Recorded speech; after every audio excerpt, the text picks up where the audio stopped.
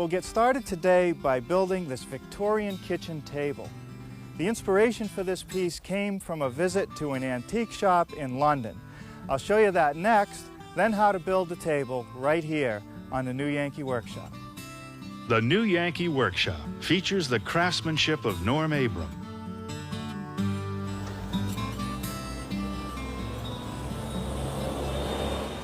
Well, today we're on Wandsworth Bridge Road, which is a highway loaded with antique stores, and it leads right into the city of London. And I'm at one of my favorite shops, the Pine Mine. And over here is Jake Foreman. Hello, Norm. Hi, Jake. Hello. I'm looking for a kitchen table today. Yes. Nice, good-sized kitchen table, Here- much like this one. Here we have a lovely made-up table, made with old timbers. So you made this one. Yes, they're roofing rafters on top. Okay. And this is old timber here. These legs have been aged in to match. So these were new and you stained them. Yes, but we find it a good part of the business because people like tables made to special sizes. Custom specifications. Custom made, yeah. Well, it is a very nice piece, but I was looking for something that's maybe a little more historic. Yes, well, we've plenty of those tables if your budget will stretch. Well, Come show and me have a what look. you have. Yes. Jake, tell me, do you get any Americans coming through the shop? Yes, we've had one or two. No, we get a lot of Americans here. You have a lot of Nice. tables. Yes. What can you tell me about this one? Well, this is a good Victorian table, but if we look underneath it, we can see some oddities. Here we have these original legs probably would have been square, and they've been cut, and someone's put turned legs on instead. Oh, I see. They're even just a Doesn't bit loose. mean that it's a bad table, but it's just an interesting feature. It's not fully authentic. Do Not you have fully. anything any older? Yes, we'll just go over here and have a look at a very early table. This is a late 18th century one. Wow, that is old. And it's a good refectory table, dark pine, wide boards. Lovely, lovely table. How much would a table like this run me? You'd have to give us about £2,000 for this. Ooh, that's Yes. a little more than my budget can handle. What else can you show me? Here we have a unusual monk's bench table. Half table, half bench. Oh, that's neat. The top probably was made from an old door, ledge and braced. Oh, so these would be like the battens of a door. Absolutely. But a good piece all the same. Well, I'll keep that one in mind. What else you had? Through here we have a near perfect Victorian table. Oh, now we're getting a little closer, I think. Turned legs, nice drawer at the end, I like that feature. and beautiful top. Yeah, you know, this top, is it authentic? I've seen a lot of tables that have been repaired using old lumber sometimes. This is definitely an old top. This is the real thing. Yeah, a good, nice Victorian table, lovely size. Now, how about the height? That's a problem Yes. often. That can sometimes be a problem. They can be a bit low. So if a guy like me sits, you know, your knees get caught. Yeah. What we do is raise the legs. You just So, add a bit we to the bottom. use old timber, and that works very well. Well, you know, it's a nice table. It's the right size. Mind if I measure it up? You don't want to buy it? No, I just want to measure it. Measure up. Okay, thank you.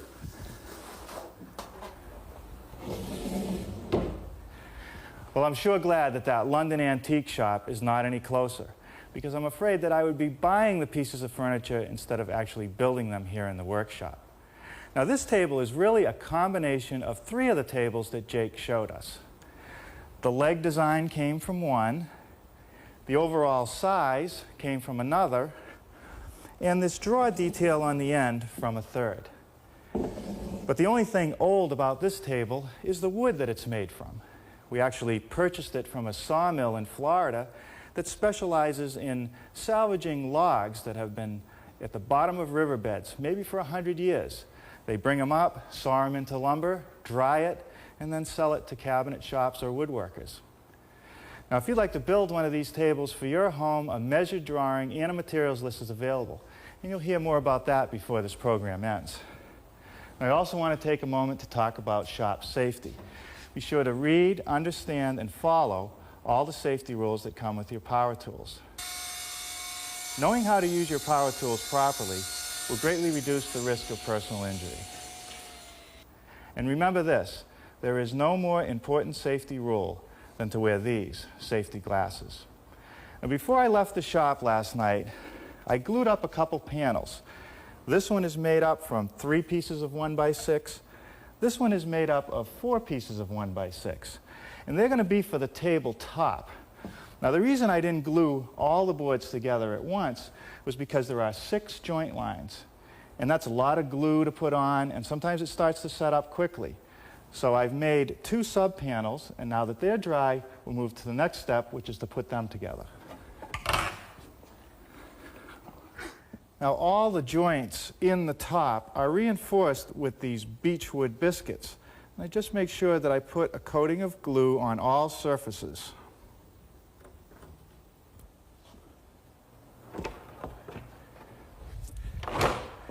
Because you can see right here there are pencil marks which were my location points for the slots that the biscuits fit into. And they should all line up perfectly.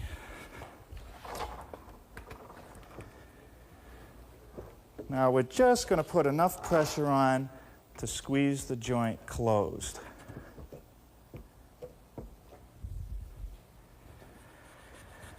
Normally I let the glue dry and then scrape off any of the excess. But another method is to just use a damp sponge and clean it up before it sets.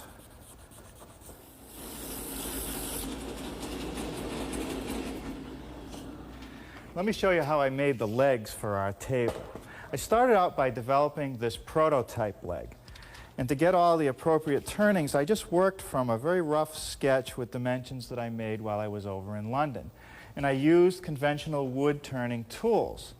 Now, I could make all the legs for the table in that manner. In fact, that's the way most people would make them. You'd have slight variations, but that's okay.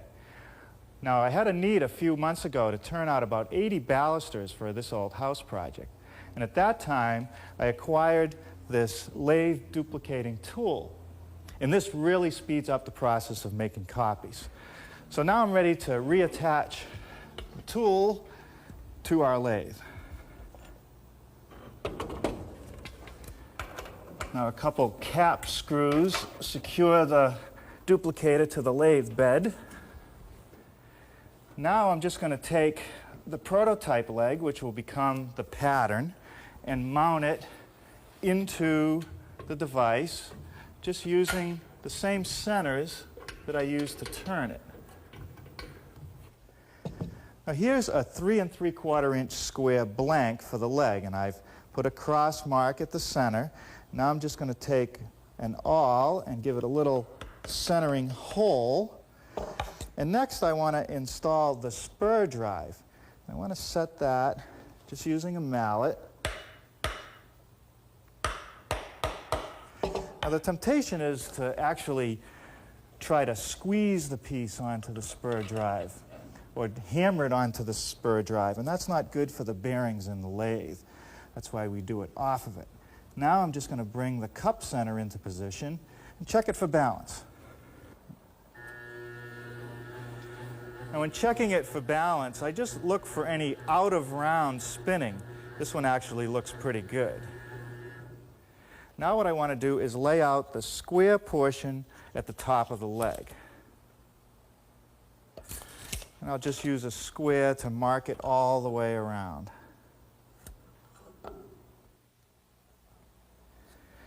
I found that getting a nice crisp corner on a square shoulder like this is difficult in turning. It often wants to splinter. So now I take the trouble to use a small dovetailing saw to just cut a little bit along each corner. That way, if there's any splintering, it'll only occur below the cut. Now here's how our duplicator works. On one end, there's a cutting tool, and it actually can be removed and sharpened and honed every once in a while. And down on the other end, there's a little follower bar, which eventually moves up against the turning, following the different profiles. Up here, there's a cam that actually has different ratchet points. For instance, if I lift it up 1 notch, it moves the follower in closer and the cutter more into the wood, 1/8 of an inch at each setting. Now what I want to do is start with the cutter just barely missing the corner, which is what it's at now.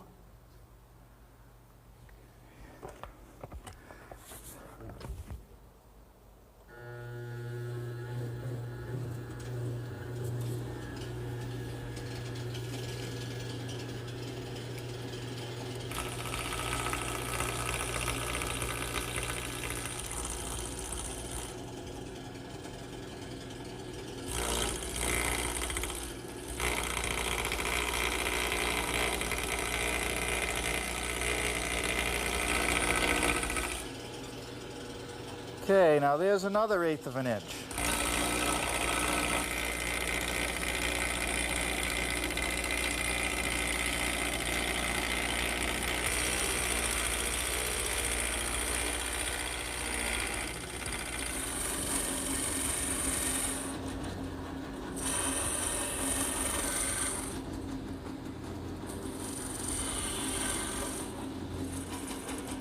And one thing that I found that's very important with the duplicator is to always work from the high spots down into the valleys, not the other way around.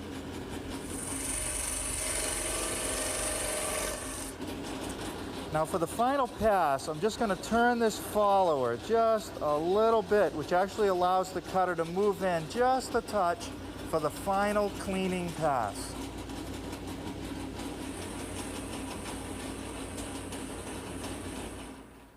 Now one thing that the duplicator will not do is give me a perfectly square shoulder here because it has a tapered cutter.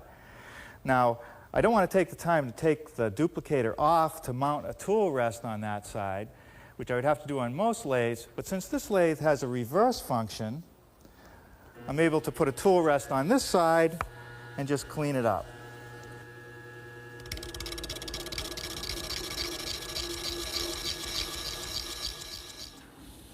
Now with the lathe speed increased to about 1,500 revolutions per minute, using a variety of sandpaper grits, I'll sand everything nice and smooth.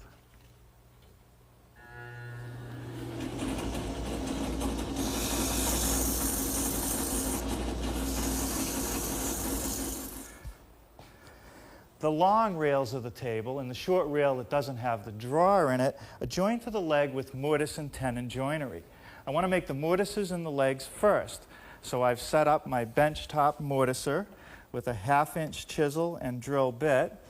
I've set the depth to 1.5 inches, and I've adjusted the fence so that the mortise will be a 1/2 inch in from the outside edge of the leg.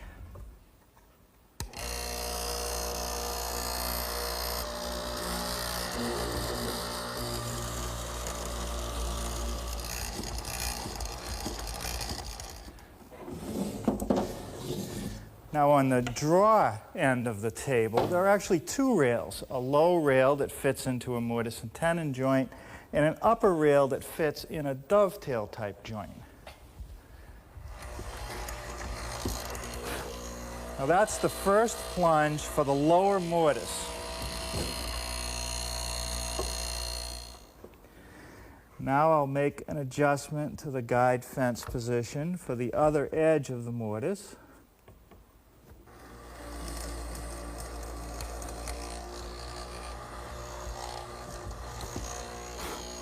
Now with the edges of the mortises cut on both legs, I'll just simply clean out the middle.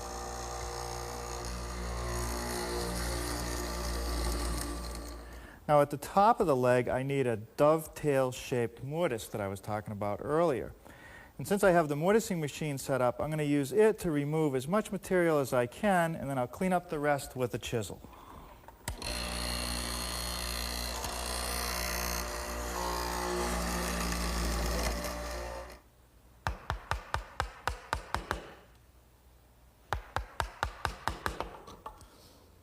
Okay, well with this mortise all cleaned out, let's see if we can fit it up with a dovetail tenon. To lay it out, I'm just going to rest my rail blank over the mortise and trace the outline with a nice sharp pencil.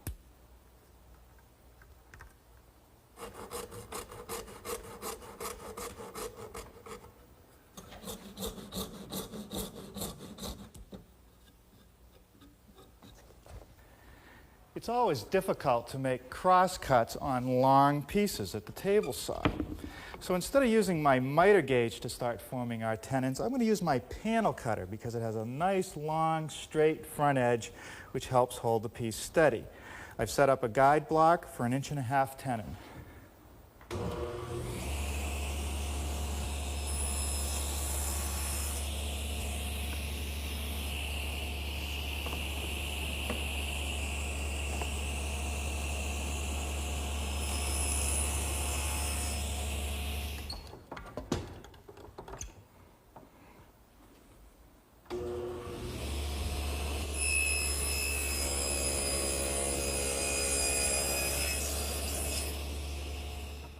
Now the remaining cuts for each tenon, I'll simply make with my dovetail saw.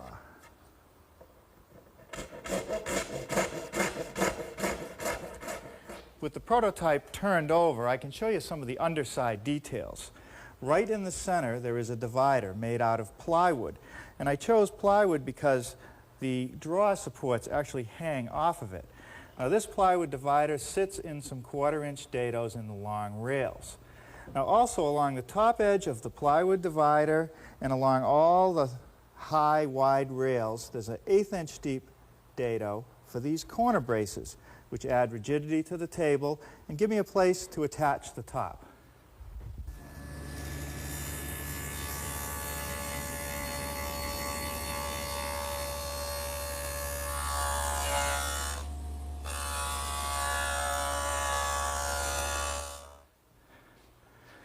The draw support, as well as the top draw guide, are connected to the short rails with biscuits.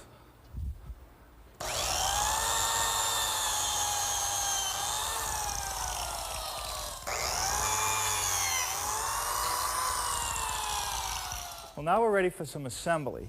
So with some glue spread inside the mortises and on the tenons, you can slip it together, a long rail section first, and clamp it. In addition to the glue, each joint is secured with a hardwood dowel and then capped with a piece of hard pine.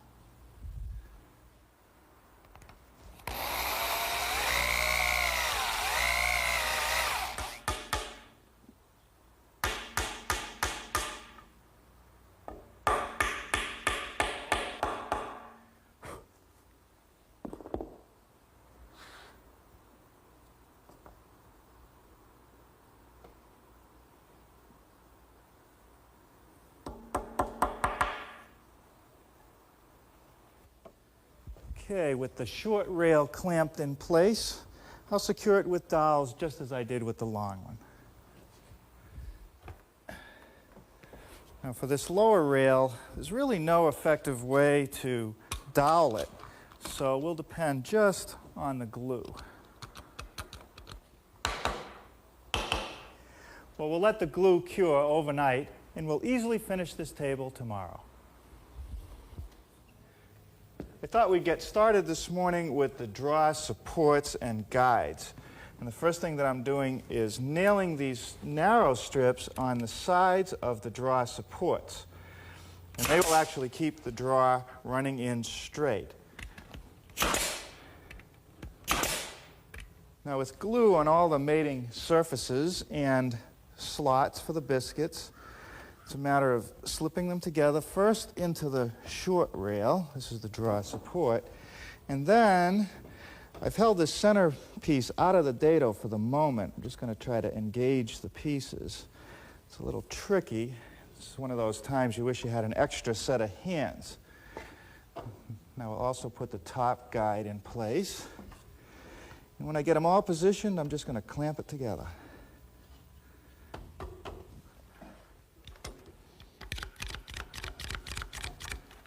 Next, the corner braces, which are just attached with some glue, slipped into the dados, and fastened with some 1-inch brads.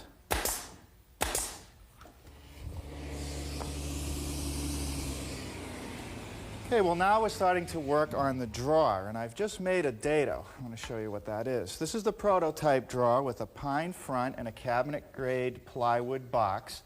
And that dado is in a side piece to receive the back of the drawer. Now I'm going to reset the dado head to 1/4 inch and make the grooves for the plywood bottom.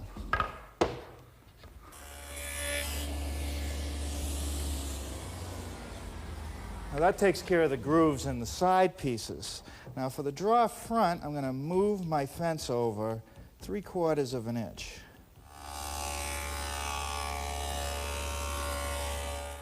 Instead of putting a knob on the drawer, I've actually made a little lip or finger pull underneath the front edge. And to make that, I put a 1/2-inch cove bit in my router, and it's an easy enough process.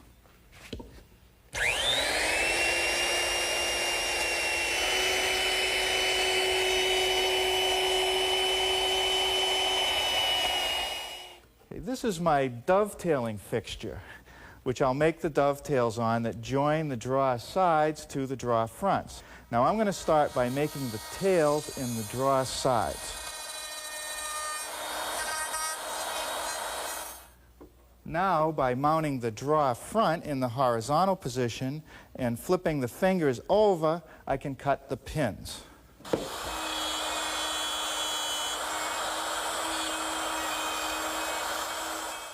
This dovetail joint is so strong that it hardly needs glue, but with the addition of glue, it's indestructible.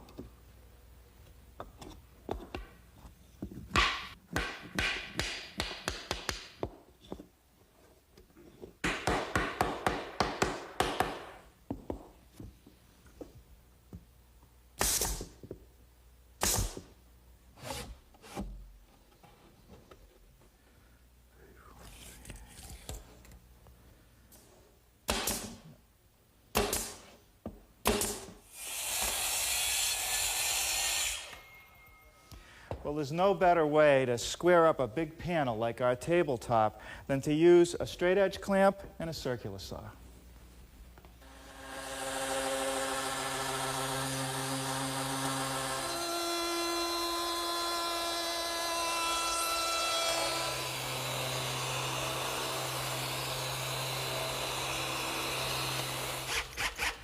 Now, to secure the base to the top, I'm using some 1 3/8" long screws. And they're in slotted holes so that the top can expand and contract freely. And with that, all that's left to do to this piece is figure out what we're going to use for the finish.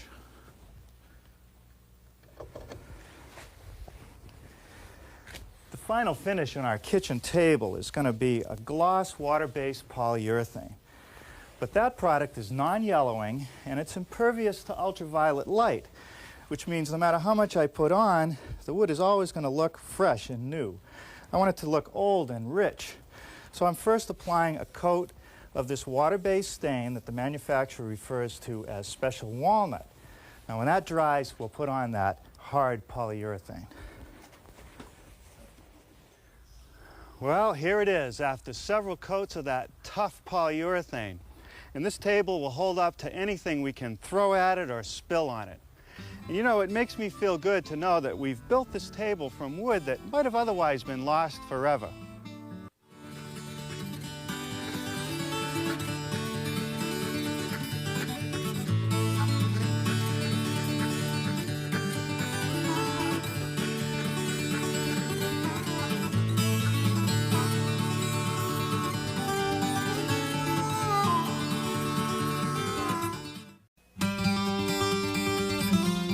Hi, I'm Norm Abram. Welcome to the New Yankee Workshop.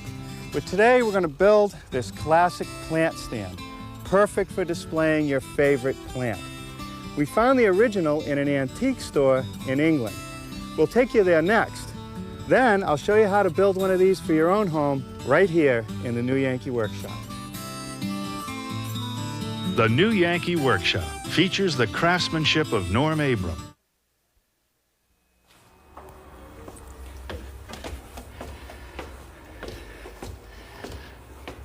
Well, today we're in the town of Royal Tunbridge Wells, which is about 30 miles from London. And in history, this was a place where the royals would come to draw water from the spa. We're in a shop known as Upcountry, and it's packed full of antiques, both English and continental. Look at this armoire, a beautiful pine armoire. And the tag says that it's Danish. And actually, it can be yours for about 1,200 pounds. But I know they'll negotiate. And over here, it's a nice farmhouse type of table. This is French, a scrubbed pine. You can still feel the wear of the top. This can be yours for also 1,200 pounds. And if you like, you can even pick up the china. Now, this is an interesting piece. There's a little wooden latch, which allows a pair of the legs to swing around so that the top can flip down. It makes it very portable. And what it's for is wine tasting. You could take the table from vineyard to vineyard, set it up very quickly, and try out the wine. Oh, and look at this. All over Britain, I've been looking at pieces with these wormholes. Now, they tell me that the worms are not active, but that the wormholes add a lot of value to the piece. I also think it kind of adds a lot of character. Now, what I brought you to see is over here in the corner. It's just a tall plant stand. It has very delicately tapered legs, an intermediate shelf to hold it all together. Actually, put another plant right here. The rails are just thin pine that sit in mortises, and then, of course, a pine top, place to put your favorite Boston fern. What I like about it is that it's very simple, yet it's elegant, and I think it's going to be pretty easy to build. So maybe we'll do a couple.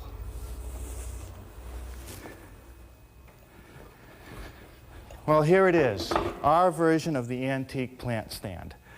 I made it out of pine like the one we saw at Upcountry Antiques, and I maintained the tapered leg.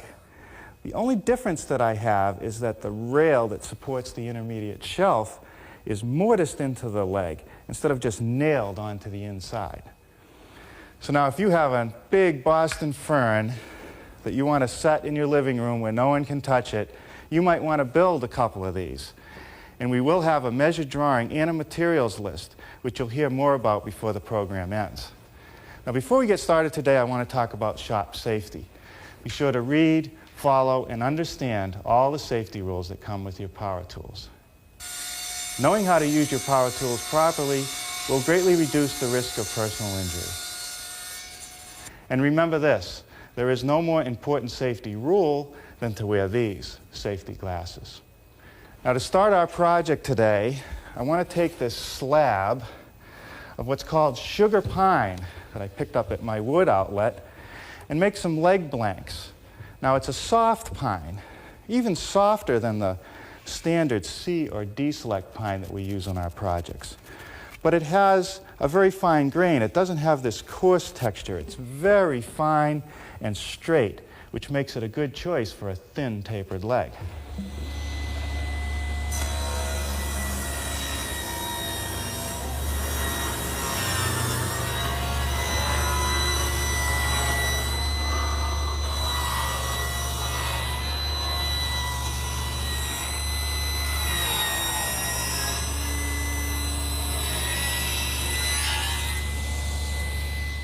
Now, what I have now are 4 blanks that are just a little less than 1 3/8 inches square. And what I want to do is run the pieces through my surface planer so that they end up being 1 1/4 inches square. So the idea is that all 4 pieces want to be exactly the same.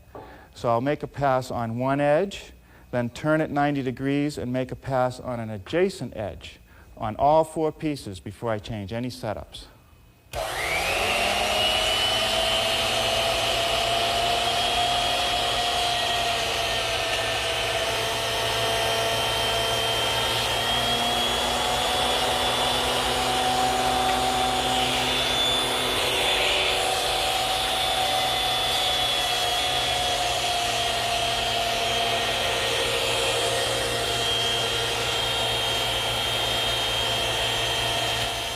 On the first pass, I removed about 1/16 of an inch. And because this wood is so soft, I'm now going to be able to take it right to 1 1/4 inches and run the other 2 sides.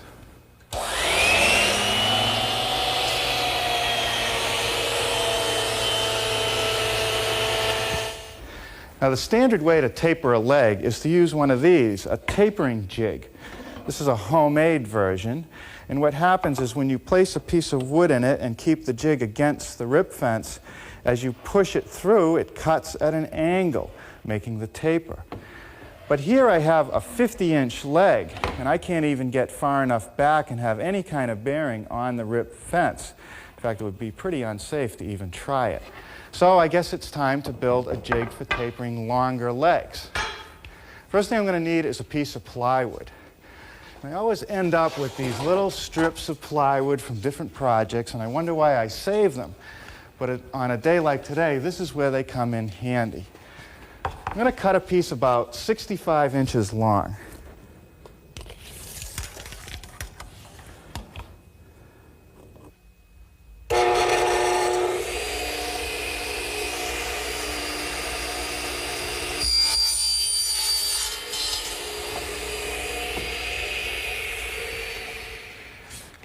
Now this board needs to be about 4 inches wide.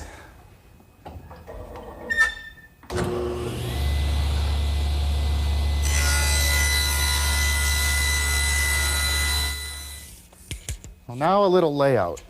First I'm going to measure 49.5 inches down, which is the overall length of the leg, and square a line across. I'm going to come up to this end and measure down 5.5 inches.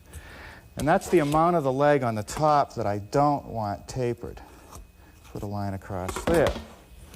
Now we'll put a mark at 1.25 inches, the width of the blank as it stands now. And then down here at the line I already made, we're going to put a mark at 15/16. Now we'll just connect those 2 points with a straight edge.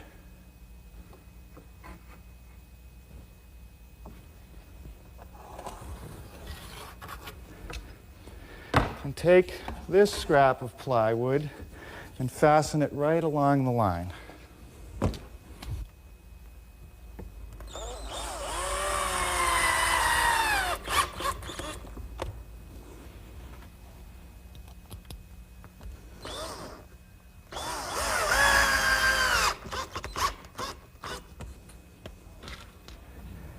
Now a little stop block down at the end against which the leg will rest.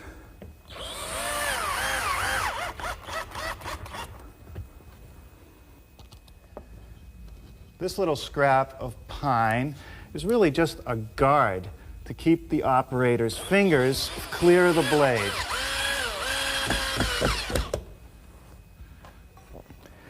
Now let me put one of the blanks on the jig to show you what I'm doing next. I'm going to put this scrap of plywood, which makes it even with the top of the blank, and then fasten this clamp to hold the blank when we push it through the saw.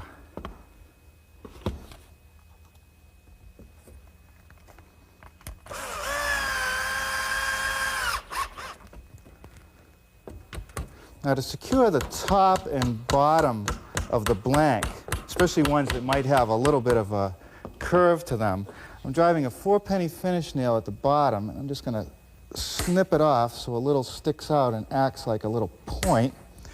And up at the top, I'm just going to put a little screw through, and the point that protrudes through the top will hold the blank.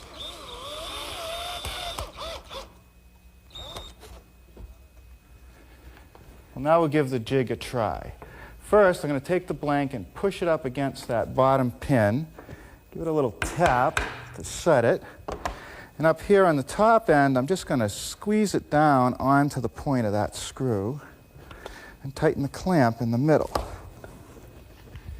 I've installed a feather board on the table saw to hold the jig tightly against the rip fence, which is set at 4 inches.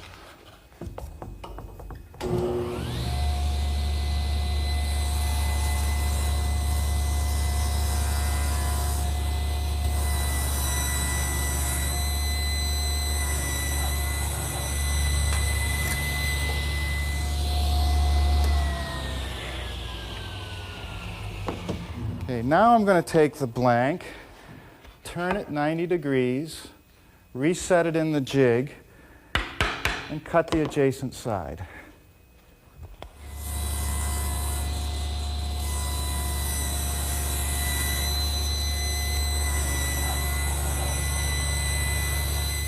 Now the sawing operation leaves the edges a little bit rough, so I'll smooth those using my joiner.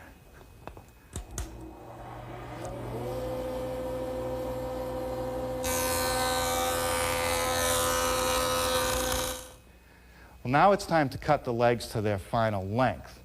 And if you look at the prototype, you notice that the leg flares out in this direction when you look at it from that side, and when you look at it from this side, it also flares out. So in order for the leg to sit flat on the floor and for the top shelf to sit flat on the leg, I need to make a compound cut. So I've set up my radial arm with the blade tipped at 5 degrees and the arm swung over at 5 degrees. I want to make sure that I hold the outside corner that's straight up against the rip fence. So I've put an X mark on each side that's been tapered. We'll trim a little off the top, measure it for length, and cut the bottom.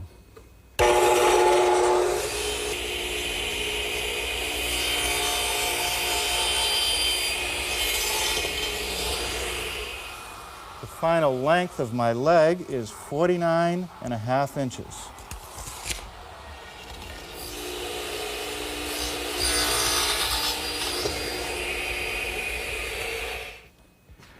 Next, I want to cut the mortises in the upper portion of the leg for the rails. The rails are a 1/2 inch thick, and they just slip into the mortises. To make the mortises, I'm going to use my router table. And I've set it up with a 1/2 inch straight cutting bit, and I've put a piece of tape on it for the leading edge and the following edge of the bit. And in the sample, I can show you what happens. Always holding the straight edge of the leg against the fence, we'll make one mortise by starting on the end and running it through until the line on the layout aligns with the line on the table. For the adjacent mortise, I'm going to have to make a plunge cut, dropping it down so that I line with the front pencil mark and just push it through. Well, now with everything set up, we can run the legs.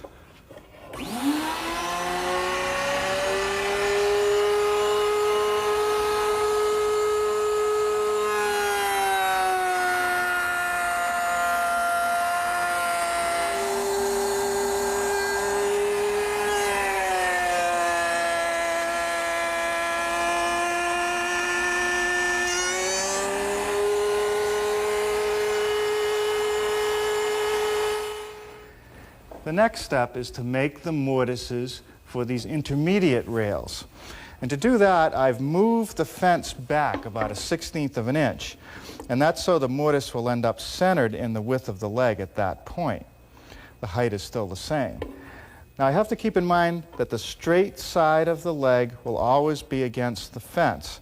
I'll make a plunge cut in a mortise that'll end up about 1.25 inches long.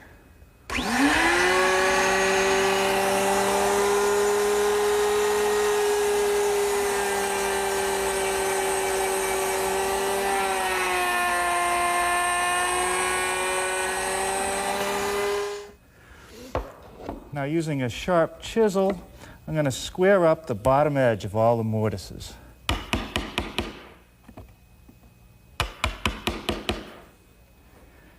The top rails are made from 1/2 inch thick stock, and I've ripped and jointed a piece to 4 inches wide. Now I'm going to have to cut the ends of the rails at an angle, 5 degrees, which is also the angle of the flare on the legs.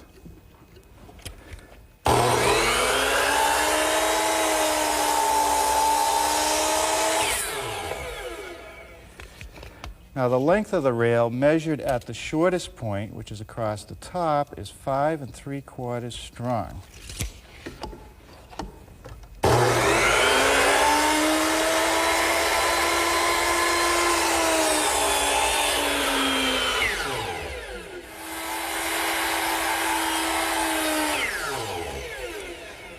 Now the lower rails are also 1/2 inch stock, except this time they're only 1 inch wide. Cut at the same 5-degree angle, 9 7/8 along the top edge. The next thing to work on is the lower shelf.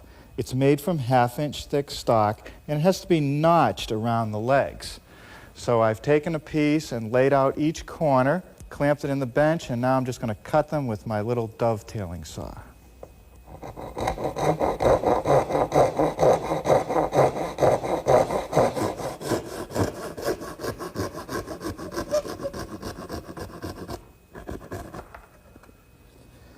Well, now we can begin to assemble it. I'm going to apply a little bit of glue in all the mortises and some on the ends of all the rail pieces.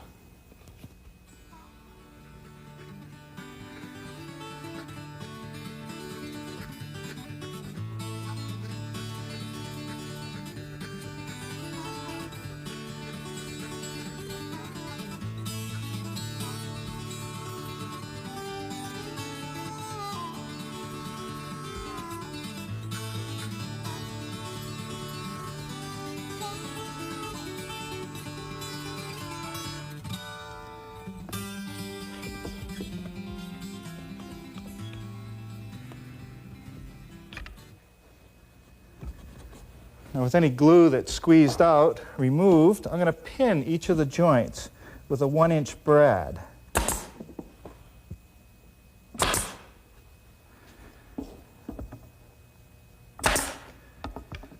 Okay, now let's set this one aside to dry and build another one.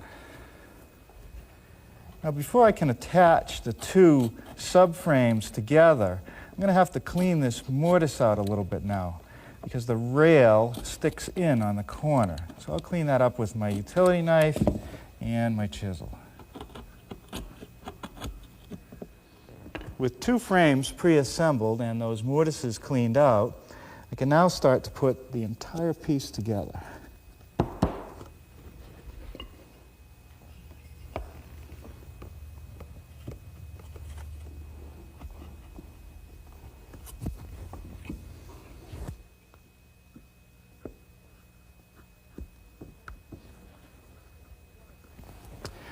Before I can attach the other pre-assembled frame, I want to put the lower shelf in. And when I made the mortises, I overcut them a bit so I would avoid having to square up another corner. And it really doesn't matter because the shelf is going to cover it. Now this is the last chance to put this shelf in place. And what I have to do now is slip the other frame in, we'll clamp it and nail it together.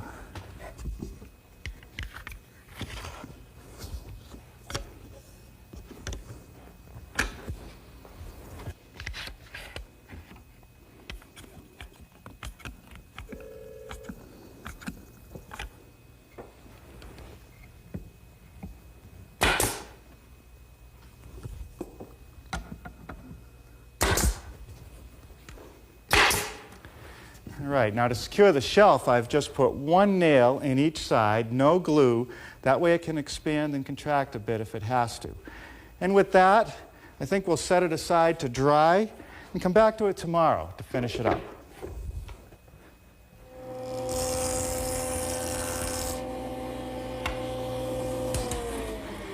Well, I got started this morning by taking this piece of stock and chamfering the edge using my joiner with the rip fence set at a 45-degree angle. And that's going to become this little molding that dresses up the top shelf. And I find that it's always easier and a lot safer to put the detail on the edge of the molding first and then cut out the smaller piece. It'll take 2 rip cuts to get the final piece of molding. The first one will be for the molding's thickness.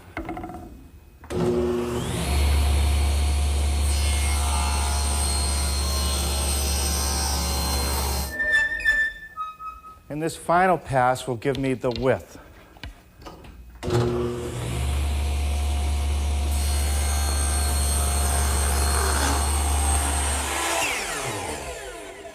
I've set my miter box at a 45-degree angle to cut all the pieces, and they'll be attached in place with some 1-inch brads.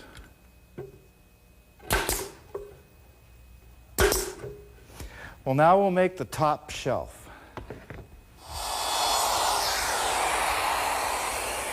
To ease the edges on my top shelf, I'm using my router, which I've equipped with a 1/4-inch rounding over bit, but I've only exposed a little bit of it below the table.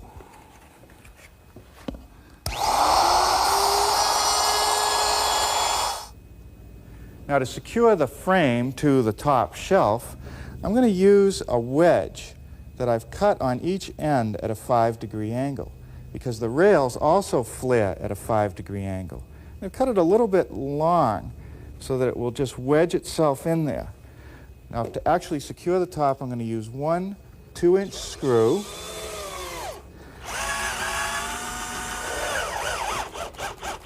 Right in the middle. Now what that does is secures the top shelf firmly to the base, yet it can still expand and contract with changes in moisture.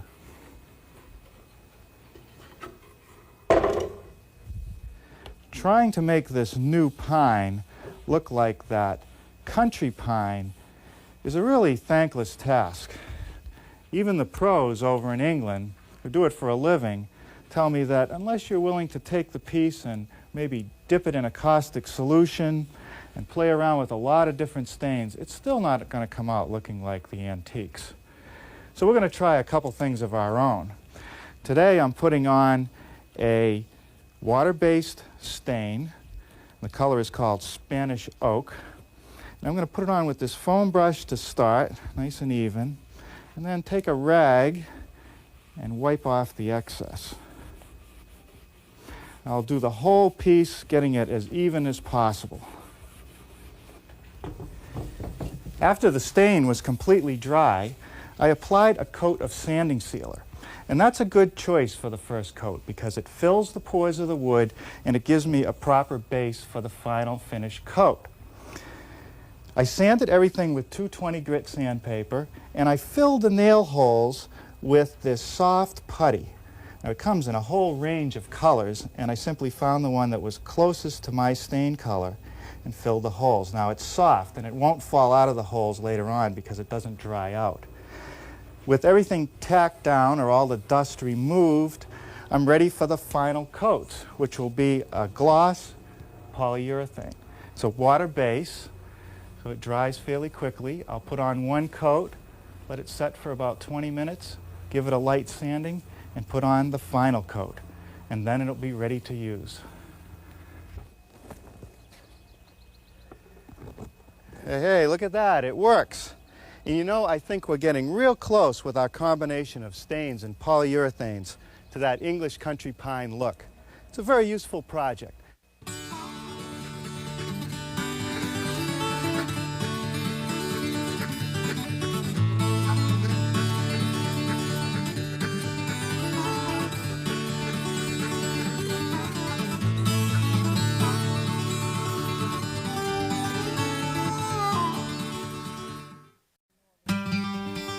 Hi, I'm Norm Abram. Welcome to the New Yankee Workshop. It's not every day that you see one of these.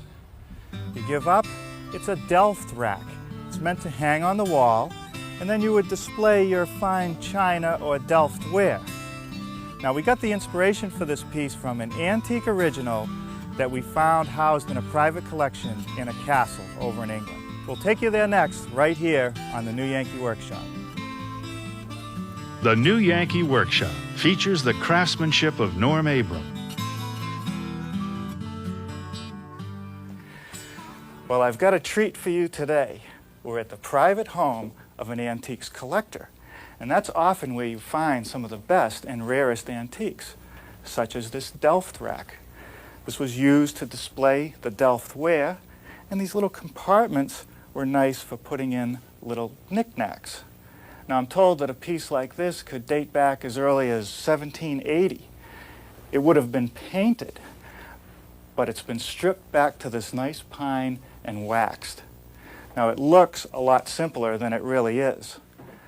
I noticed that all the cutouts here, the fretwork on the front and on the divider, are all slightly different. So not only am I going to have to take some careful measurements, but I'm going to have to make some very accurate patterns of all the fretwork. When I get that done, I'll take it back to the shop and we can see what we can do.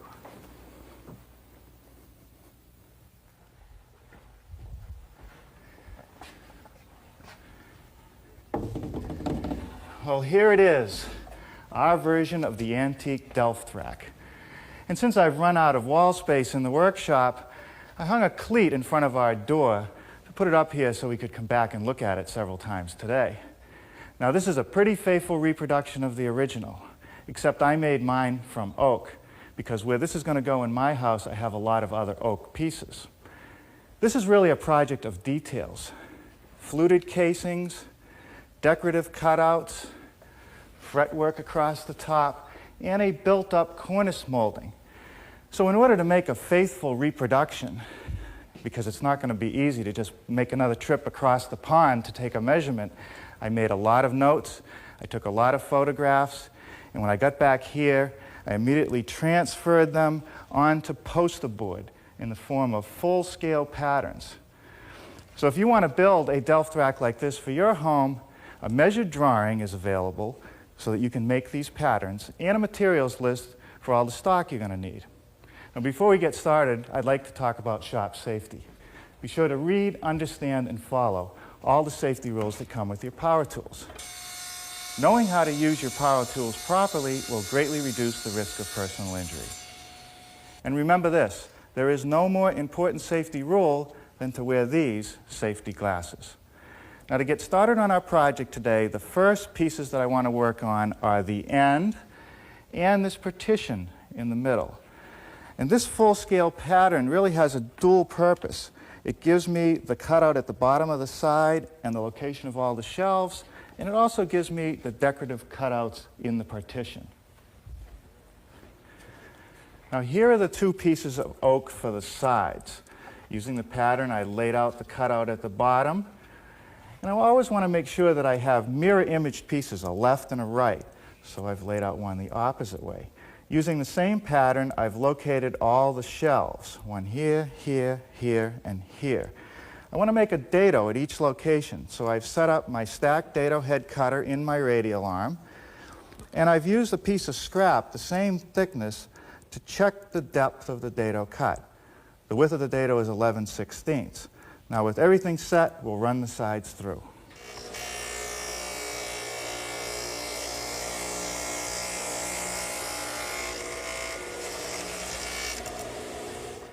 Well, now let's work on these two partitions.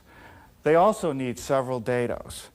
On either side, one for this shelf and this one, another one here and here. But up at the top, only a dado on the outer side because there's no shelf in the middle.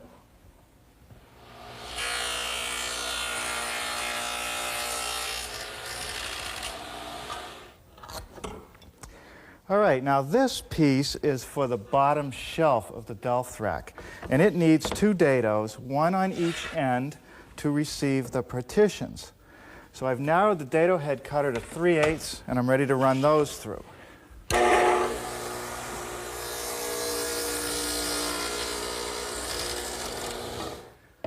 While the dado head cutter is still in the radial arm, I'm going to make a notch in the partitions for a hanging cleat. And to do that, I want to make sure that I install a high fence to support the work.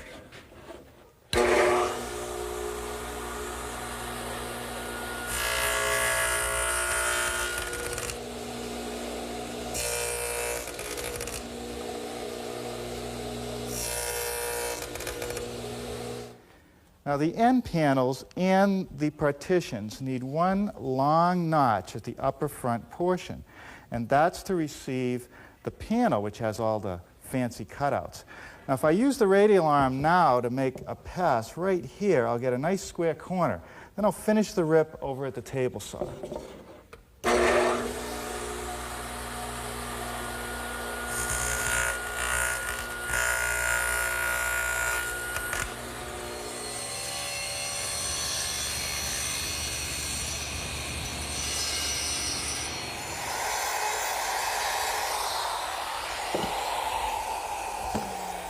Now, using a little jig that I made and my router, which is set up with a collar and a 1/2-inch straight bit that just sort of rides around the cutout in the jig, I've made a mortise. And I'm making one in each of the sides, and that's to receive the hanging cleat. The only thing left to do is to clean up these little corners. And I'm going to use this tool here, which is just a little corner chisel that's spring-loaded, and it does a great job.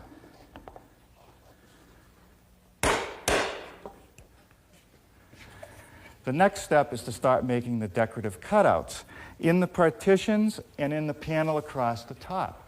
And to do that, I'm going to use what's known as a scroll saw. The scroll saw has an advantage over the jigsaw or the bandsaw, basically in the blade, because it has a very thin, narrow blade with fine teeth, which means that you can cut very tight radii, and it cuts very smoothly, so smooth that you really don't even have to sand. But with those advantages comes a disadvantage in that it's a very slow tool. And because the blade is delicate, they break frequently. But if I take my time, I get really good results.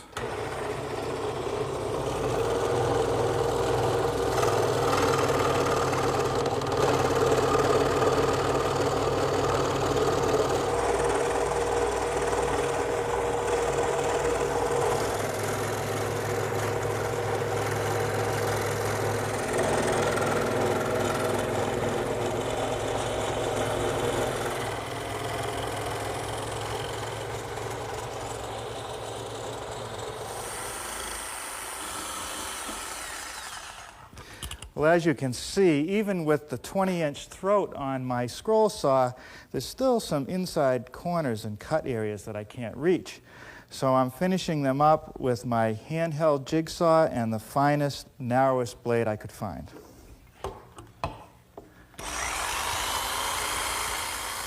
Now here I have a little decorative cutout that's in the middle of that top panel. So I'm going to drill a hole first.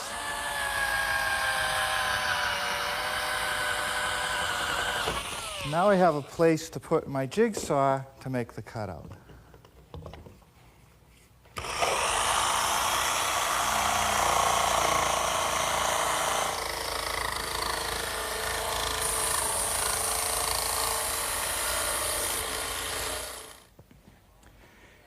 Each of the long shelves has 2 plate grooves.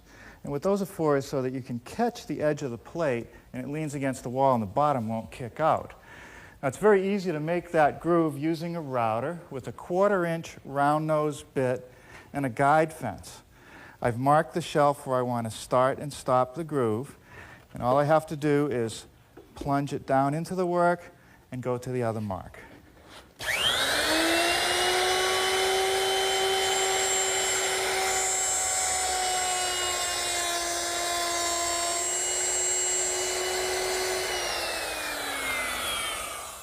Well, after sanding any remaining pencil marks that were on the pieces that we've milled so far, I'm finally ready for some assembly. A little bit of yellow carpenter's glue in the dado and on the end of the bottom shelf, and we'll just nail it together with some 1¼ finish nails.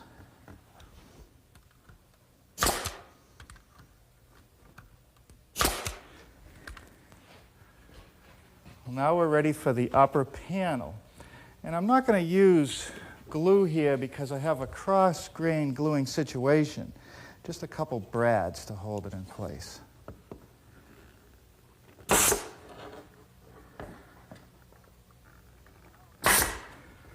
Well, now I'm ready for the intermediate shelves.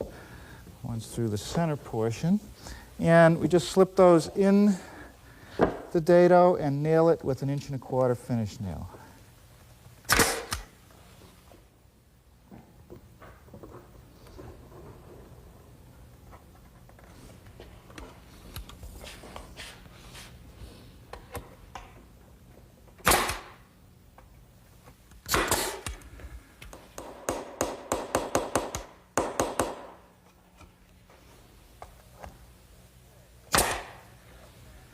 Okay, well, that just about takes care of all of the main assembly. But there's still some casings to make, a little more fretwork to cut out, some moldings, and of course, the top cornice. But I think I'll wait for tomorrow to do that.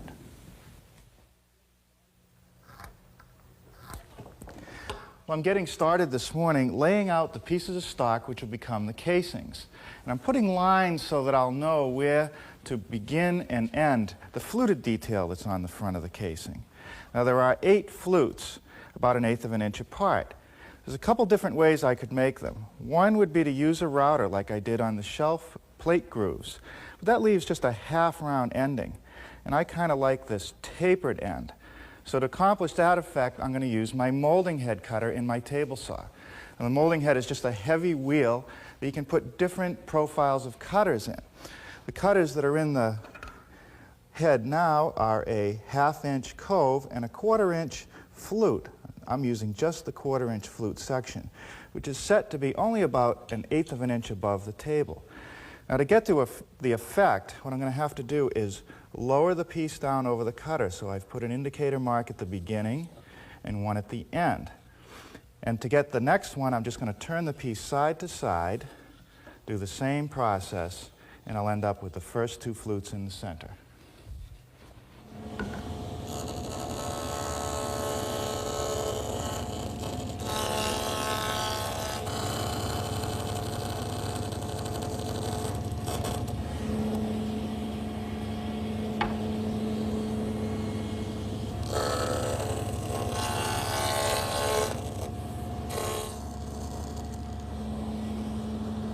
Okay, Now, after making a couple trial runs on this piece of scrap, I've now got it adjusted to make 2 more of the flutes.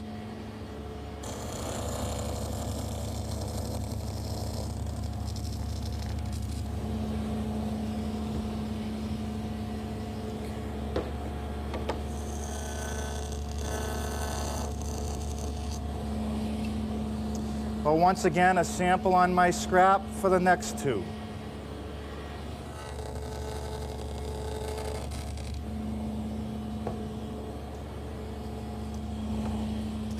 And with the final adjustment of the fence, I'm ready for the outer 2 flutes.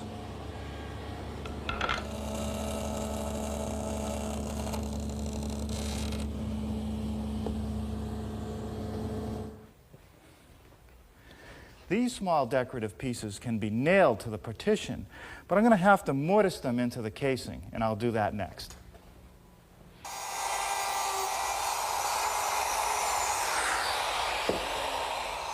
This is the same technique you saw me use earlier, except the jig is slightly smaller. Well, now we're going to do a little more assembly. Some glue on the side and the shelves where the casing meets them.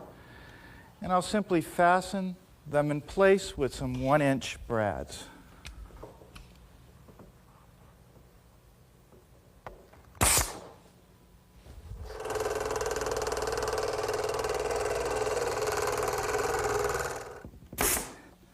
Well, now we'll just fasten all these decorative elements in place.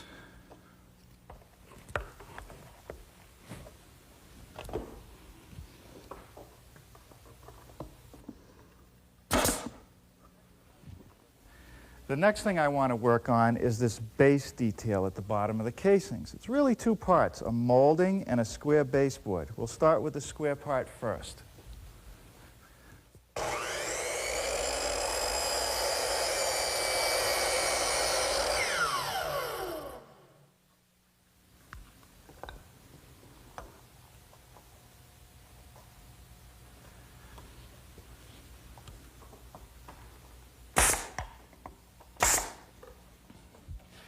Before I do anything else, I want to make the 5 pieces that either form an edge for the shelf or a retainer to hold the plate safely.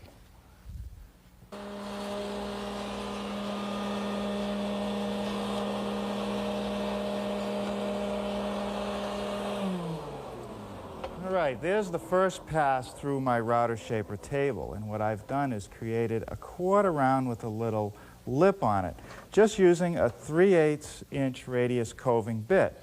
Now if I turn the piece over and run the other edge, I'll get the half-round profile I want.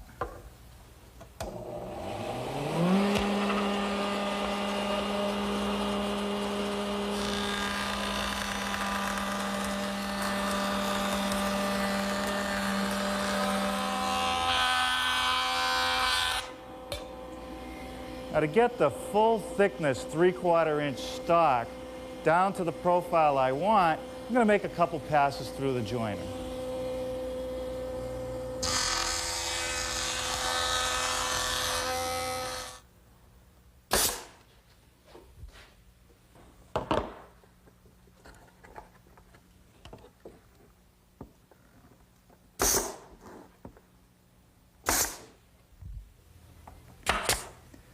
Now the rest of the project is really a series of moldings. Let me show you how I made this base molding. Here at the table saw, the molding head cutter is still installed. Earlier I used the fluting portion of the bit. Now I'm going to use the coving portion of the bit. I'm just going to take a little bit with each pass.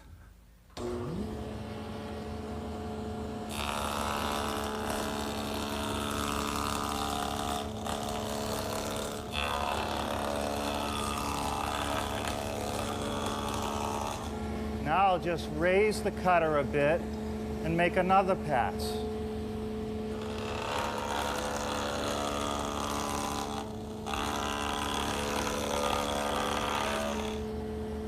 One more final adjustment.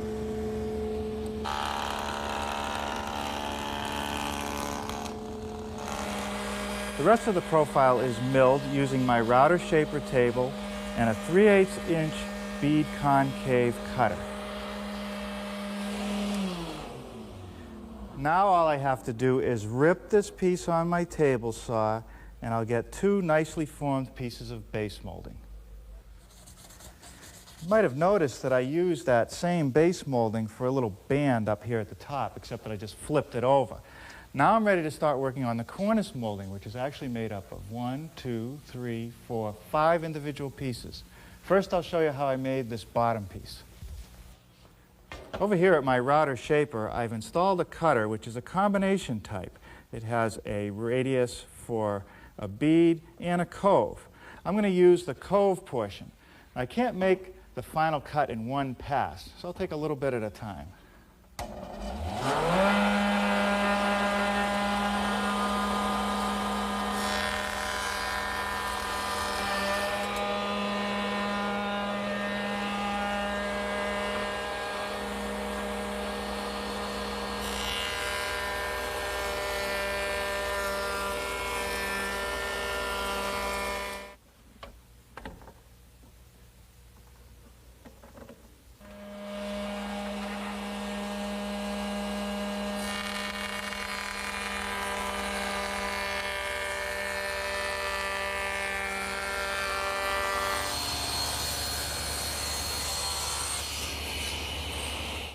Next, I want to rip off this excess that's left at the bottom edge of the molding.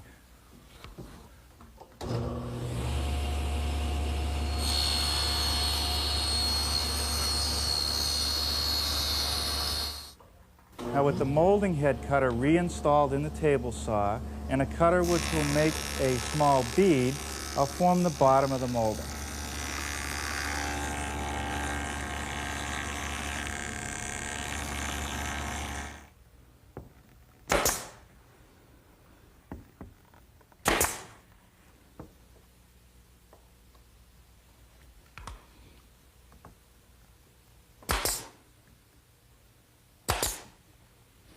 The next piece that I'm going to install just simply sits on top of the molding we just put on, hangs over about 1/16 of an inch.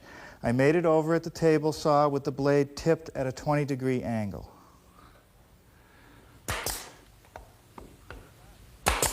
Okay, that takes care of that band.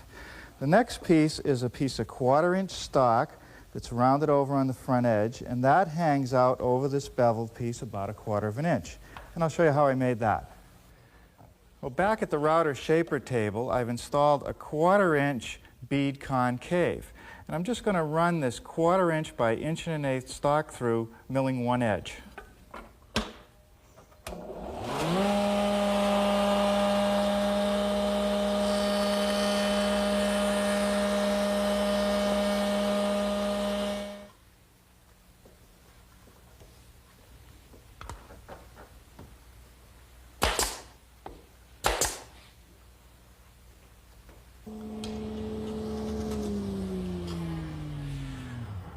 Well, with just 2 passes through the molding head cutter, I've created this bead using the 3/8-inch radius bit. Now all I want to do is rip it to the right thickness.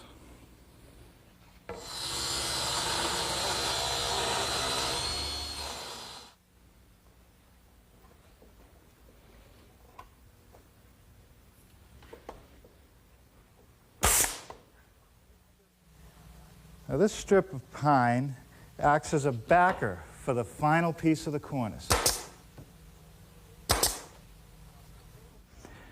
Now with my table saw blade tipped to a 45-degree angle, I'm just going to knock off the corner of this piece.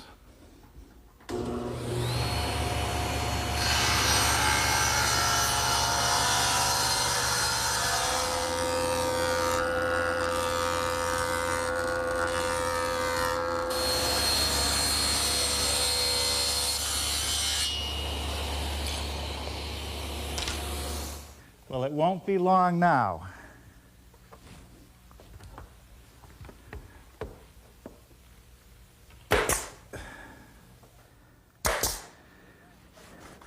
Well, at last, the final piece.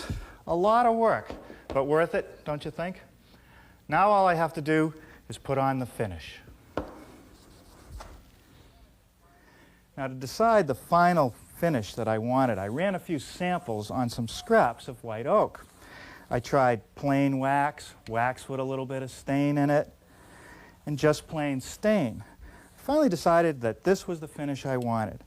This is a Danish oil finish, which has a tung oil base. And I darkened it just a little bit with an English walnut stain. I'm just putting it on with the brush. After it dries about 8 hours, I'll put on another coat. And the more coats I put on, the better it's going to look.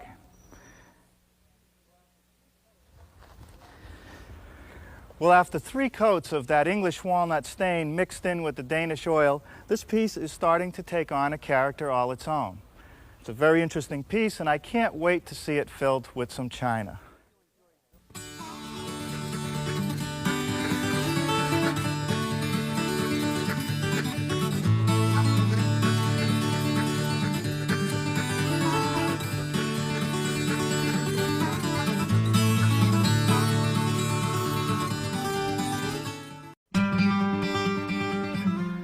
Hi, I'm Norm Abram. Welcome to the New Yankee Workshop. But today we'll build this old English country coffee table. But I must admit, there really is no such thing as an old English coffee table. It's a relatively new term. They didn't exist 100 years ago. But that doesn't stop your favorite English antique dealer from making one up for you. And we'll show you how they do that and how we made ours next, right here on the New Yankee Workshop. The New Yankee Workshop features the craftsmanship of Norm Abram. Well, today we're in Polegate, a small town not far from Brighton, near the south coast of the UK. And we're at Graham Price Antiques. I see Graham is back there checking out his latest shipment. Let's see what he has. Hi, Graham. Hi, Norman. Good to see you again. Good to see you. You know, I don't mean to challenge your business sense, but, you know, a lot of this, to me, looks like it's ready for the tip. Well, that would be a silly thing to do, Norman. We've got several £1,000s worth of merchandise in the shipment here in this corner. Just in this corner, several thousand? Just this little bit. Wow. Well, you're the expert. So what do you do with a chair like this? Well, not too much. The secret is to try and retain its age and the colour, but to stabilise it so as it doesn't deteriorate any further. So you want to show the rust, and covering it with a fresh coat of enamel wouldn't be quite right. That wouldn't be the thing to do. Now, what's this? Well, this is an iron flower stand for pots with flowers, and we'll keep the paint on this, but again, stabilise it. And that'll be nice in someone's conservatory. yes, that's where it'll end up, I'm sure. As I've been searching around, I've been told that the little wormholes in these tabletops give it more value. They're very desirable, these little worms. Now, Graham, seriously, you've got to be kidding. Look at this table. It's modern-day L brackets with just screws put into it to hold it all together. Sometime in its life it's had a temporary repair, which has lasted a long time, but we'll have to remove all that now and fix the joints. But for you, it's a valuable piece. It's a nice antique table. Yeah, well, it will need some work, I can say that. How about these clocks? Where do they come from? These are French again, long case clocks. We'll be stripping the cases back to the natural wood and then restoring the movements. You do all that on your location. It's all done here, yeah. Well, you've got plenty of tables in this shipment, which brings me to the point why I'm here. I'm looking for a nice coffee table. Okay, well, the first problem is, of course, there is no actual antique coffee table. We have to take an old table and reconfigure it to be a coffee table. Perhaps one like this, where we'd cut the legs down. But in this case, because we've got these interesting stretchers, we'd be lifting them up and remaking the mortise and tenon joint up higher. Well, I can see how you modify it, but, you know, this certainly isn't ready for anyone's living room. No, we've got a bit of polishing to do on that. Can you show me something that's done? I'll show you some through here. So do you get a lot of call for these coffee tables? We get more call for coffee tables probably than any other type of table. So I guess it's good that you got that shipment, because you can make quite a few there. Yep. This is the one just finished, just come out of the workshop. Oh. So this was from the same shipment, and yesterday looked the same as the one here. Is that Still right? to be worked on. Well, I can see how you cut the legs down, but the more I look at this furniture, the more I want to know about the finish, because that seems to be the secret. The secret to the finish is not to disturb the natural wear. We never put the sander on them. If we just clean off all the dirt and then build up layers of polish. So the day before yesterday, this table looked like this table. Very much like this one. You see the dirt here? Yeah. But basically the surface, the finish of the surface won't change very much, just the colour and the depth of the shine. Just get rid of the grime and wax it. Is this some of your wax? This is some of the wax we use. Can I give it a try? Yeah, please. I want to learn how to do this. So you rub it in. I can see right away that the wood starts to pick up its natural color again. Okay, so now I'm starting to get it. The secret is in this wax. What is this wax? Well, this is a traditional beeswax-based wax, but it's very good, but no different from one of a dozen others that might be used. You'll find that most restorers have their own preference for a wax, and there are many of the different ones that will do the job as well. And a lot of elbow grease, I suppose. A great deal of elbow grease as well, yeah. Well, once the piece reaches its final destination, how does the owner maintain it? Just an occasional wax, once, maybe twice a year, no more, and a light buffing will keep it in good shape. Well, this has been great. You've given me a lot of valuable information, and, you know, I think this table is just about the right size, so I guess I'll measure it up. Good, hope so. Perhaps you'd like to finish polishing that before you leave. Okay, I'll give it a try. Okay. Well, you can be sure that before I left Graham Price Antiques, that I managed to separate him from one of his precious cans of wax polish. And we'll be trying it out on our project a little bit later. Now, for the table itself, I like the antique so much that I really didn't change any of the dimensions. And the material of the antique appeared to be white oak, so I managed to go down to my hardwood outlet and pick up some of that. I've kept the tapered leg with the oak rail set flush, and the antique had a nice thick 1-inch top, and I think that's real important to the look of the table. Now, this top is made from 3/4-inch boards with a 1/4-inch lamination underneath to give it that look of thickness. The top of the table on the antique, you might have noticed, you could see the individual board joint lines. They made no attempt to have it look like one solid piece of wood. So when I built our prototype, I put a little V-groove down to sort of make it look like a planked tabletop. Now, if you like the look of this table and you'd like to build one for yourself, we will have a measured drawing and a materials list available. And you'll hear more about that before this program ends. Now, before we get started, I want to talk about shop safety. Be sure to read, understand, and follow all the safety rules that come with your power tools. Knowing how to use your power tools properly will greatly reduce the risk of personal injury. And remember this, there is no more important safety rule than to wear these safety glasses. Now, to get started on today's project, I'm going to take this length of 1x10 oak and cut 3 pieces 46 inches long for the top here at the radial arm.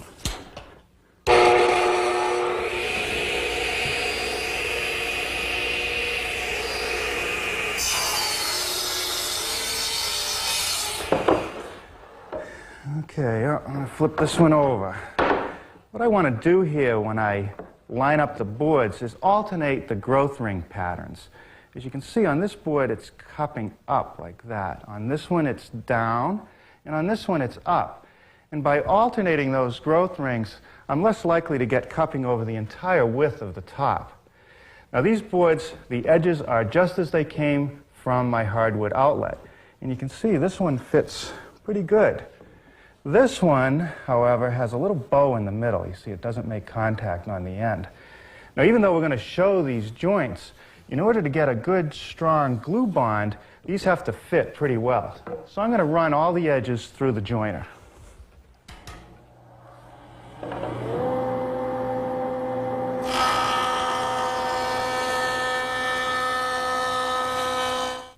If you don't have the room or the budget in your shop for a full-size shaper, you might consider one of these. This is really one step up from a router and a router table. It has a permanently mounted heavy-duty motor, and it takes router bits just like a router table, but in addition there's an accessory spindle which allows me to use these heavy-duty shaper cutters. I've set it up today with a cutter that makes a glue joint. I'll show you what that is. That's this joint right here. The advantage to that joint is that unlike just a simple butt joint, which only gives you the 3/4-inch thickness of the board as a glue surface, if you were to add up all the ins and outs of this joint, you'd see there's a lot more glue surface, and also it prevents the boards from slipping by one another. It's an interlocking joint. I've also installed on the router table this feather board. And what that does is holds the wood tight to the surface, so as I push it through, it can't go up and down, causing an uneven joint. So with everything set up and ready to go, I'll run the boards through for our top.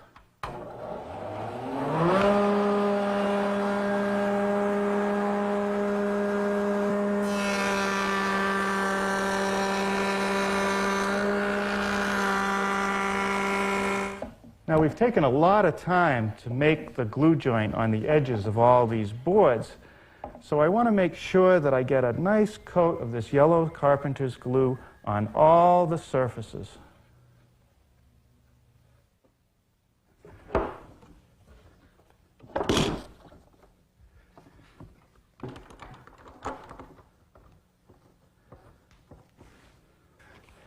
Okay. Takes care of that for now. We'll set it aside to dry and start working on the tapered legs.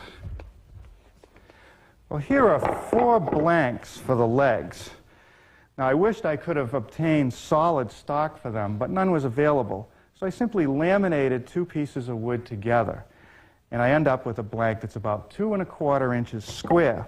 The first step is to scrape off the glue that's squeezed out.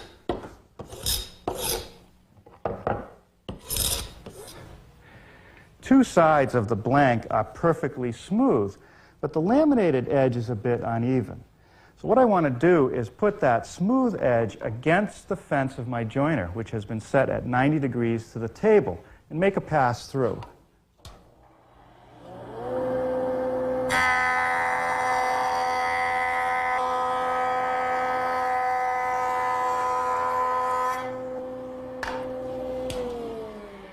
Now I have one corner of the blank which is a perfect 90-degree angle, which is what I want for the next step.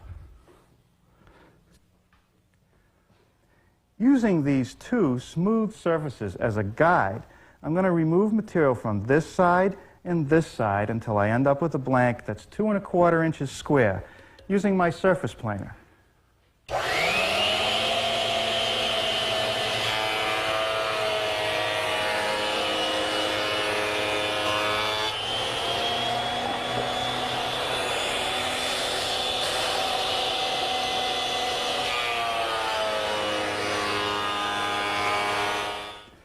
The rails are joined to the legs on the table with a mortise and tenon joint. So I've set up my stationary mortiser over here on the bench. And I'm starting to like this tool more and more because it's dedicated to doing one job, which means I don't have to set up my drill press every time I want to make mortises. So with everything adjusted and properly set and the layout done on the blank, I'm ready to make 2 mortises in each leg.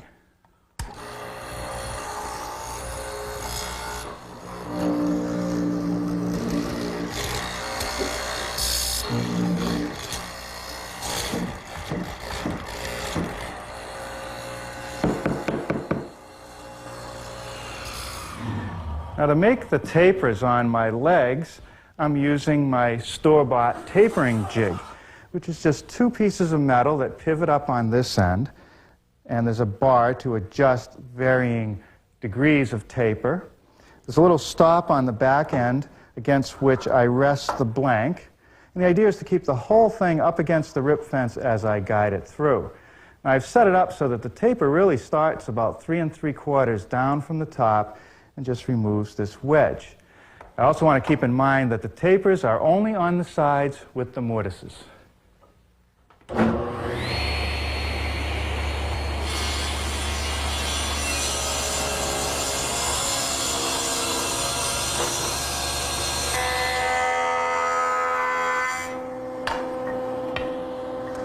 Now the joiner does a nice job smoothing up the saw cut and removing any burn marks left by tapering.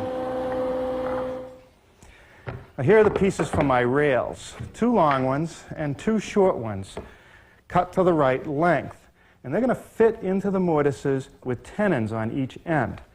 To cut the tenons, I've installed this guide block on the table saw fence, and the distance from this side of the block to this side of the dado head cutter is 1 inch, the length of my tenon. I've carefully adjusted the height and run a sample piece through.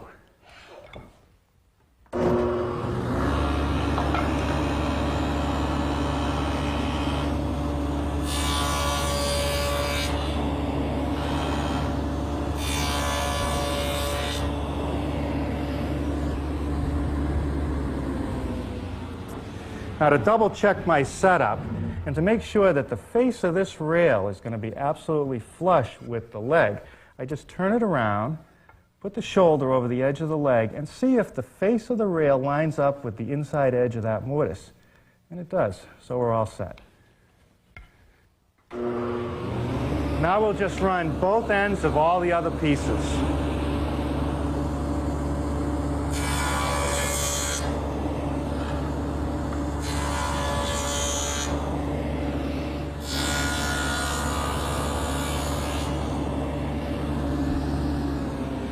Now before I go any further cutting the back side of those tenons, I want to check the fit. I just made a little cut on the end. Well, it's a little bit loose, so I think I'm going to lower the blade a touch.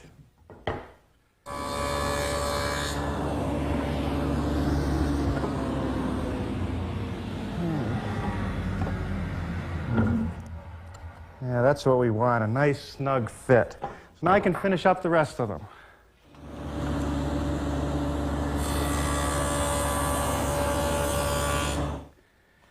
Now, without changing any of the setup except the height of the dado head cutter, which I've raised, I can now cut the top and bottom edge of the tenons by running the piece through on edge.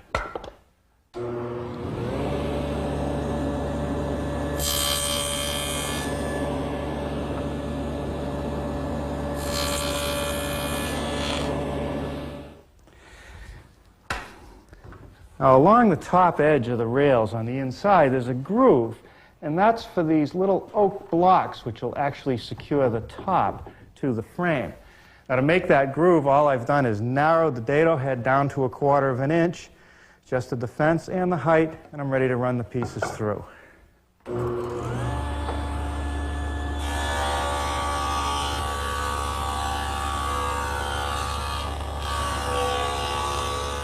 Well, now we're ready for some assembly. A little bit of glue in the mortises.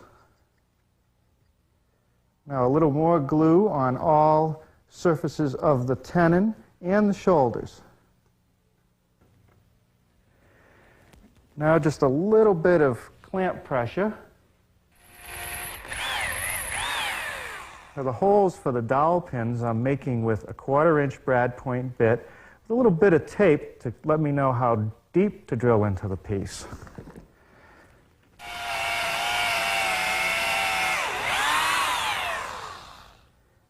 A little bit of glue on the dowel pin and in the hole I just drilled, and we'll put 2 of those on each leg. Now the dowel pins are sufficient enough to hold the frame all together, but I'd feel a little bit better if I left these clamps on until the glue cures.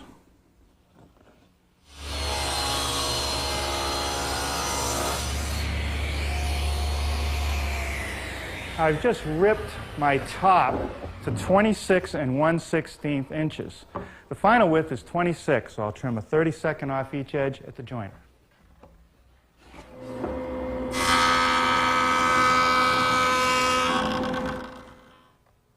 Now to trim the top for length, I'm just using a straight edge clamp, and I've set it square to the long edge, and I'm simply going to use a circular saw to trim it off.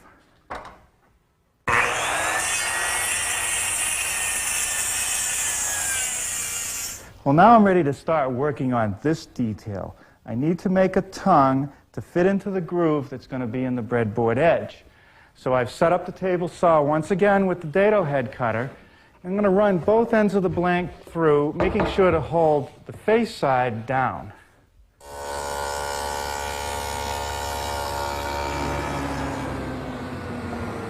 Now that first pass for the top of the tongue is 3/8 of an inch deep.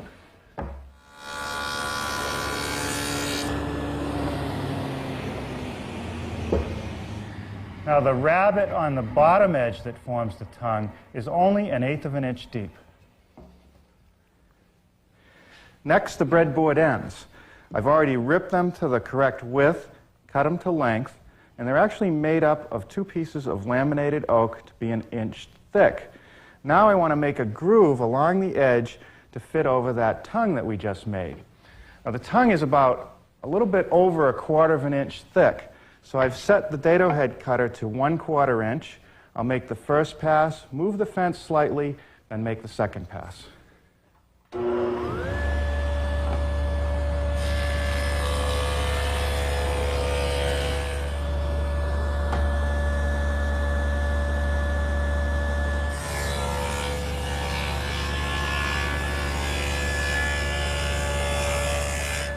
Okay, let's see how this fits on there.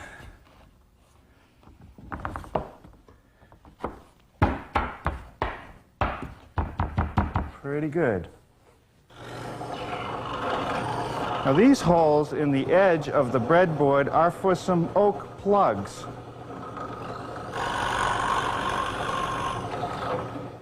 Next, I'm going to drill a hole all the way through, only at the center location because there's going to be a screw there. I'm using a 3/16 inch bit. And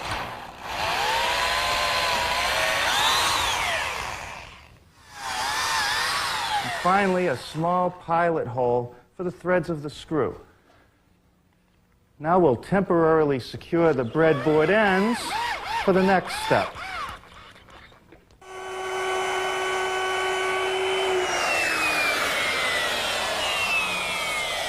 Now that's the V-groove between the breadboard edge and the top, and I made it using my router equipped with a V-groove bit and the guide fence.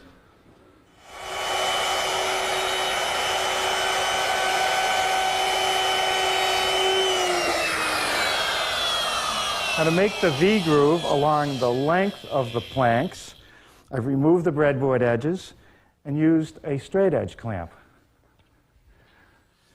This V-groove technique is one of the best methods that I know to conceal any unevenness that's between the boards.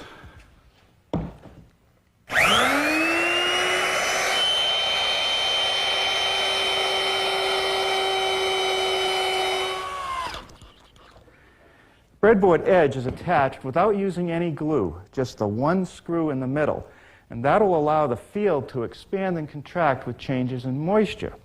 The holes that I drilled on the ends will be filled with plugs, for looks only. Well, now I can apply these little strips of oak along the edge, which will give me that look of the 1-inch thickness. And now you understand why I offset that tongue when I milled it.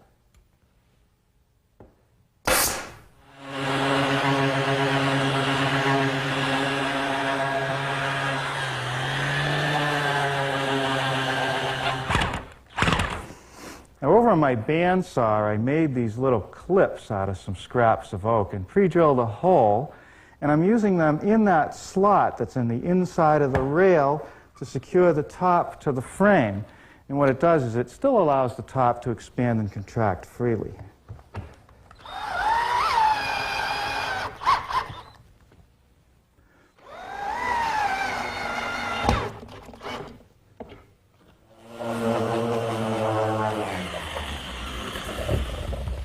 Well, a little bit of final sanding on the top. I'll vac the whole piece off, dust it, and we'll see about the finish. You might recall that the antique we saw in England was very dark, and we kind of like that look. So what I'm doing here is applying a coat of an oil-based stain that the manufacturer refers to as English walnut. We'll coat the whole piece, let it dry, wipe off any excess, and touch it up as necessary. Then I'll let it cure at least overnight, and then we'll put on some of that magic wax. Well, that stain job turned out nicely, and now I'm applying some of that wax. It's very dark in color because it contains a dark stain, and the manufacturer says that it has a high percentage of beeswax. As far as applying it, the instructions call for it to be applied with the grain, in a nice thin coat, let it dry for 15 minutes, and buff it out. Ah, look at this. You can see what's happening. The wood is starting to look richer and richer, and it's very smooth. I can't wait to see what this piece is going to look like with a half a dozen coats. Well, I'm really pleased at the way this table turned out. One coat of the English walnut stain and several coats of wax have really made the wood look rich. But wax is wax, so I'll have to give it regular maintenance.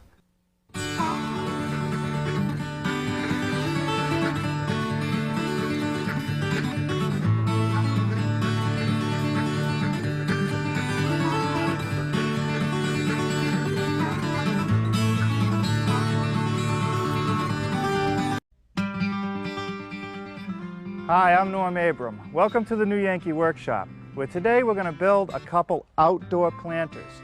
This 3-foot long one with slatted sides, and one a little bit fancier. It's square, there are finials at the tops of the corners, and raised panels for the sides.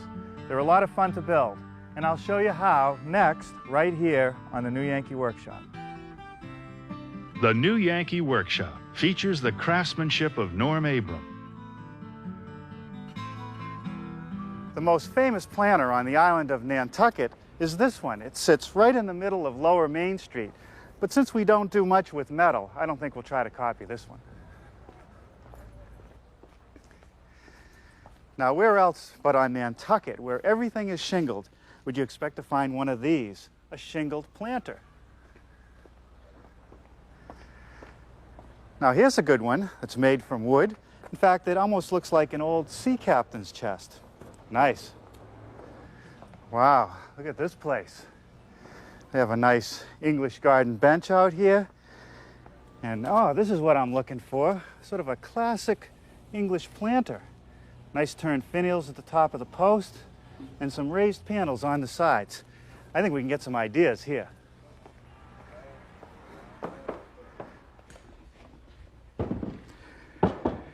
Well, after looking at all the planters that were available on the marketplace, here's what we came up with. This is our large planter. It's about 36 inches long and 16 inches wide, fairly straightforward joinery, and slats for the sides. Now over here is a little bit fancier one. It's a square planter. And on the corner post, we'll make a finial that I'll show you how to do on the lathe. I have mortise and tenon joinery, and the sides are raised panels that I'll show you how to make at the table saw. Now, the most difficult thing in doing this project was picking the right wood, because this is an outdoor project. It's going to be filled with earth and it's going to be damp. So I want to show you some of the choices. Now over here is the budget choice, very easy on the pocketbook. Pressure treated southern yellow pine. But it has this heavy grain characteristic, which means I might want to paint it or stain it, and that sort of defeats the whole purpose.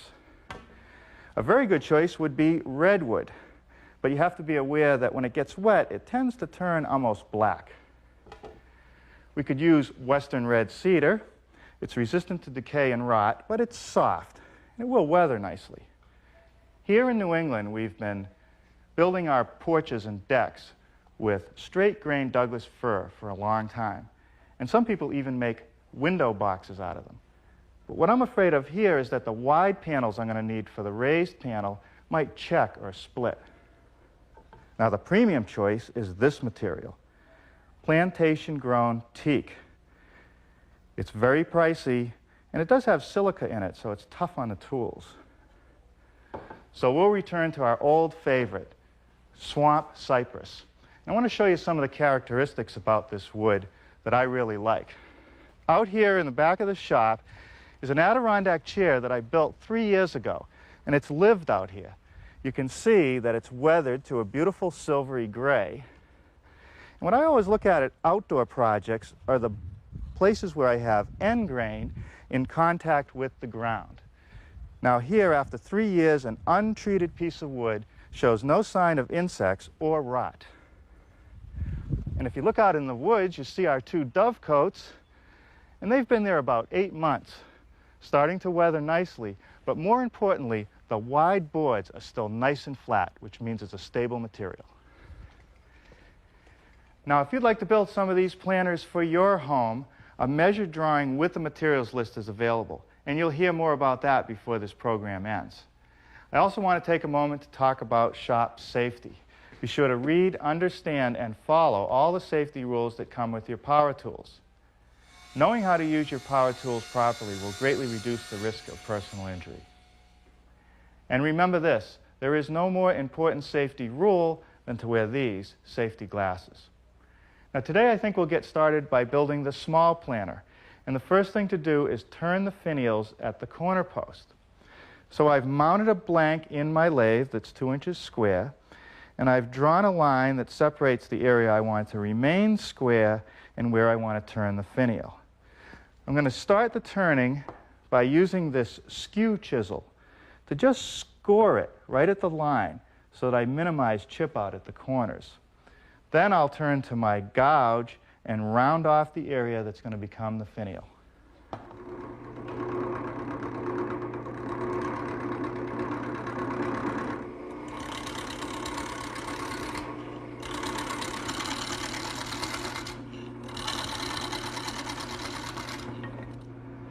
Now I'm going to turn to this parting tool just to finish making the cylinder up to my score line.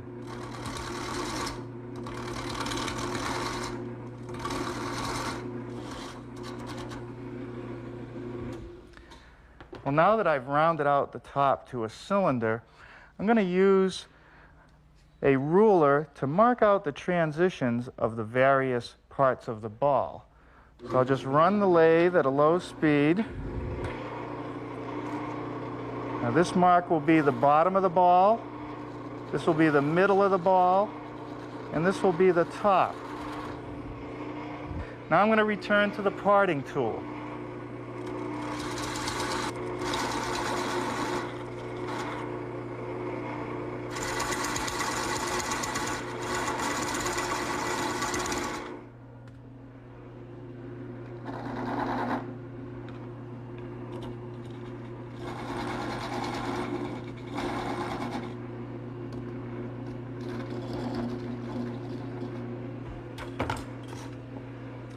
Now back to the gouge.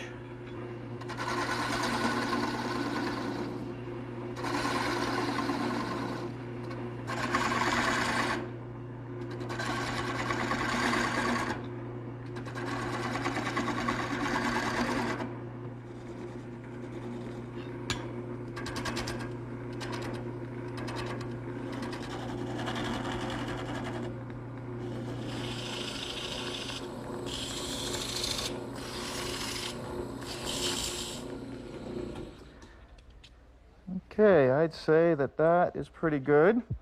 Now I'm going to slide my tool rest back over and use the same skew chisel that I started with to just cut it off.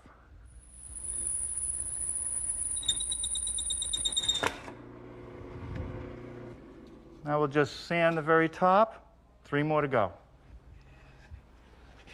For the last few minutes, I've been here at my stationary mortiser, making the mortises in each post.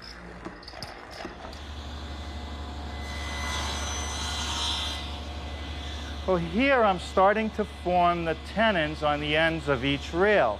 And the first cut is a shoulder cut, which will be right here, along the face on the outside and on the inside.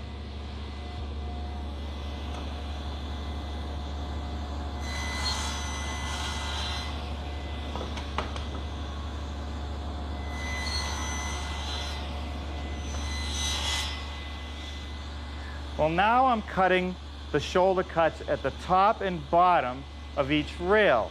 And all I've done to the setup is raise the blade an additional 1/8 inch.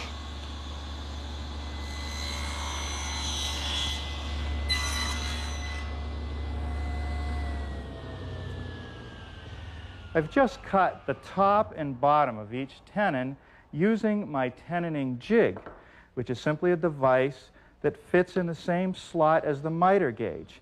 It's a perfect right angle, and it's very useful for holding narrow pieces vertically.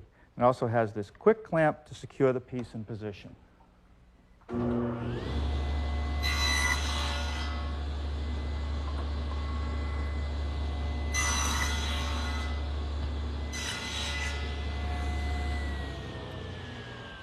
Well, after making a slight adjustment to my tenoning jig, I've just completed the cheek cuts on all the tenons. Now I need to put a groove in all the rails and in the post at the corners to receive the raised panel.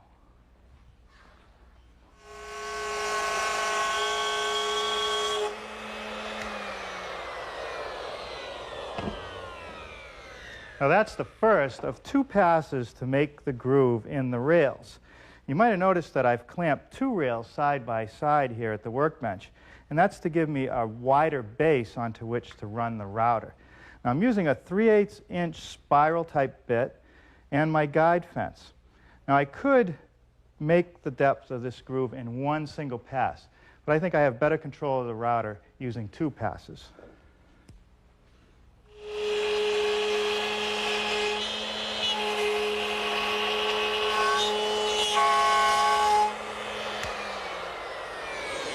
Now in the post, the idea is to run the groove from mortise to mortise. Raised panels are next, and there's several different ways to make them, with a router or a shaper, but one of the easiest ways is on the table saw. First, you need a fine-tooth carbide tip blade, and in this case I've tipped it to 8 degrees. Next, a little jig with a U-shaped bottom that fits over the rip fence to guide the panel through, with a high side that's perpendicular to the saw table. Now here's one of the blanks correctly sized, and it's actually made up of 3 boards assembled with waterproof glue and biscuits. And what I want to do is first cut the end grain, so I put it vertically in the jig, clamp it with this spring clamp, and I like to use another stick to hold it tight against the jig as I push it through. It works great.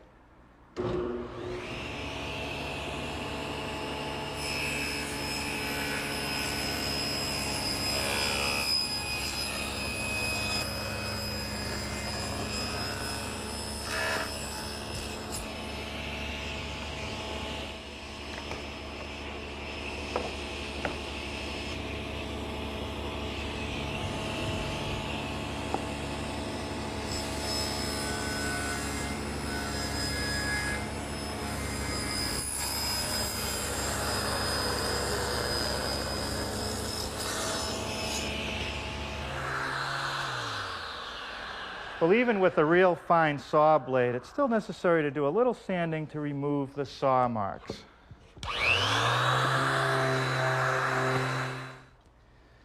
Well, now for some assembly. I'm applying glue to both the mortise and the tenon. The glue that I'm using is actually relatively new. It's a waterproof glue that you don't have to mix up. You use it straight out of the bottle.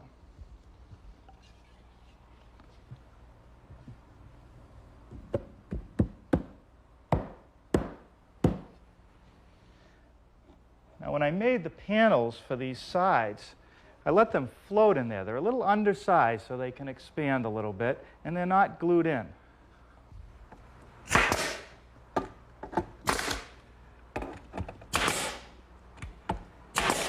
Now that's 1 1¼ inch nail through each mortise and tenon joint, and that should be enough to pin it until the glue dries. Now we'll slip in another one of these rails and then slide in the panels for each side.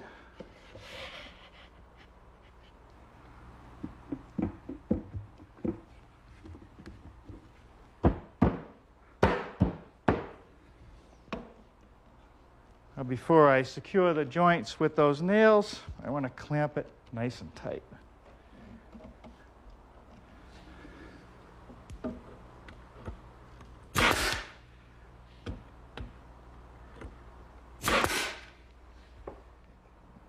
After about 10 minutes, I can remove any clamps remaining.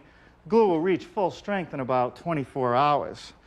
Now, aside from the floor, this one is complete. I think I'll turn my attention to the larger one, and I'll start working on these corner posts, which need dados to receive the rails, and I'll make those over at the radial arm.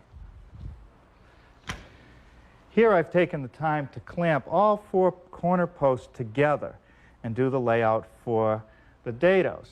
I've set up my stacked dado head cutter in the radial arm for a 3/4 inch width, adjusted the height, and now I'll be able to plow out that material.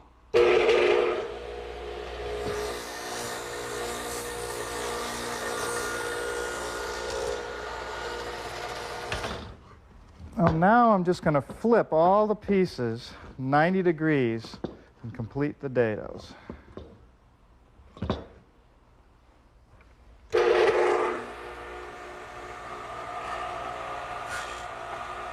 Now, to make the grooves in the rails and the post for this planter, I'm using the same techniques as I used earlier, except that I've switched to a 1/2-inch bit.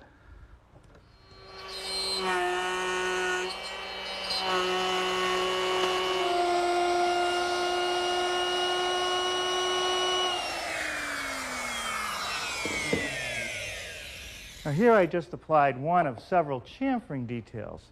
The one I just ran is the bottom edge where it meets the panel section. I'm also going to use a similar chamfer on the corner of the post, another one along the top edge of all the rails, and I'll also do the top and bottom of each post. All of those are accomplished using this chamfering bit. Now here I don't need a guide fence because the ball bearing is what guides the cutter.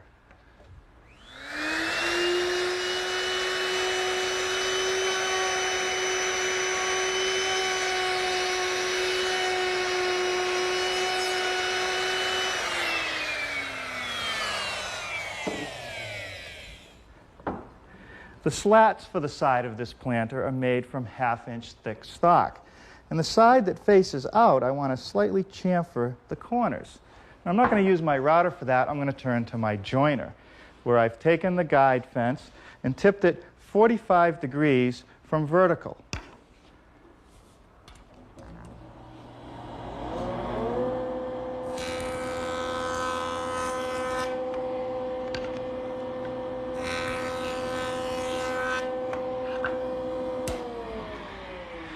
Now that's the effect of a couple quick passes. Well, 35 more pieces to go, and then I think I'll call it a day. We'll come back tomorrow morning, finish these up.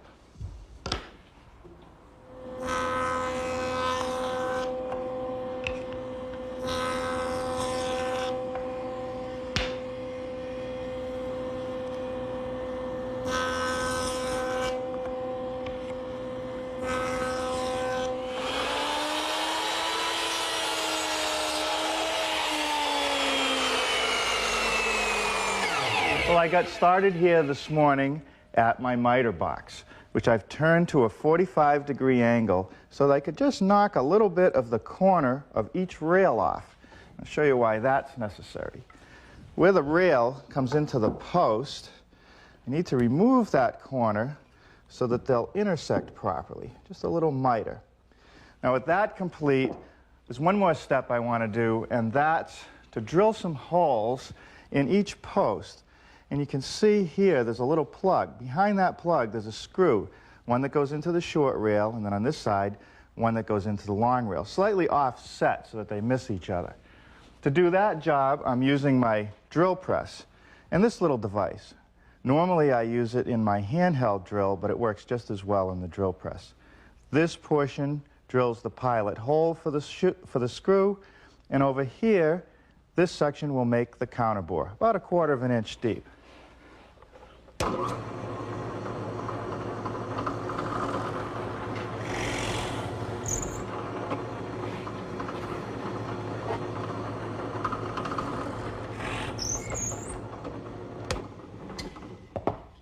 Now let's see, I'm going to need some plugs of the same material to fill those counterbores. So I'm going to turn to my plug cutting set in this box.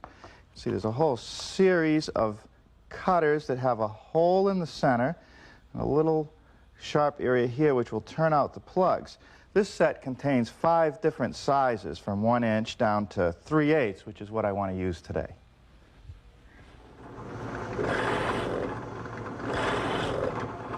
Well, as you can see, simply plunging the cutter into a piece of scrap cypress makes quick work of forming the plugs.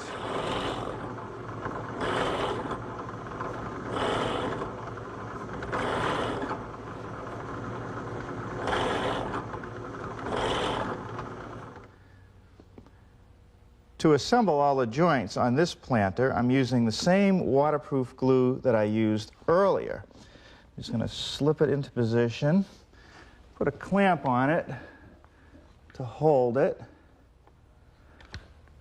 while I secure it with some screws. And these screws have been treated so that they won't rust, and it's unnecessary to drill a pilot hole in each rail because the screw has these little wings down at the bottom which actually act like a drill. pre-drilling a hole.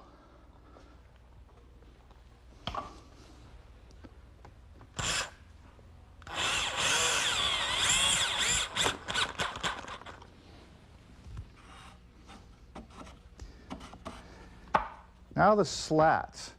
Now the first slat at each corner, I want to just tap it, just get it engaged in that groove about 1/8 of an inch. The rest of the groove will be used for expansion. And now it's just a matter of slipping them in one at a time.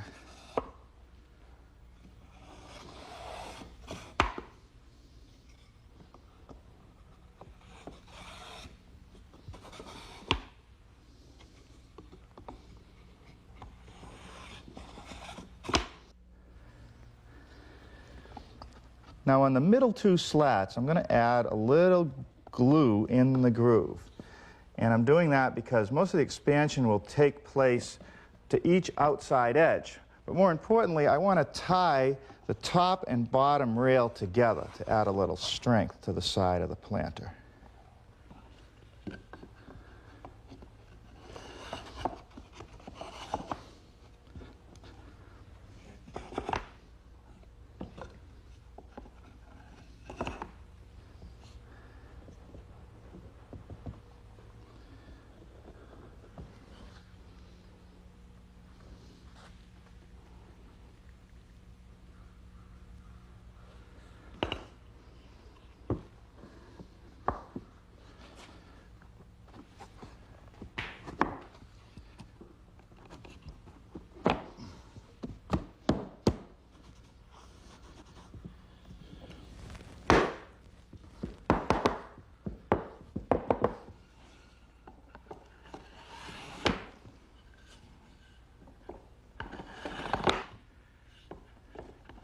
Now for the ends, I'm not going to use any glue. The slats will just fit in loosely.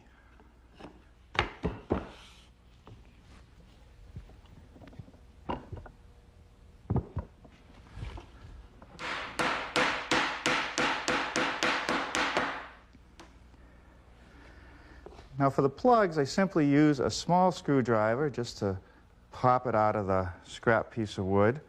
Apply a little bit more glue to the edges.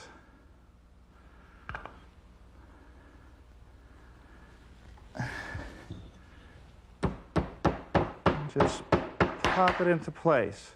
After the glue dries, I'll just plane off any excess and then sand it smooth.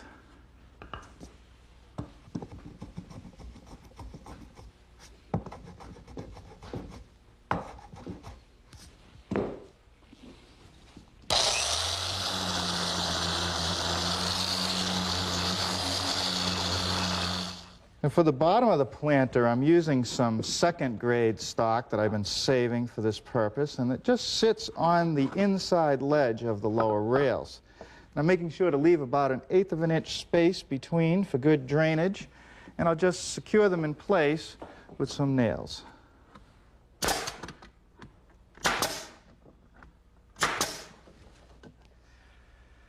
Well, I got to tell you, I think I feel a little bit out of my element doing this part of the job.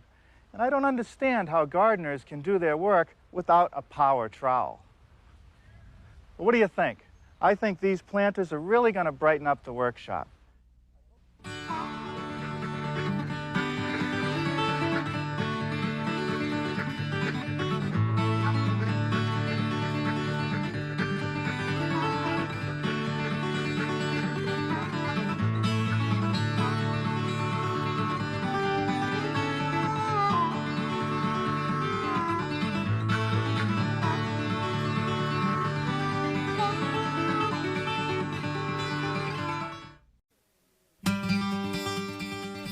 Hi, I'm Norm Abram. Welcome to the New Yankee Workshop. An English friend of mine who's an antique dealer calls this a pantry table because that's where it would most likely be found. But I'm not going to put this piece in the pantry.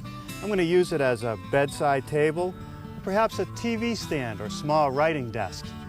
I'll show you where we found this antique and how to build one of these next right here on the New Yankee Workshop. The New Yankee Workshop features the craftsmanship of Norm Abram.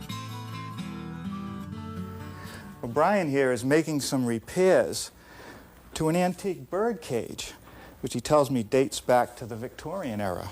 It needed a little fixing of this corner and some cross pieces.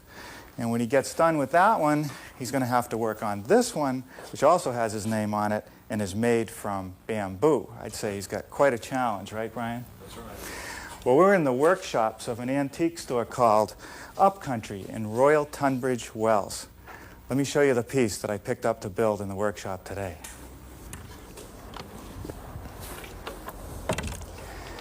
If you're mad about antiques, then you owe yourself a visit to Britain, where I think there are more antique shops per square inch than any place else on the planet.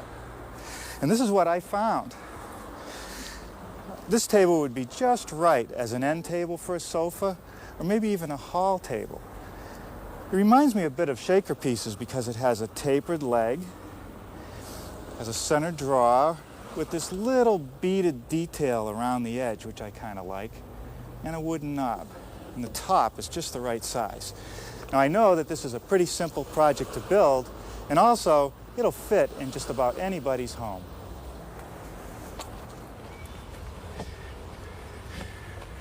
Well, I like that antique pantry table so much that I actually bought it and had it shipped back here to the workshop. And it certainly made developing the prototype a lot easier having the original. Now, I kept the proportions pretty much the same, but one important detail was the thickness of the top. You see here on the original, it's only about 5/8 of an inch thick. Now, even though my prototype has a 3/4 inch thick top, the edge looks thinner, and I'll show you how I accomplished that later. One thing I did add, though, was a breadboard edge. And I did that because the antique original is built from old-growth pine, which is pretty stable. But today's more quickly grown pines tend to want to warp and twist. So the addition of the breadboard edge will add some stability to that top. Now, if you'd like to build one of these for your home, a measure drawing, which includes a materials list, is available. And you'll hear more about that before the program ends. Also, before we get started, I want to talk about shop safety. Be sure to read, understand, and follow all the safety rules that come with your power tools. Knowing how to use your power tools properly will greatly reduce the risk of personal injury. And remember this, there is no more important safety rule than to wear these safety glasses. Now, one thing that I've started to do with every single project I make is take the time to size up the boards for thickness. Now, here are 3 boards that are going to become our top. And straight out of the lumberyard, even if I was to cut all the boards from the same length of material, I sometimes get variations in the thickness. And what that means is when you glue them up for a panel, there's unevenness, and you could spend a lot of time sanding. So it only takes a few minutes to run each board through the surface plane.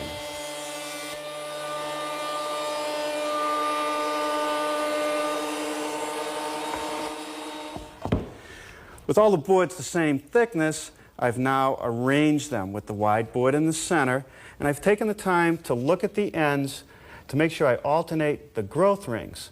The growth rings on this board arch up, this one they're down, this one they're up. Now with them arranged, I'll just key each joint so I can make sure the boards get assembled this way all the time. And now look at the joint edge. And you can see here that there's a little bit of a unevenness there. I don't want to use clamps to pull this together. I want the edges to butt tightly without any pressure. So now I'll turn to the joiner feature of my tool.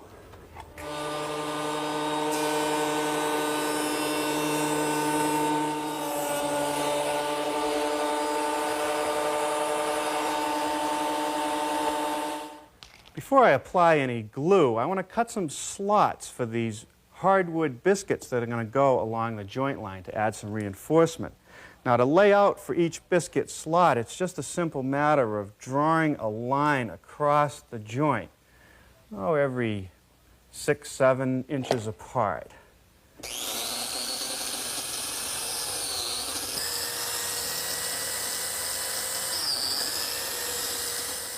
Now, for the assembly, I'm going to start by rolling some glue on the edge of each board. And then I'm going to turn to this tool, which is actually made by the manufacturer of the biscuit joiner that I've been using. It's a glue bottle, and on the end of it, there's this little device. You can see a couple holes here where there's some glue coming out, and it goes all the way through. And it's made to fit in the slot for a number 20 biscuit.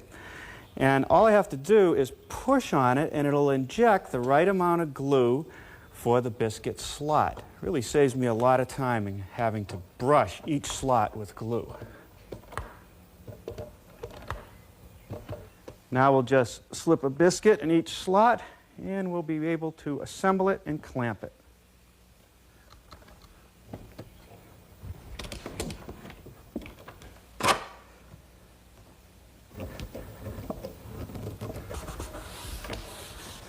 Okay, and we'll set this aside to dry. Now here are 4 blanks for the legs on our table, and they're 1.5 inches square. Now I'm ready to cut them to length. First I'm going to square up an end.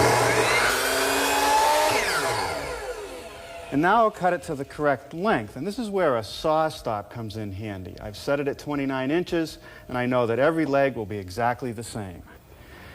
Let's take a look at our prototype. The legs are tapered, and that's typical of a piece like this because it makes the piece appear a little lighter, and it makes it more graceful.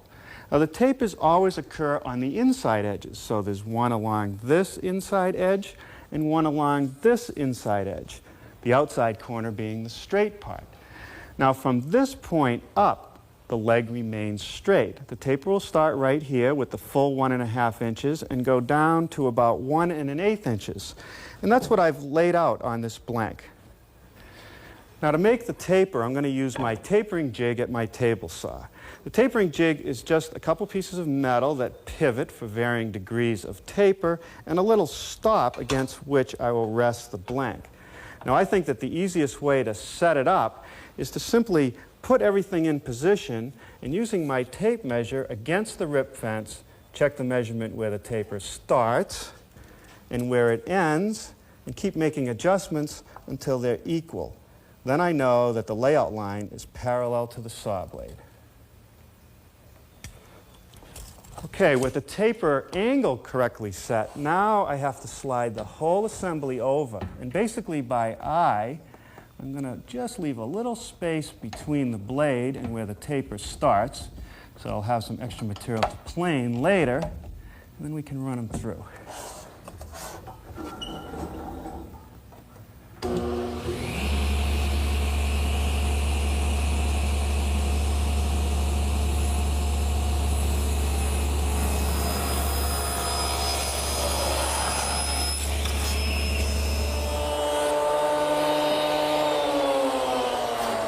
Now the joiner does a nice job cleaning up the saw marks.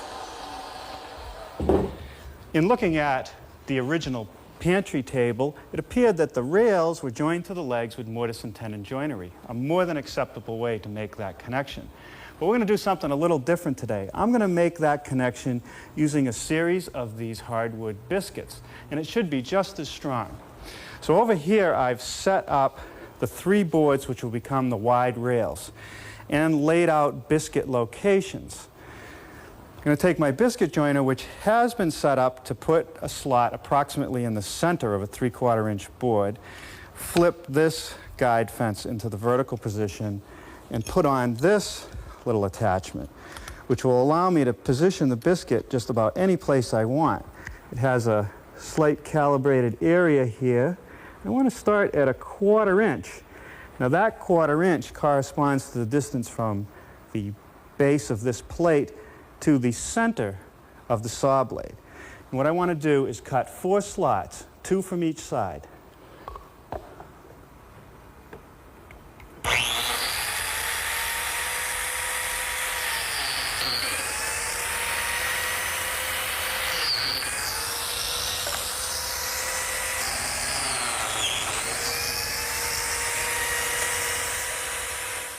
Now, before I can make the corresponding slots in the legs themselves, I'm going to have to make an adjustment to the biscuit joiner because these rails sit in 1/8 of an inch from the face of the leg.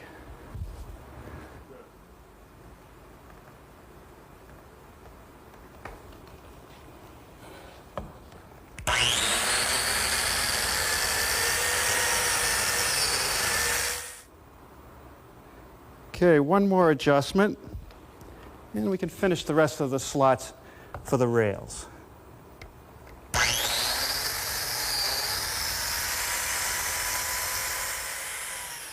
On the draw side of our table, there are two rails, one at the top and one at the bottom, a little bit narrower, but they're flush with the leg, still attached with biscuits, except this time I'm going to have to go to a smaller biscuit. So I'll have to make some adjustments to the tool. First, I'm going to take off this accessory fence, tip this back down into the horizontal position, and snap on this spacer plate that comes with the tool. Now I'm going to use a number 0 biscuit for this connection, and it is actually longer than the rail is wide. So I'm going to offset the center point a bit because I don't want the biscuit showing through the face side of the table. Now in the assembly process, I'll trim off the excess. I want 2 slots, one at the top and one at the bottom of each rail end.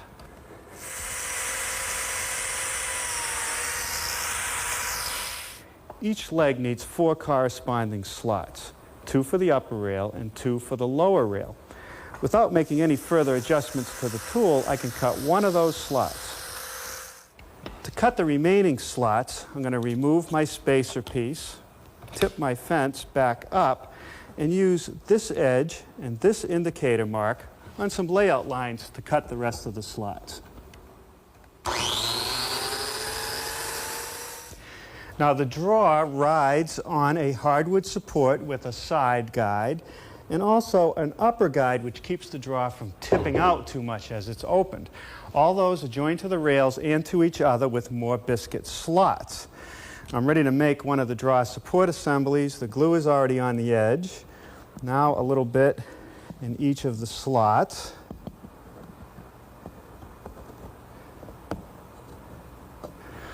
We'll install some biscuits and clamp it up.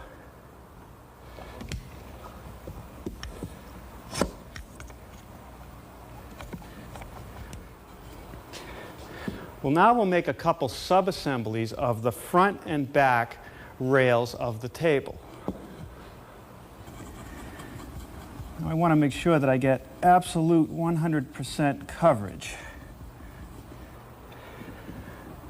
Now the trick here is to move quickly enough to get the assembly together before the glue dries up.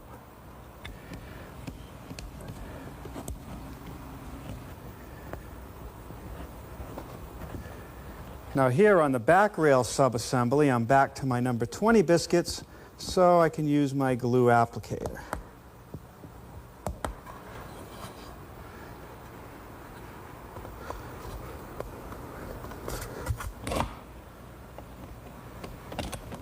Well, now is when I trim off the excess biscuit on the front assembly. This is the point when you wish you had about 7 sets of hands with all the biscuits and slots glued. I'm ready to start the final assembly of the base.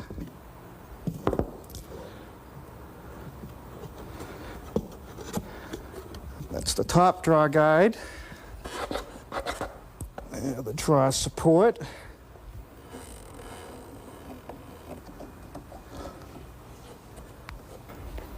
And we'll set this base aside to dry and get back to work on the top. Now over here at the table saw with my stacked dado head cutter set up, I'm ready to make a tongue on the ends of the blank to accept the breadboard edge.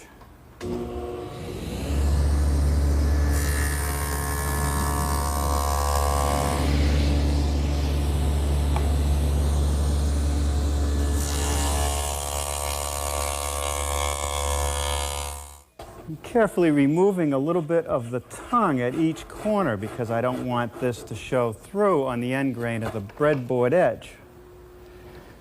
To make the corresponding groove in the breadboard edge, I'll use my router table, which is set up with a 1/4-inch spiral bit, and I've put some indicator marks to show the leading and trailing edge. Now what I'm going to do is take my piece, which has a mark where I want the groove to start, drop it down over the leading edge mark, push it through, till I hit the trailing edge, remove it, turn it around and do the same thing so that the groove will be perfectly centered. Now I'm not going to cut the whole depth at once, just about half in the first pass.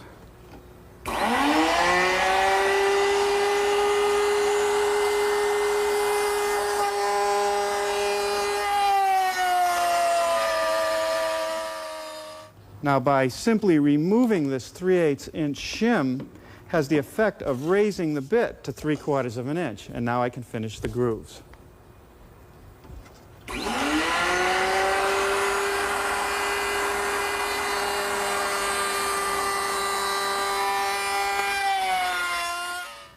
With the breadboard edges lightly clamped in place, I'm slipping a piece of scrap wood underneath the area where I'm going to drill some holes for some dowel pins, and that'll prevent any splintering as the drill bit pushes its way through.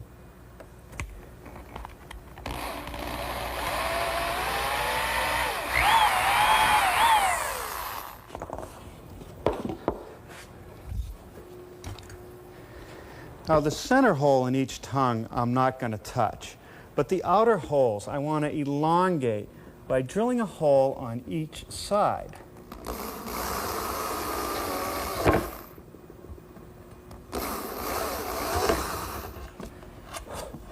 Now what this will do is allow this field of the top to expand and contract freely along the breadboard edge with changing temperature and humidity, thus preventing it from ever cracking.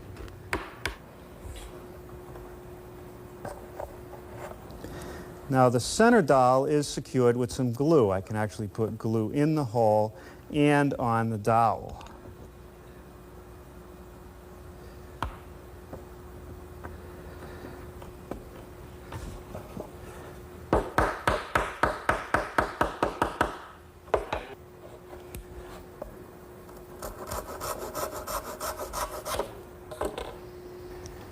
Now here's how the end dowel pins work. No glue to start. Just drive the pin in so it's almost through. Then just put a little spot of glue right at the joint line right here, and then we'll just tap it in a little bit more, and that will assure me that this pin will not fall out.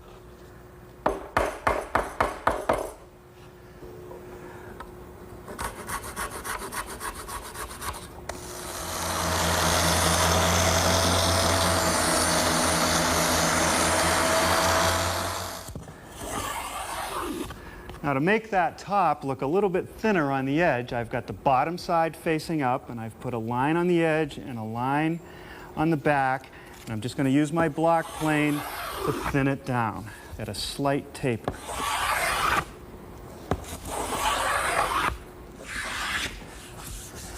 Well, I think that that's all I'm going to do today. Tomorrow we'll install this top and make the drawer.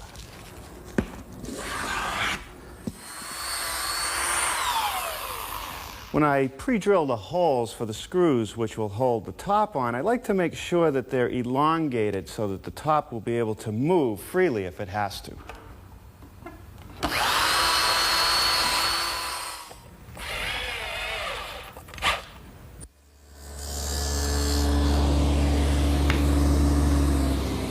I've just made a 1/2 inch wide, 1/4 inch deep groove in the side piece which receives the drawer back. Now for the drawer bottom, I'm going to change to a 1/4 inch width dado and groove the sides and the front.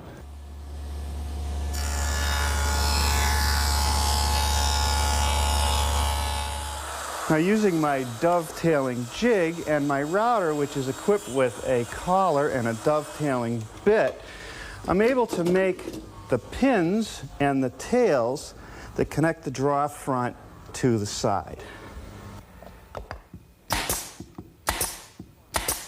Now we'll slip in the bottom.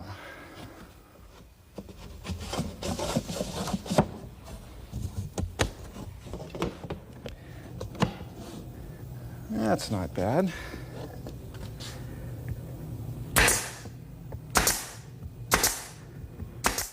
The Antique Original had a nice little detail around the edges of the drawer front. It's like a little kerf.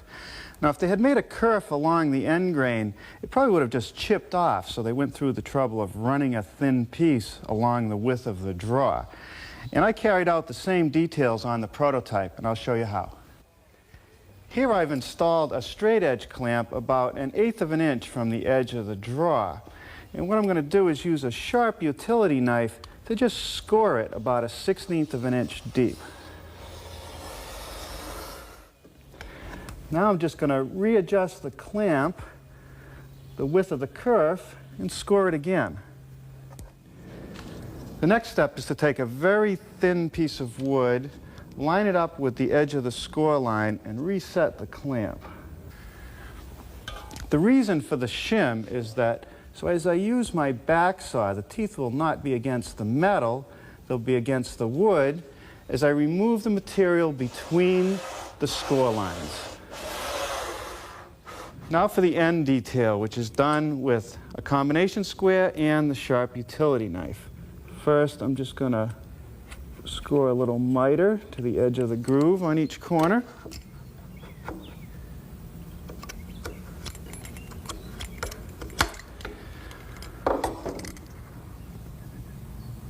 Now I score the groove across the grain. And now the depth of the groove across the end.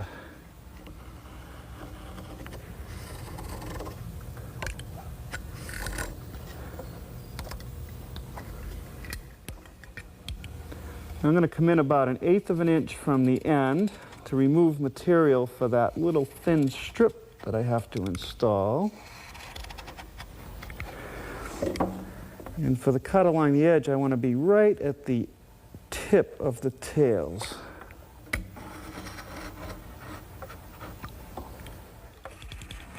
And all this really is a little bit of time-consuming carving, but the end results are really worth it.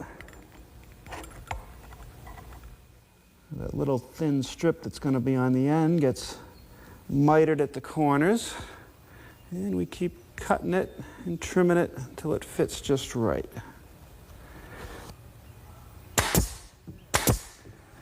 There. Now we're ready for some finish. In an effort to get that wonderful country pine look, I'm applying a coat of a water-based stain with a foam brush, not letting it sit on too long, and using a damp rag to just blend it in. The color here is called honey maple. Over in England, I saw a lot of wax used as the top coat, but I don't think that's really tough enough for what I have in mind for this table. So after the stain dries, I'll put on a couple coats of satin polyurethane. Now, wouldn't you agree that this is much too nice a piece to relegate to the pantry?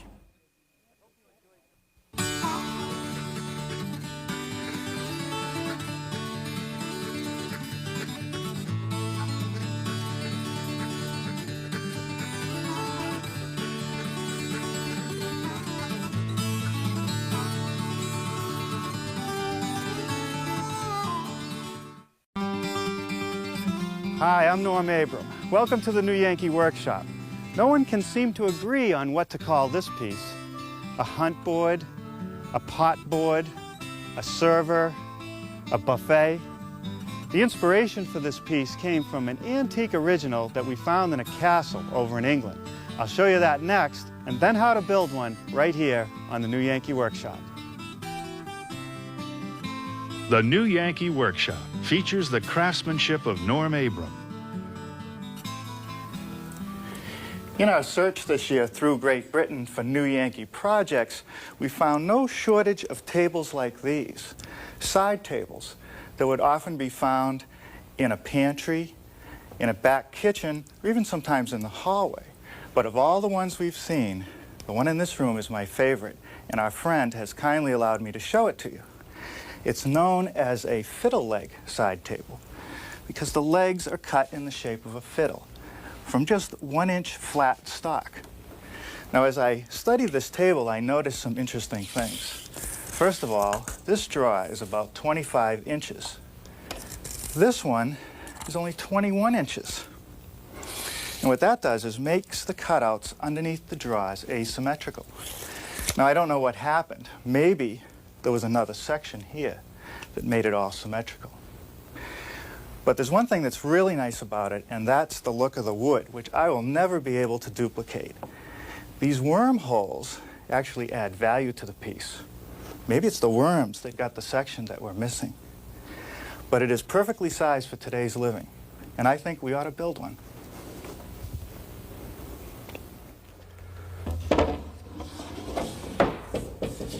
Well, what do you think of our version of the classic sideboard? I built ours from white oak. I couldn't find any wood with wormholes in it. In fact, when I went down to my hardwood outlet and asked if he had any, he looked at me like I was crazy. Now, I made ours with 3 drawers instead of 2, and I kept the decorative cutouts under each drawer section. I copied the fiddle leg exactly from the original. But oh yeah, I added this shelf down at the bottom, a pot shelf, because the original, it seemed, had very flimsy legs. They moved around a lot. By having this shelf, it'll add a lot of stability, and it'll give me more storage area. Now, if you'd like to build one of these for your home, a measured drawing and a materials list is available, and you'll hear more about that before this program ends. Now, before we get started, I also want to take a moment to talk about shop safety. Be sure to read, understand, and follow all the safety rules that come with your power tools. Knowing how to use your power tools properly will greatly reduce the risk of personal injury. And remember this, there is no more important safety rule than to wear these safety glasses. Now, over here on the workbench, I have some pieces of 1-inch thick oak that I'm going to use for the legs. And I've laid out that fiddle leg cut with this poster board pattern. Now, I could use my bandsaw to make the cuts, but since there are some fairly tight curves to cut, I'm going to use my scroll saw. And the advantage is that with this thin blade, it'll easily cut those curves, and it leaves a relatively smooth cut.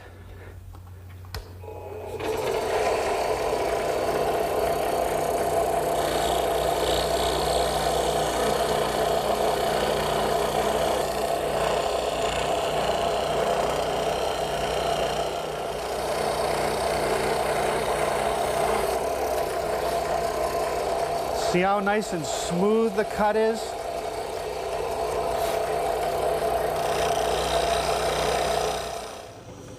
Well, just a little bit of touch-up sanding here at the drum sander, and then we'll go on to the next step.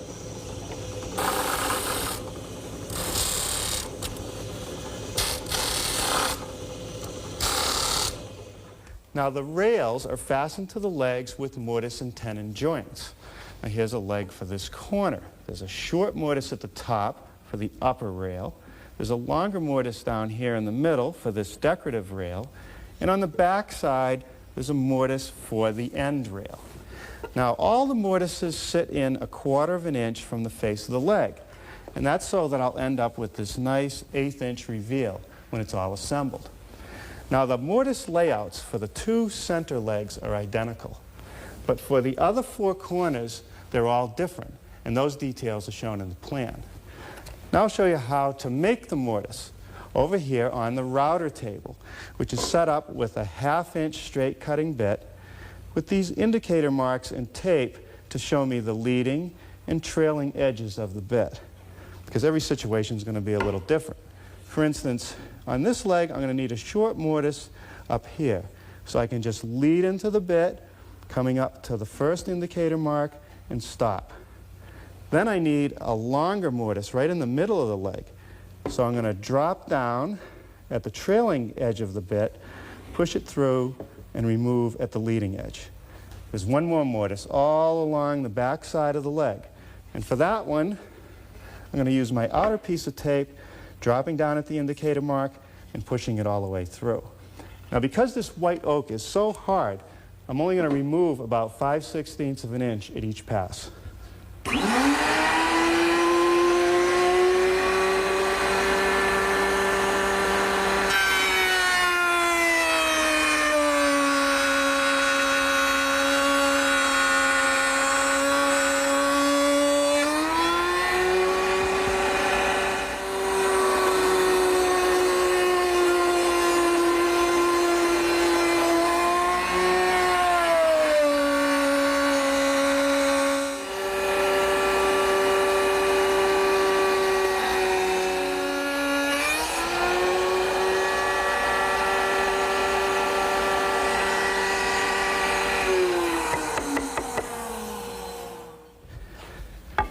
The next thing I want to do to the legs is make a dado to receive the pot shelf.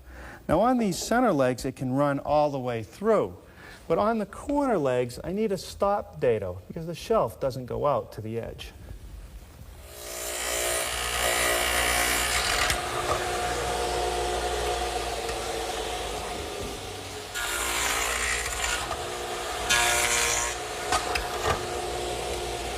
Now using the same setup in the radial arm, I've made what is half of an overlapping joint. This portion on the top of the center legs, another portion cut in the top rail. Now when the two are put together, this makes a very strong joint that is going to tie the whole piece together. Now let me show you how the assembly is going to go together. Here is one of the blanks that's going to become a decorative arch under the drawers. Of course, I'll make the cutout later. But I've already formed one of the tenons, and that's meant to just slip snugly into the mortise. Not too tight, not too loose. Now to make the tenon, I'm going to start over at the radial arm, where it's still set up with a stacked dado head cutter.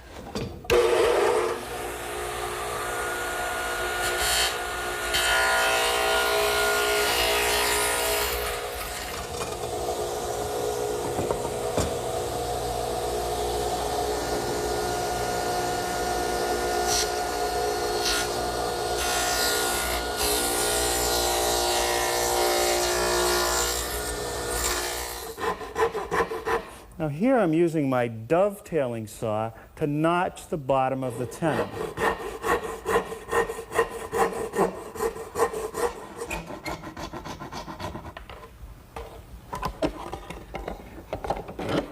Now for the top of each tenon, I'm going to use my wood rasp to round it over to fit the mortise.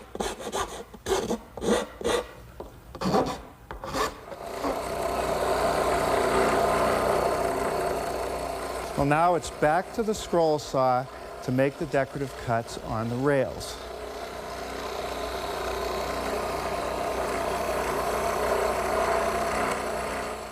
Now I've removed the top so that I can show you the inner anatomy. Along the perimeter, all the way around, there's a dado in the back pine rail, in the end rails, and along the front rail. That dado receives this piece of pine, which holds the unit together, prevents the drawer from tipping out and falling to the floor as it's opened, and also gives me a place to secure the top. It will also receive these corner brackets, which hold the unit square and are also used to fasten the top. To make that dado, I've removed the dado head cutter from the radial arm and installed it in the table saw. It's set up for 3/4 of an inch width and 1/8 of an inch depth.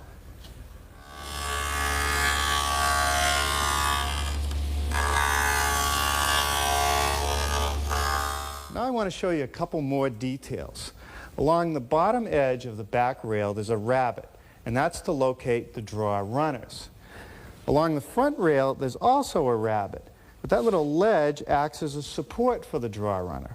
And it also locates it properly so that it's just a bit above the rail, so that as the drawer slides in, it runs on the runner, not the rail.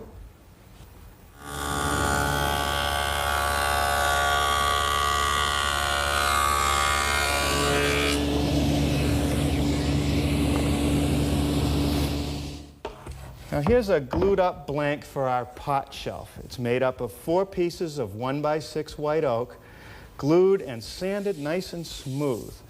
Now I always make the blanks a little bit wider and longer than what the final piece will be. So now's the time to true it up, first for width by ripping a little bit off of each edge.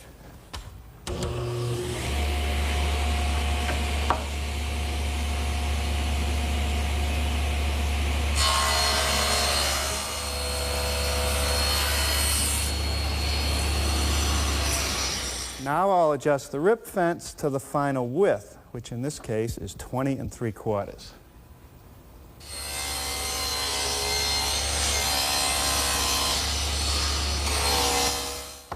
Now to make the cross cuts, I'm using a straight edge clamp set square to the edges so I can guide the base plate of my small circular saw.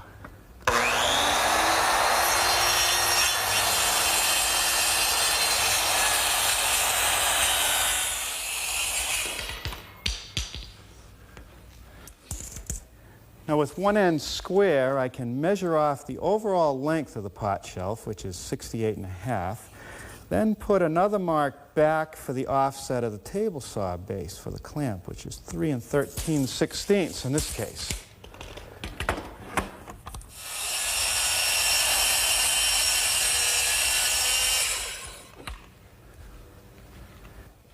Look again at the prototype and note that the pot shelf is notched around all the legs.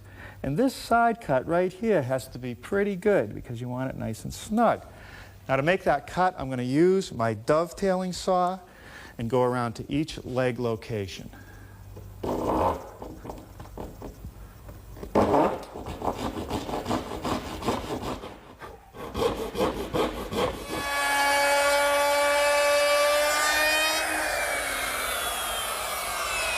I want to make a little bullnose profile on all the edges of the pot shelf. So to do that, I'm using a 1/2-inch quarter round bit, but I'm only using the bottom portion of it and this guide fence.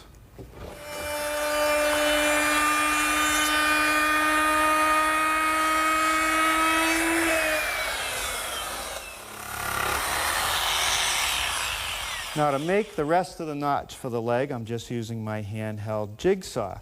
And I don't have to be too fussy with this cut because it's going to be concealed by the dado that I made in the back of the legs. Well, good morning. Last night, before I left the shop, I spent some time sanding the pot shelf nice and smooth and touching up all the pieces that we had made yesterday. And I'm getting started today by completing the stop dados at the bottom of each leg. I just fit it on the pot shelf where it's going to go and trace the outline of the bullnose. I'm going to take it over to my drill press, which I've set up with a 3/8-inch Forstner bit, which will cut a nice flat bottom, and adjusted the stop so that it'll end at the portion of the dado that's already cut. Now I'm just going to nibble away the rest of the material.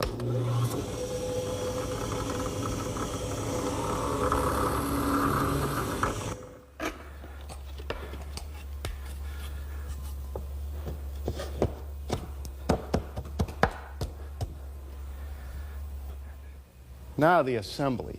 But before we get started, I want to show you something. This situation here is a classic cross-grain situation.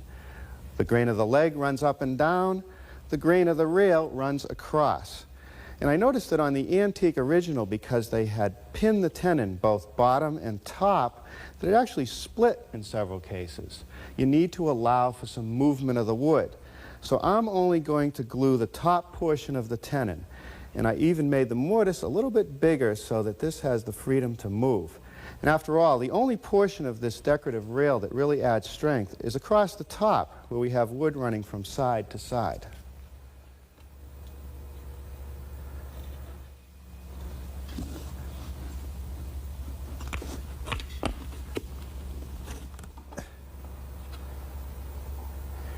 Now for the top rail. Okay, with that set in place, we'll put a clamp on it. Now I'm just putting a couple 3/4-inch brads at each joint from the back side for good measure. Well, now for the back rail assembly, which is just a single pine rail. And I'm only going to glue half of the tenon in this situation, just the top portion.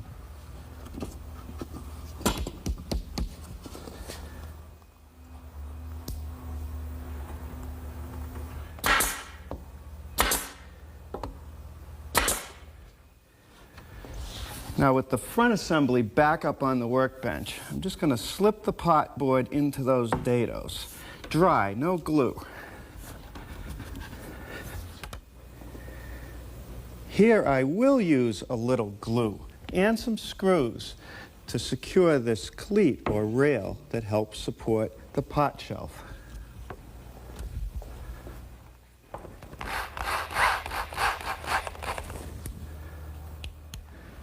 All right, now for the end rails, the assembly is pretty much the same, but I'm gluing about half the length of each of the tenons.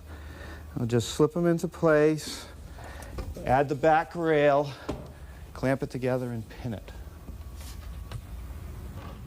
Now the back rail under the pot shelf is installed the same way as the front one.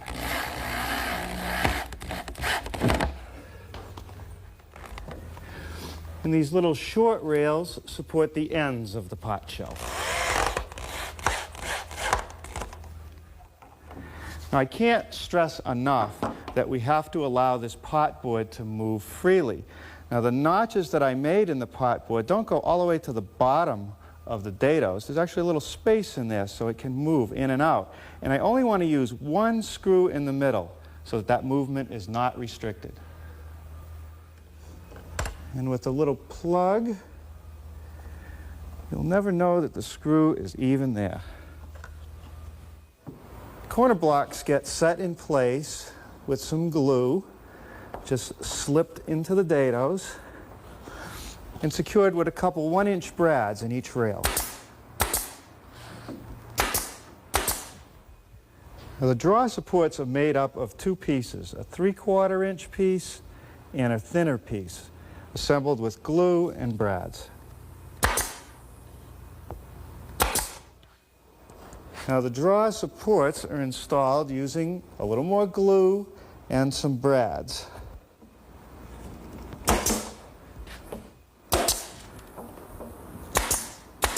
And that takes care of the top guides.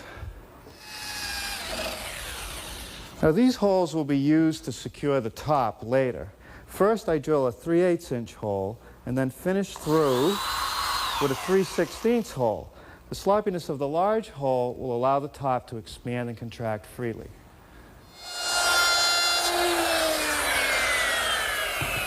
Now that was the first pass to make the edge detail of the top using a 1/2 inch router bit. Now I'll lower the bit a little bit and make the final pass.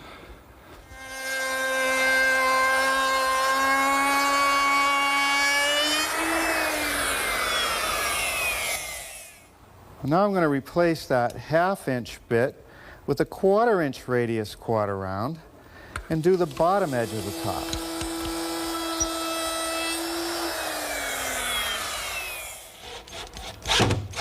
Now those screws will secure the top. Now I'm putting this band molding right around the underside of the top. And what that does is gives it a little decorative look and the illusion of thickness. Now I'm attaching it just to the base, not to the top itself. Let's take a look at one of our prototype drawers.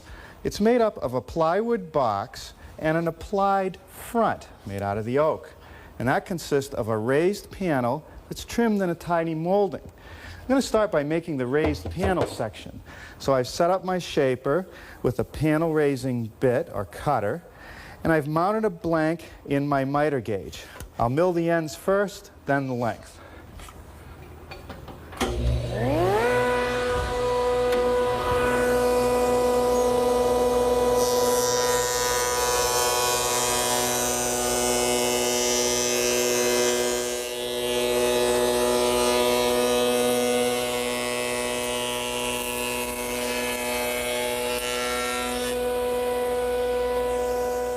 Now the molding that trims out the raised panel looks like this.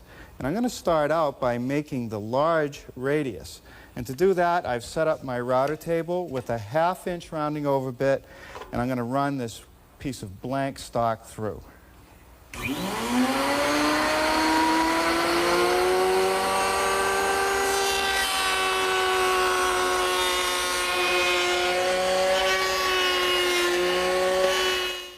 Now I've switched to a 1/4 inch radius round over bit to make the smaller profile.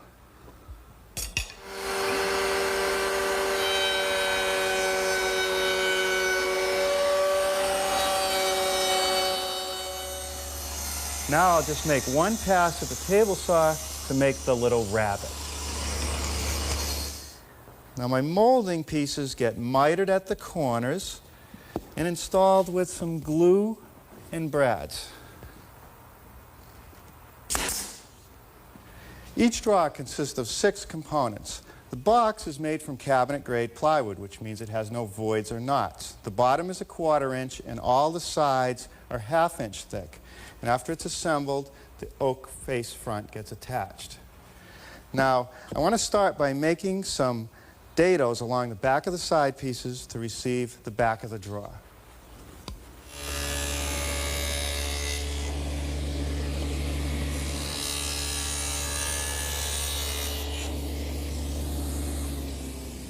Now this rabbet will receive the drawer front. Now I've removed some of the chipper cutters to get my dado head down to a 1/4 inch width, so I can cut the grooves for the plywood bottom in the side pieces and in the front piece. Some glue and brads is all it takes to assemble the box.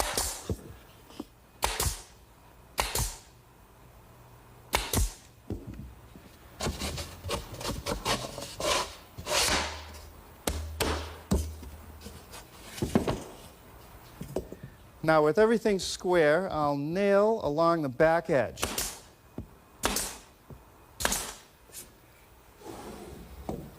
Now to make sure that each drawer front is perfectly centered in the opening, I'm going to adjust it by eye until it's even all the way around and tack it in place with a couple brads. Then I'll secure it permanently from the inside with some screws. Now all that's left is to apply the finish and find some nice brass hardware. Now the finish for our sideboard is a combination of an English walnut stain and Danish oil. Now I dusted the whole piece off completely before applying any and really just put on a liberal amount with a brush and let it soak in and dry for about 8 hours before the next coat. 3 coats is the minimum, but every coat you put on will make the wood look richer and protect it even more. To maintain this piece, a couple coats of wax every few months should do the job. Our English country sideboard.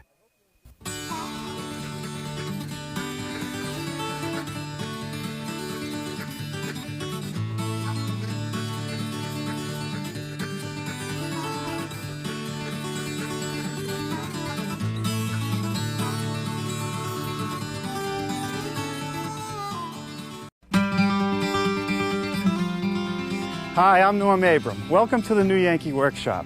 Today, a bit of an unusual project, a hanging corner cupboard. It could go in your dining room or kitchen, about 4 feet off the floor.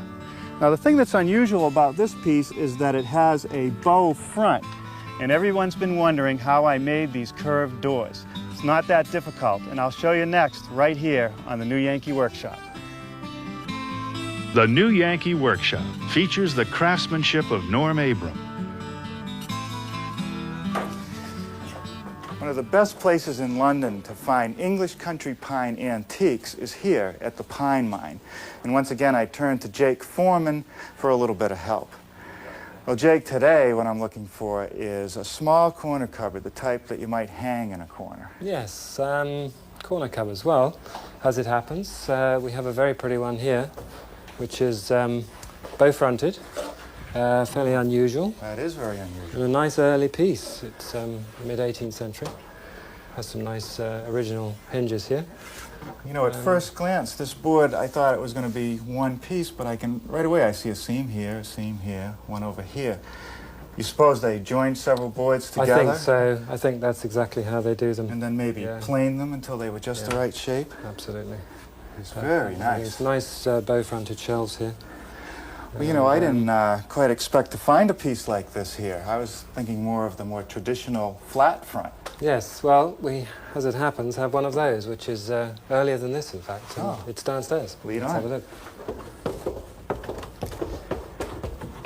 Jake, what are the condition of the pieces when you first obtain them? Well, most of them are painted. We strip them and then we wax them.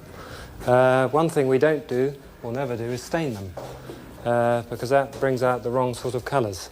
So we just apply nice waxes, and there's a good piece here which you'll see the sort of results you can get. Oh yeah, the wax lovely, really makes the wood look beautiful. Yes, a beautiful finish on that. Now, this Very is a old nice cupboard. Well, yeah, this is a nice cupboard. Good size across the front with the big raised panel. Yes. The back of it's a little crude though, the boards, Yes. but of course I guess you don't see that. Good rustic piece. Well, what do you like about it? I like the hinges here indicate a date to about Queen Anne, which is early 18th century. And this little catch here is probably the same date. That's probably a little bit later, Yeah, that looks a little escutcheon. more. You know, I'm noticing up here at this top corner that this piece is square. I would expect it to be mitered or even these two moldings brought together. Yes, the reason for that is it was made probably for someone's house. So they cut the ends here so that it fitted particularly in the corner. It's a custom piece. It's a custom piece, yes. Oh yeah, I can see that on the inside. Yes. This is short and this is long. Yes, another indication really that it was made for a certain place in a house. A couple shelves with a bit of reinforcing. Good I guess. shelves, reinforcement probably for heavy bits there. Oh, look at this. This is not old. More of No, a modern it's, patch. Not too modern that, but it is a later repair, yes. And you know, these wormholes, I'm seeing them all over the place. Everything I look at has them. Yes, that's no longer alive. We find with most 18th century pieces there's worm, but we treat it. And here's a nice feature, a nice old lock, which is all part of the cupboard. Well, it's a great piece. Would you mind leaving me alone while I get to know yourself. more about it? Help yourself, Norm. Thank you.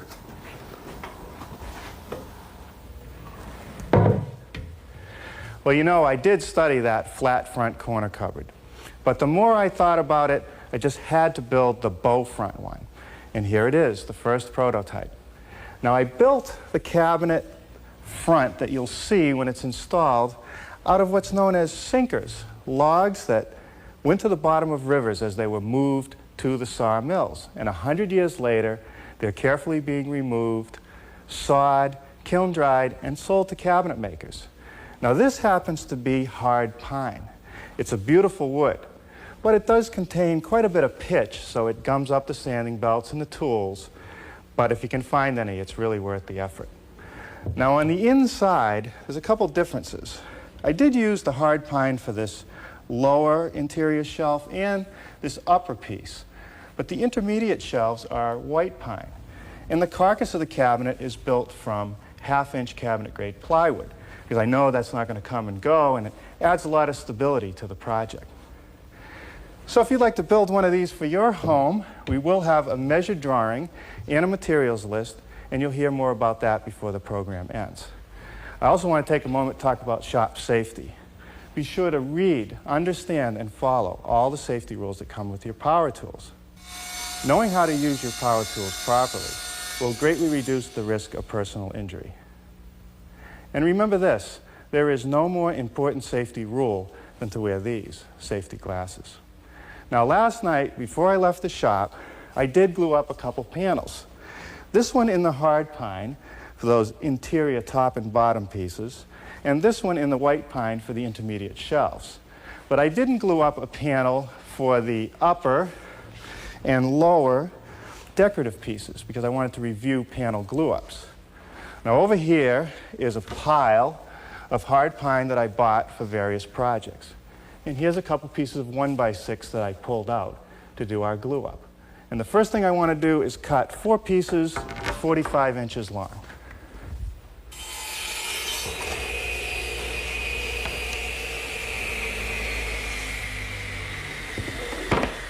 Well, as good as this material is direct from the mill, there's always a little bit of variation in the thickness. And since this pine is so difficult to sand, I'm going to take the trouble to run it through my surface planer. Now here I'm marking the boards to keep them in the right sequence as we move through the steps. And if you look at the end of the boards, you'll see that I've alternated them so that the growth rings are up, and down. That way, I'll get more stability in the overall glue-up. Now the next thing I want to do is sweeten the joints between the boards. I don't want to use just clamp pressure to pull these together. This is where the joiner comes in handy and take care of all those edges.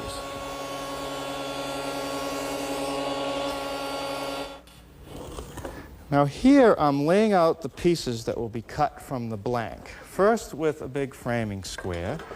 Then using my tape measure, I'm going to swing the approximate radius of the piece.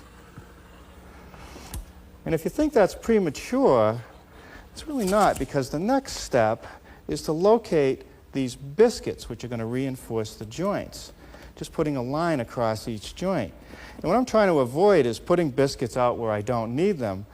or more importantly, getting a biscuit that might be on an exposed edge. Now here I'm using my stationary biscuit joiner to cut the boat-shaped slots for the biscuit. Well, now it's just a matter of getting glue on the edge of the board, in the slots, and on the biscuits. Well, now just enough clamp pressure to squeeze the joint tight without squeezing all the glue out.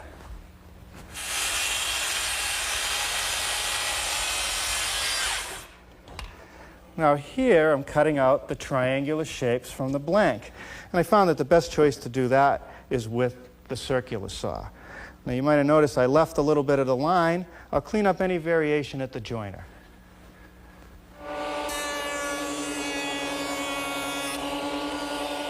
To cut the curved front on the various shelves, I need two jigs.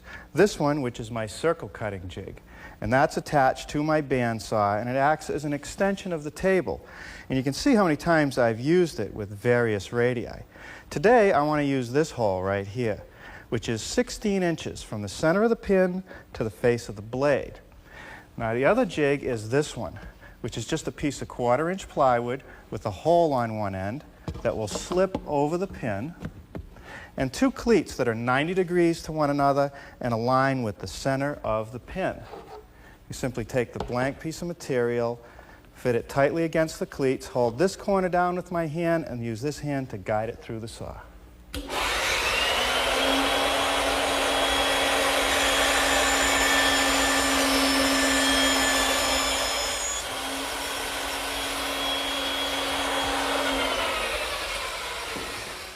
For these intermediate shelves, which are slightly larger, I'm just going to move my pin to the 16 1/8 inch radius mark.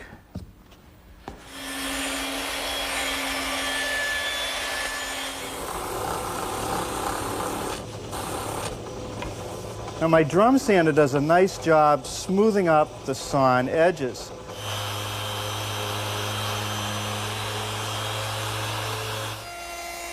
Using just a portion of a 1/4-inch radius round over bit, I'm easing the front corners of all the intermediate shelves. Well, now I need to get a sheet of plywood to start building the carcass. And this is the material I want to use. It's known as Baltic birch. It's metric in size. It's a little thinner than a 1/2 inch, and it comes in 60-inch by 60-inch sheets. And I'm told by my supplier that it comes from someplace in the former Soviet Union. The reason I like to use it for cabinets is because it has multiple laminations and it contains no voids. What I'm going to do is cut two pieces out of the sheet for the back corners of our cupboard. Well, now we'll exchange the saw blade for the stacked dado head cutter.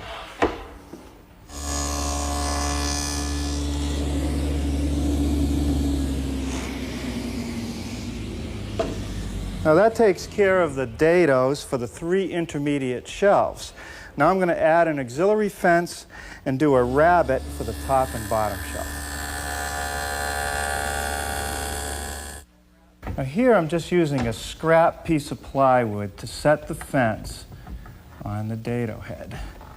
And that's so that I can run a rabbet down the back edge of the wider of the two back pieces.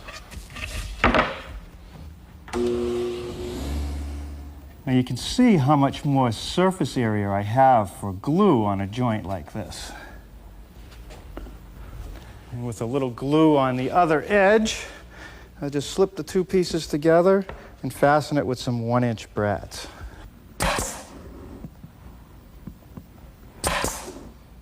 Now for the top and bottom shelf, I'm only going to put glue about halfway down each joint. I expect that this pine is going to shrink a little bit. The plywood's certainly not going to move, so I have to allow for a little bit of movement.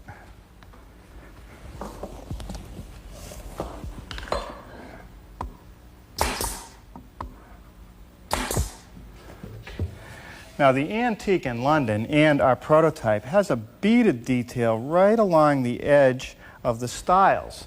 So to make that, I've set up my router table with a beading bit. And with the blanks already cut to the right width, I'll just run the edges through.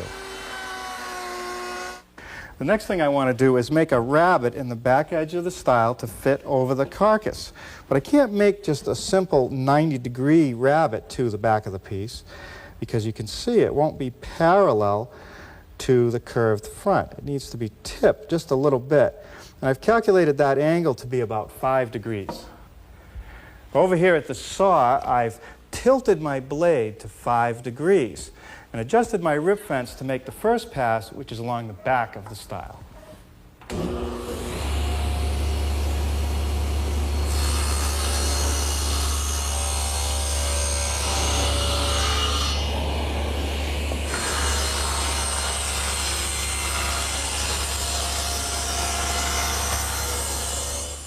Well, now if we take the stile and slip it over the side of the carcass, you see that it doesn't fit that round quite yet. So what I want to do is first mark the thickness of the bottom and top shelf.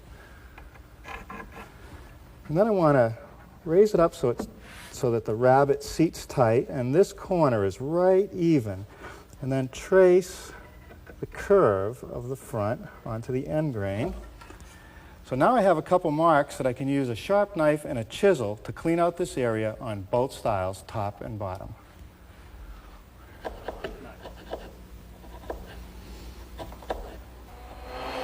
Well, if I ever want those doors to work properly later, I have to bevel the beaded edge of each stile at 5 degrees.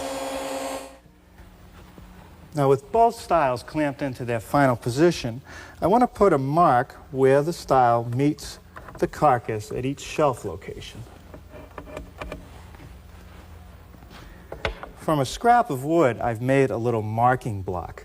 This inside angle is about 85 degrees so that it fits tightly against the carcass and the back of the stile. I've also cut the length so that it's perfectly flush with this edge. Well, now I can remove the stiles and slip in the intermediate shelves.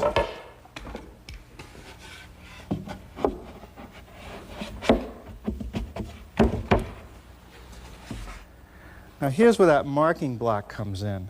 I slide it right up against the pencil mark I made on the carcass, draw a line across the front and a little line at the edge.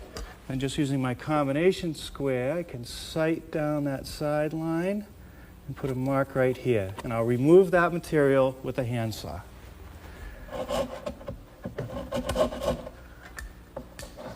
Well, now using some glue and nails, we can install these shelves.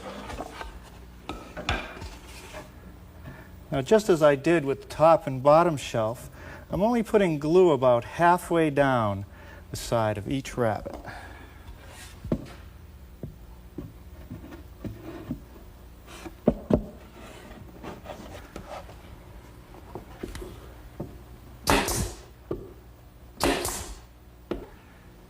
Okay, now a little glue on every shelf notch and some in the rabbet of the stile.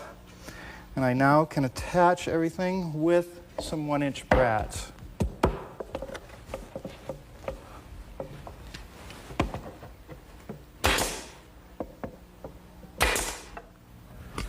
All right, well that takes care of that. Now tomorrow we'll get to making those curved doors.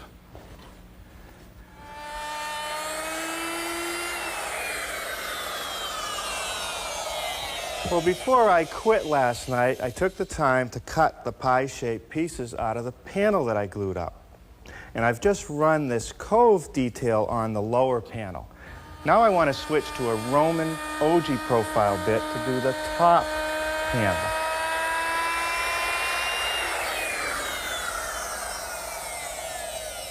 Okay, that looks good. Now we'll put these aside and start working on the doors. Now, in order to make the doors, I did make a full-scale pattern in order to calculate the angles. It shows the curve of the shelf and the outline of each stile. If you look at the pattern, you'll see that this is one door and this is another door. Each door is made up of 4 segments. 1, 2, 3, 4. And they're joined not at 90 degrees, but at a little bit of an angle, so they start to form a curve. You can see that later I'm going to have to remove material at these high spots. Now over here, are a couple boards that'll form one door, planed to 11/16 of an inch thick and jointed so that they're nice and straight. Now the first thing to do to start forming the curve is to bevel the edges of these two boards so they start to take this shape.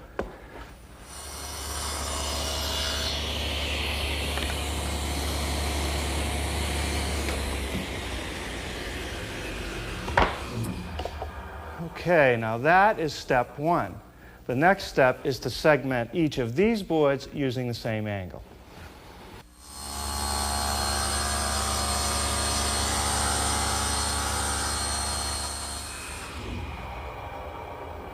Okay, that's going to be good.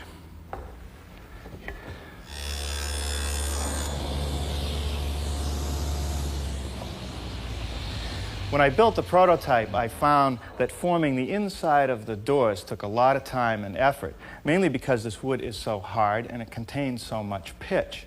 So this time I've decided to set up my twin blade wobble dado head cutter and use it set at a slight bevel to remove some of the material to help the process later. The biscuits will add strength and will help in the clamping operation. Now, on one edge of each door, I'm adding a narrow strip to allow me to make that beaded overlap.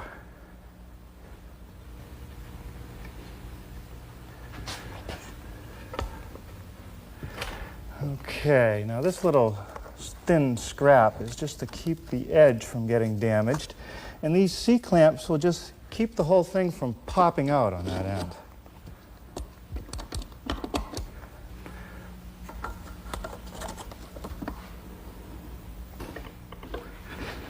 Well, you know, they say you can never have enough clamps in a workshop. I'd have to agree with that.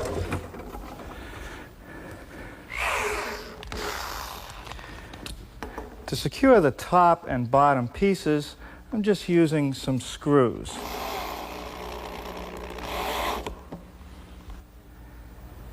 I've made some plugs from a scrap of my hard pine, and now I'm just going to plug the counterbores.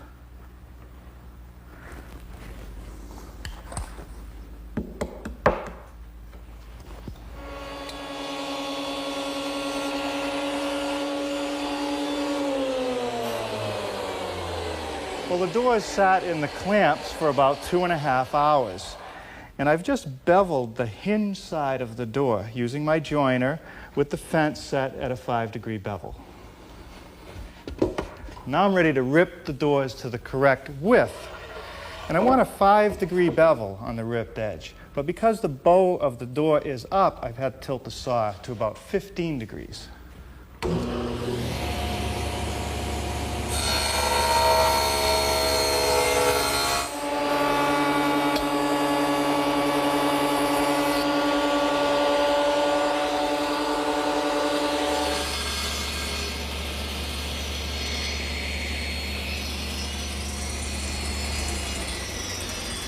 Now, using my panel cutting jig, I'm squaring one end of the door, and then I'll cut it to length.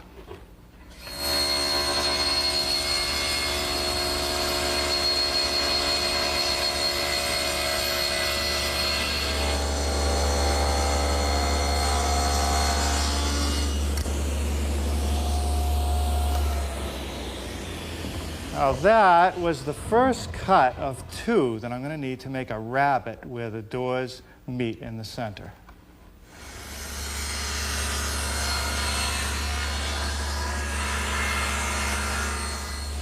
Now the first cut on this door was with the blade tilted at about 17 degrees.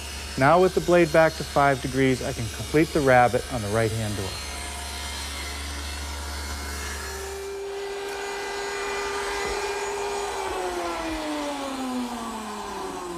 But once again, using my router table with my beading bit, I've put the decorative bead on the overlapping door.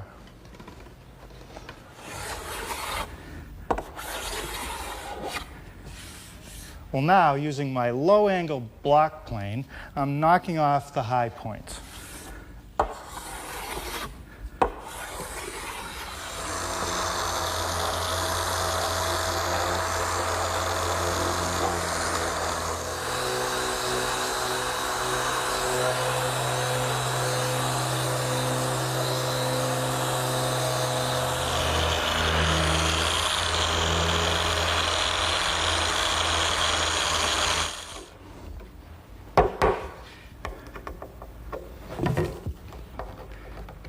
Okay, now with my nice brass H hinges installed and the doors fitted, I think we're all set. We won't put the bolts on the inside of the fixed door and the latch on this operating door until after we figure out what we're going to do for a finish.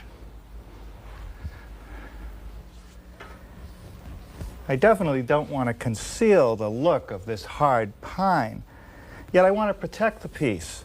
So I think the best choice is Danish oil. Clear Danish oil, 2 or 3 coats, which will give me the protection I need, yet it will allow this hard pine to age to that honey orange that it does. Now on the inside of my corner cupboard, I'm treating the plywood and the shelves with a coat of acrylic latex primer. And I think that's about all I'm going to do to it. Well, here it is, with the interior all painted, the outside oiled, and the nice brass hardware. Is it any surprise that it's become the favorite around here?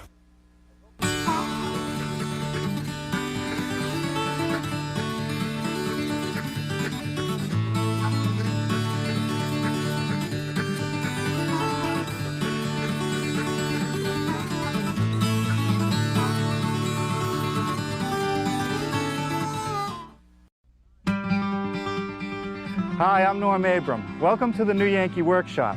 But today we're going to build this pine cupboard.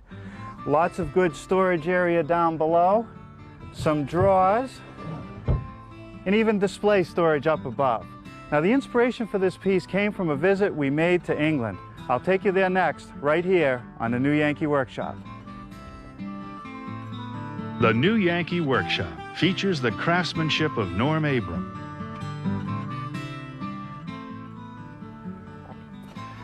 Well, today we're in Polegate, not far from Brighton, on the south coast of the United Kingdom, at Graham Price Antiques.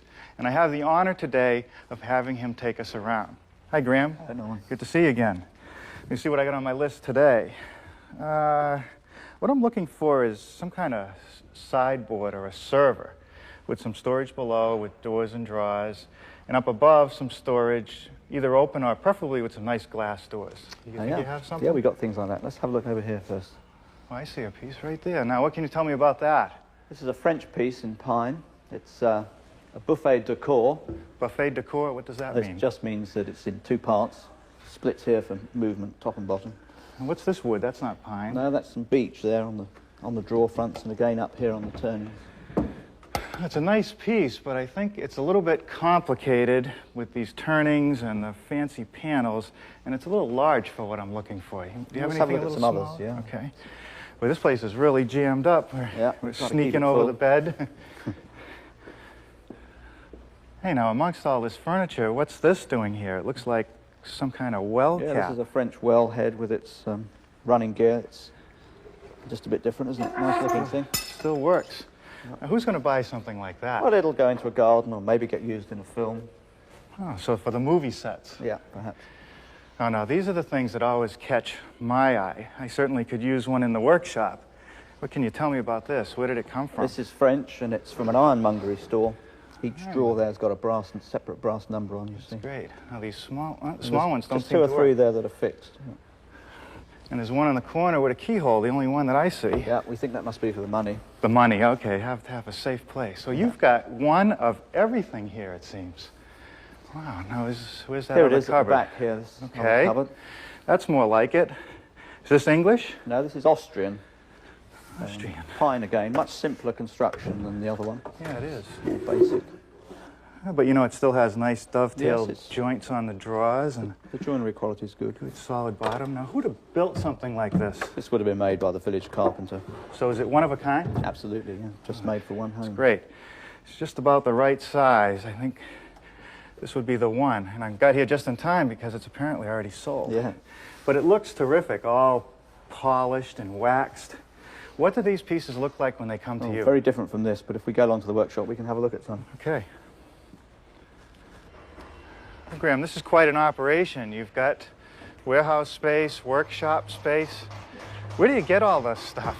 Oh, we have suppliers out all over Europe, you know, in Ireland and France, Denmark, hopefully soon in Eastern Europe. Oh, so they scout it out and Yeah. bring it here and... Well, I go look at it normally. Oh, you look at it? Yeah. And then it comes here, and this is the sort of beginning of the process. This is the first part. Yeah. Wow. What's this? This is an Irish dresser or hutch, typical from an Irish farmhouse from the middle of the last century, but had lots of modern coats of paint on it, of course. Yeah, well, this certainly isn't ready to go out. No, it needs a bit of work yet. We have to get it back to the wood. Now, where are those hutches that you said were like the yeah. ones we were looking at? Here's one over here. Look. Oh, yeah, I see Very it. similar to the one we looked at. Very similar. Has obscured glass in it, of course, which we usually change for clear glass because that's what people prefer. But you can see under the paint there the real colour of the old pine. Yeah, it's the old pine. Fortunately, the inside isn't painted. So, and you're going to... Do you take it apart? Well, the drawers obviously will strip separately and the doors will just take off, but otherwise we immerse the whole carcass. Oh, it's hard to believe that Then it goes... change the hardware for something. Yeah, put something more suitable. appropriate. Yeah. Well, Graham, tell me, what did you pay for something like this? That one cost £180 in Austria in that condition. You didn't pay too much, did you? Enough, but not too much. $400.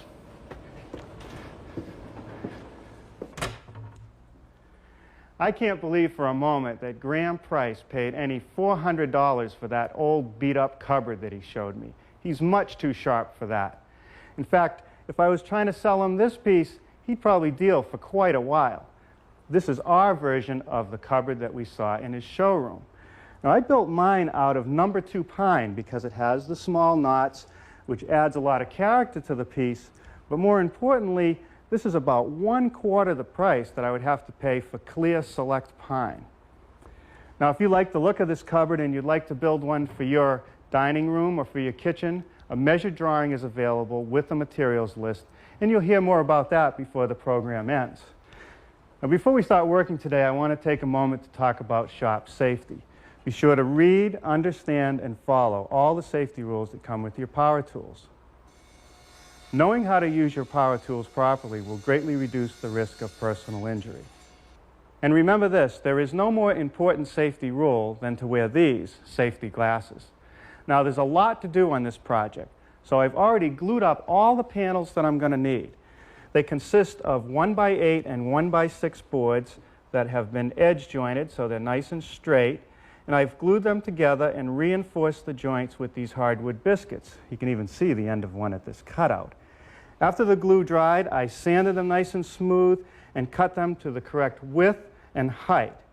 Now, this happens to be one of the side panels, and down at the bottom I have a cutout, and that's so that the whole width of the panel does not have to sit on the floor. Now, to make that cutout, I laid it out and drilled some 7/8 inch holes in each corner so that I get a radius instead of a sharp edge, which might split. Now I have to cut along this line between the 2 holes. So I've set up a straight edge clamp, and I'm going to use my circular saw to cut that piece out.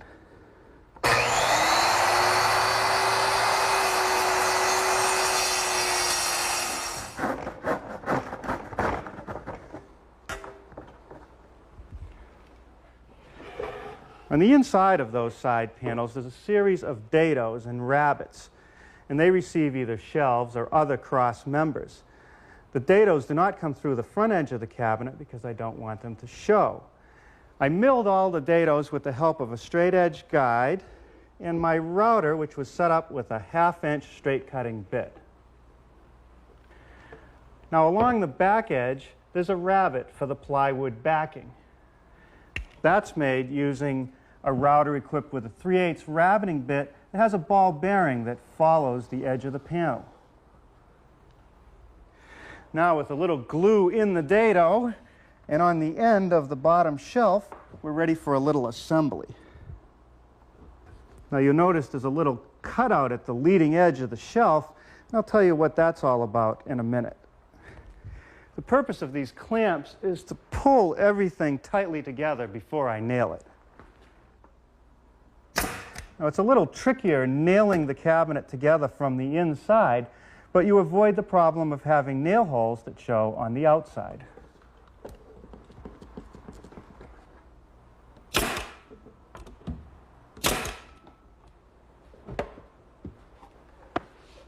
Now, there's a couple more pieces that go in the dados and rabbets. This piece of 1x3 with biscuit slots cut in it to receive the draw supports sits in this dado, and I'm not going to glue it. I want to let the side move freely so it just floats.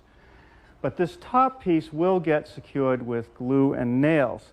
And you notice I've cut some dados, and those are for some cross pieces that I'll use to secure the top.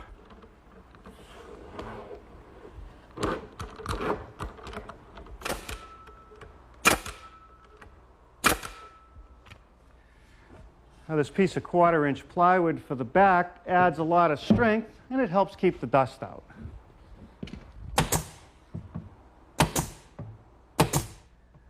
The conventional way of finishing the front of a cabinet is to apply a face frame to the carcass using flat stock. But I noticed on the antique original that they had a laminated setup, and I liked the way that looked, so I decided to carry it out on our piece. So in addition to the side panel, I'm putting a 1/4-inch piece, then a 3/4-inch piece, which gives me the look of a post, 1 3/4 inches square. Now, before I apply these, I want to make the mortises for my hinges and cut some biscuit slots to receive the horizontal rails.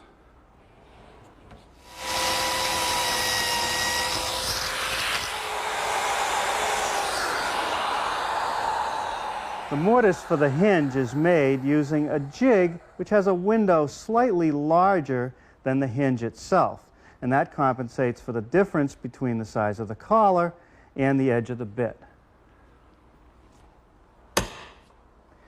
Now, this handy little device cleans out the corners of the mortise.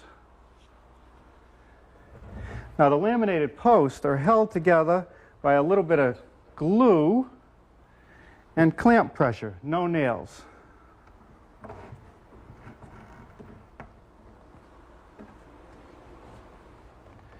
With biscuits installed in the post, I can now slip in the rail that goes under the drawers and clamp it in place.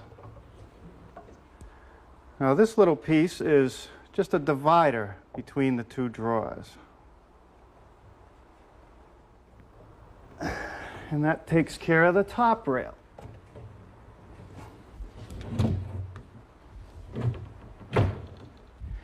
Now, these are the draw supports, and this is one of the end supports. It has a little piece on the side to keep the draw directing in straight.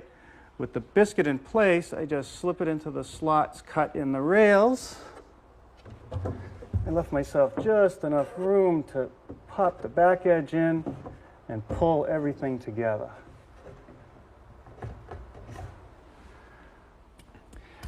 Now I'll just use a couple wedges to put some pressure on the joints until the glue sets.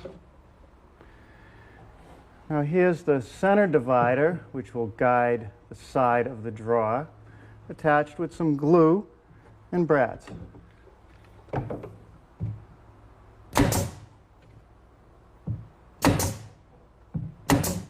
On the top of the base cabinet, there are 3 cross pieces. And on one end, I've made a shiplap joint. Nothing fancy, just cut on the radial arm saw. And that will fit into these dados that I made in this rear rail. On the other end, there's a biscuit. And with some glue, that attaches to the front rail. Now, the back is simply going to float in this slot. The sides will expand and contract. This will not stop that from moving. The top, which gets attached to the front and back rail, will help hold it down so that as you open the drawer, it won't tip out. Now, this piece of 1/4-inch stock is simply a lamination to make the rail look a little bit thicker. Now, this little 1-inch wide strip is a bottom rail that I'm holding down from the top edge of the shelf about 3/8 of an inch so that the doors will have something to close against. Well, that just about does it for today. We'll let that set overnight, and tomorrow we'll build the upper part of the cupboard, which is made just like the base, except that it has a solid pine back. Then we'll make the doors, the drawers, and this decorative cornice. Good morning. I'm almost finished attaching the sides to the upper unit of our cupboard. The details are the same as the lower unit, and everything is held together with glue and nails.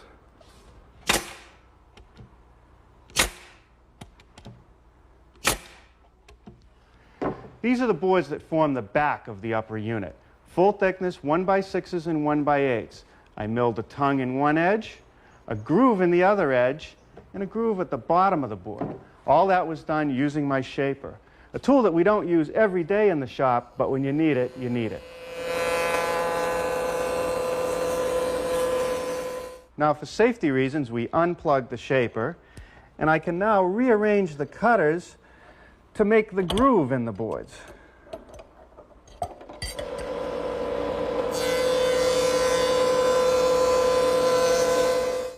To make the groove in the bottom of the board, I use my miter gauge, which is equipped with hole downs and the same set of cutters.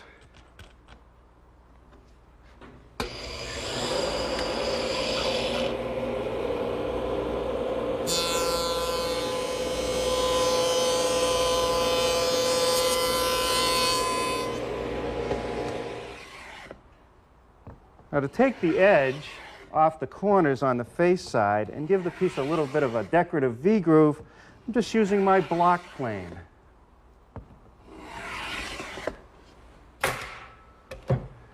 There's no glue required here, just a couple nails in every board where the back meets the shelves. Now, you'll note that I made a 3/4 inch deep rabbet in the sides to accommodate the back. And this space, that's deliberate to allow the back to expand and contract a bit. Just a little dab of glue right about in the center of the back to hold this spline in place. It's one of those details that can't hurt. Here I'm building up the post for the upper unit, just like I did on the lower unit. Now, the top rail is a little bit wider, and it's held in place with some biscuits. I got to work that in before I finish clamping this left-hand post.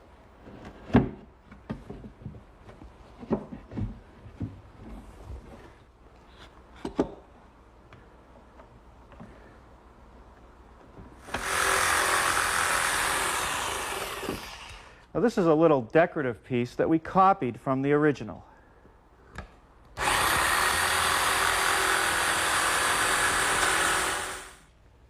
And here's where that decorative piece goes, just beneath the lower rail, and it's meant to be recessed in about 1/4 inch. The frames for both the upper and lower doors are made the same way. There are vertical pieces referred to as stiles, and they have a groove down the center. And there are horizontal pieces referred to as rails, which have a groove and a tongue, which fits into that. Now, the tongues and grooves are made exactly the same way as I did for the backboards. The only thing I haven't showed you with the shaper is how to make a tongue across the grain. I use the same miter gauge, but I put a backer block to prevent split out. Before I glue up the frames for the lower doors, I have to make the panel that fits in the groove.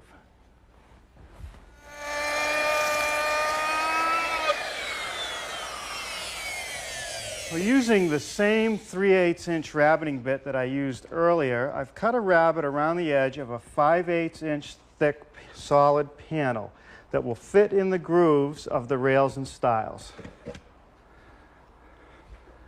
Now, the only thing that holds the rails and stiles together is glue.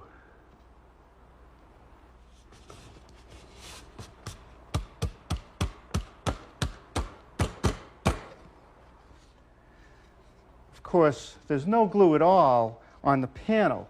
You want that to float. All right, now we'll check it for square. Needs one little tap. That's good, and we'll set it aside to dry. Here's one of the upper door frames, and I want to set a glass panel in it. So I'm going to have to remove the material along this side of the groove. Then I'll be able to install a piece of glass and hold it in place with a small 1/4 round. To remove the material, I'm going to use my rabbeting bit.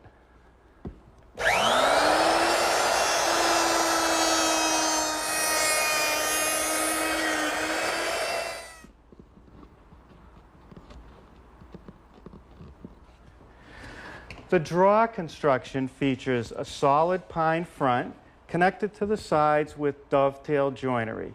The rest of it is made out of a high-grade cabinet plywood, 1/4 inch, that floats in the bottom in a groove, and the side is attached to the back with a dado joint. And that's what I'm going to make first.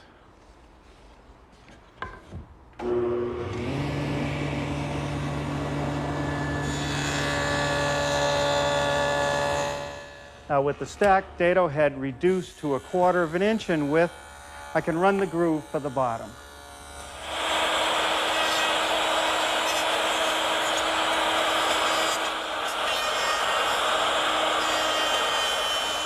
If a woodworker has a good dovetailing jig and a router, and he carefully follows the instructions that come with it, he'll end up with perfect dovetails every time.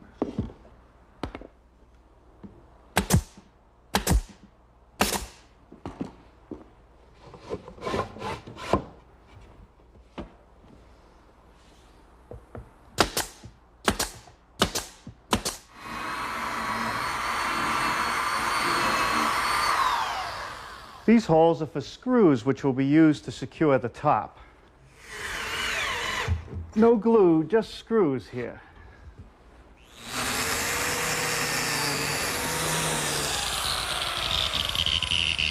A few biscuits will help align the upper portion of the cupboard with the lower section.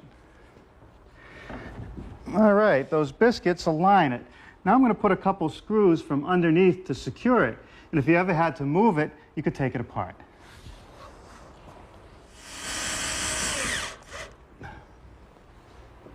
Now this is the first piece of the cornice. It won't be seen. It's just a piece of 3/4 inch stock that's been beveled back at a 15-degree angle.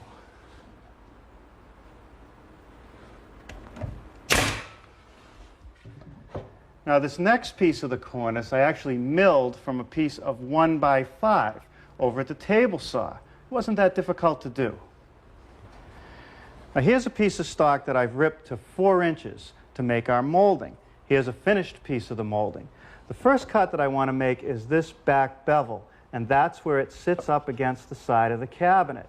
So I've tilted the saw blade to 15 degrees, and I'll just run the piece through on edge.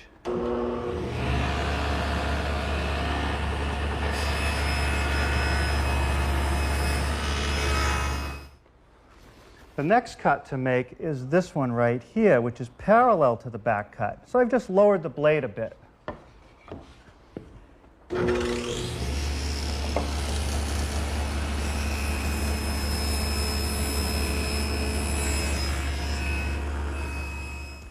The next cut is right here, and that's a vertical cut. So the saw is back to 90 degrees.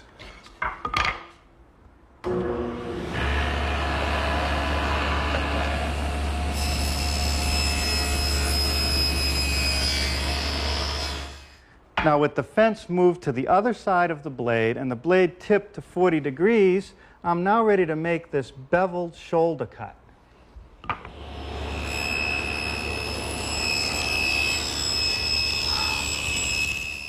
For the next pass, the blade has been tipped back to 15 degrees, and I'll run the bottom edge.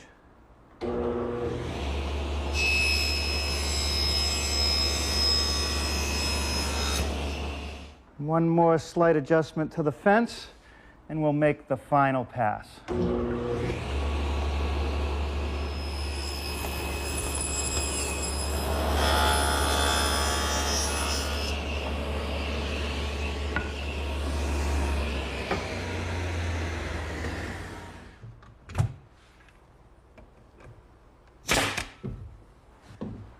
Now this last piece is a standard molding right off the shelf at the lumber yard. It's called an 1 3/4 inch band molding, and it kind of pretties up the piece. Well, after fussing with the hinges a bit, we're ready for the finish, and we'll put the glass in after that. For a stain on our cupboard, I'm using a water-based product that the manufacturer refers to as Spanish oak. And it seems to be the closest thing we've found that comes to that English pine look. Once the stain has dried, we'll give it some protection with a couple coats of polyurethane.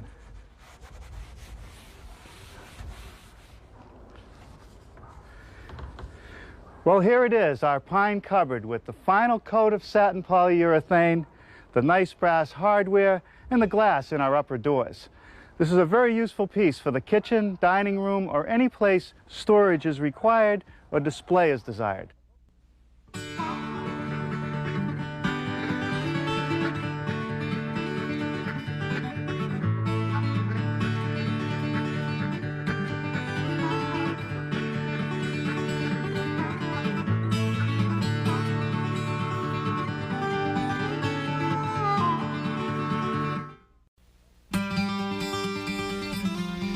Hi, I'm Norm Abram. Welcome to the new Yankee Workshop, where today we're going to build one of these, a butcher's table. I know that it's going to fit very well in my kitchen. How about one for yours? The top is made from no-nonsense end grain maple. There's a slot for your knives, and we even incorporated a drawer that you can access from either side. We're going to go to England and show you some antique versions. Then we'll come back here and I'll show you exactly how to build this one. Next, right here on the New Yankee Workshop. The New Yankee Workshop features the craftsmanship of Norm Abram. Show me an antique shop anywhere in Europe and I'll show you one of these, a butcher's table. They're all over the place. Maybe it's because today's modern butchers have turned to composite materials. But they're interesting. And today we're at Upcountry, a shop in Royal Tunbridge Wells. And there are three on the floor to look at. This one is French, I'm told. It has a turned leg, a decorative front, a backsplash with a cast boar's head, and even a place for the butcher's knives. Now over here on the other side of the room is a table with an interesting story. If you take a look at it, you can see that there's like an arch here. And if you look closely at this nameplate, it's upside down. So I would expect that the butcher used this side when he started out, and then instead of throwing it out to replace it, he simply flipped it over and made use of this side. Now over in this room is another one, and it has additional drawers underneath, and they open from both sides, which is kind of a nice feature. Now the top on this one is a band of beech, and it has these metal brackets on the corner, which are typical of a lot of these. And often you'll find plugged holes where rods were placed through it to squeeze everything together, because the field of the cutting surface is actually end grain blocks, a couple inches square, of beech. Now, a piece like this and this size is very heavy. So I think to make it more useful, we want to make one about half size. I think this is something we should have no trouble putting together. And half size is what I made, except that the butchers of yesterday were a little bit shorter than we are. So I raised the height of the countertop to 37.5 inches. I made the butcher's block from a band of solid maple and the field from end grain maple. I also maintained the drawer detail that makes it accessible from either side. Now, if you'd like to build one of these for your kitchen, a measured drawing is available with a materials list. And you'll hear more about that before this program ends. Before we get started today, I want to take a moment to talk about shop safety. Be sure to read, understand, and follow all the safety rules that come with your power tools. Knowing how to use your power tools properly will greatly reduce the risk of personal injury. And remember this, there is no more important safety rule than to wear these safety glasses. Now, in preparation for the project, I spent a little time last night gluing up a couple panels of maple. The strips are 1 9/16 inches wide and about 1 5/8 inches thick. Now, I suppose if you didn't want to go through that trouble, you could go and buy a piece of commercial butcher's block and use it as is or cut it up into strips to get that end grain effect. But if you make your own, once you reach this point, you have a blank that's about 3 feet long and just wide enough to fit in a 12-inch surface planer, which is where I want to go next, smoothing up the top and bottom surface.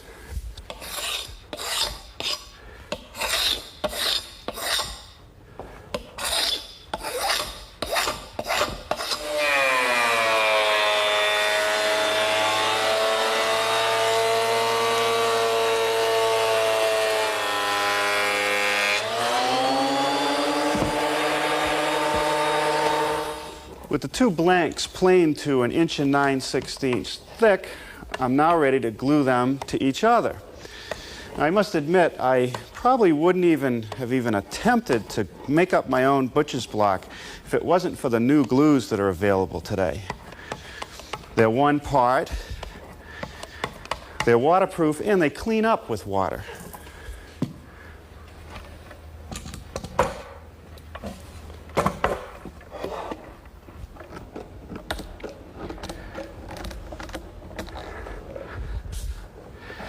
The base for our butcher's block is made up of glued up pieces of poplar, and that gives it some mass. Now, I suppose I could have bought full thickness material, but you pay extra for that. By gluing together thinner pieces, you save money, and it really isn't that difficult. Now, here are 4 blanks for the legs, glued up and cured, but not square. So the first step is to plane the face surfaces so that they're parallel and the right thickness.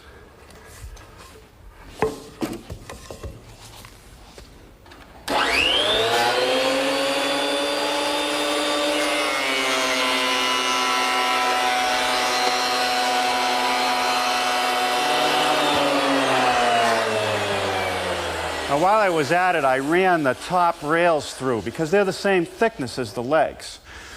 The next step in the operation is to make the edges square to the face, and that's done at the joinery.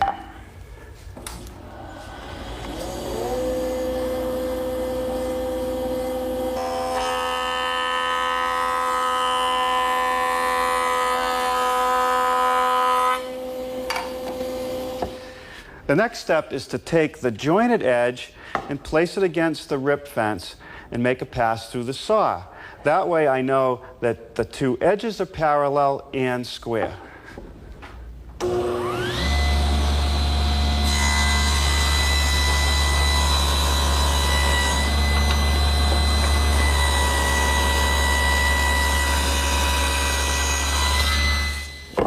The last step in the squaring up operation is to plane that freshly sawn face.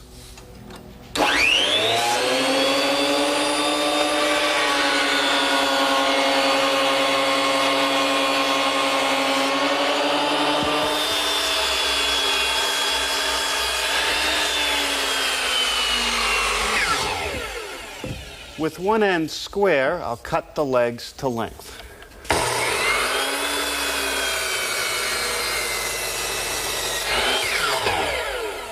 On the outside edges of the leg, there is a shoulder, and that supports the band around the butcher's block. And these extensions support the butcher's block itself. First, I want to make this shoulder cut at my table saw, which I've set up with a guide block to keep the piece away from the fence.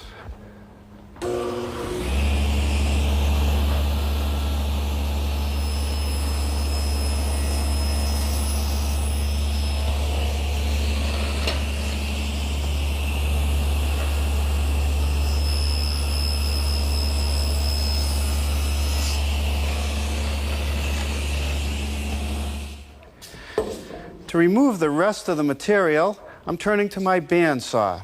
Nothing does a better job.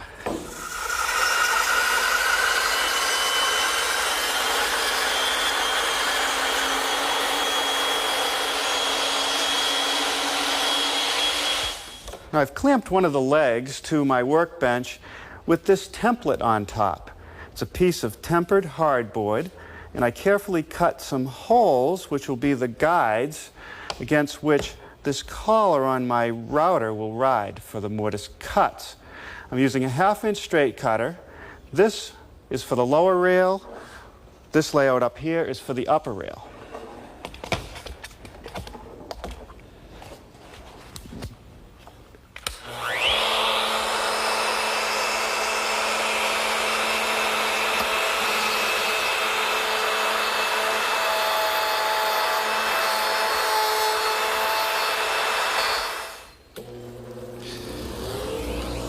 Now, the mortise is 1.25 inches deep.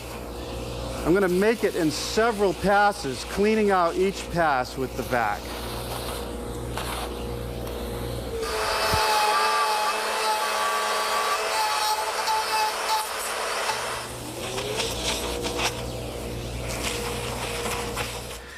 Now there's one more notch I need to make in the leg, and that's to receive this side guide for the drawer.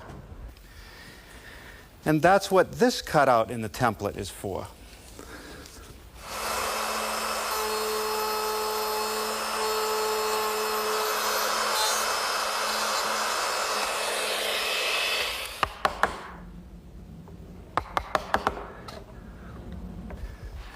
The next step is to make the tenons on the ends of all the rails.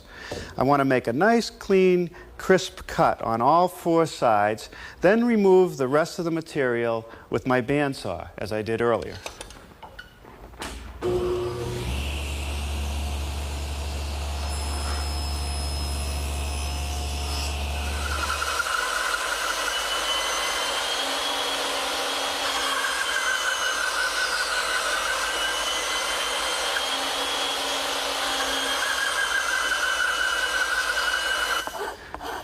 Well, now just a little bit of work with my wood rasp to make a perfect fit.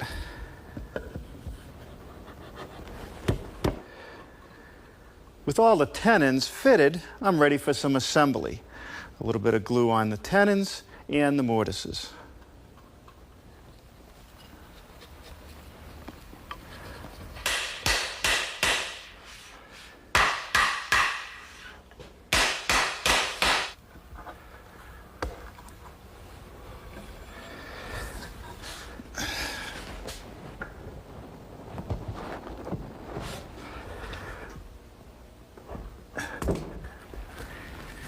Well, now let's go back to the butcher block.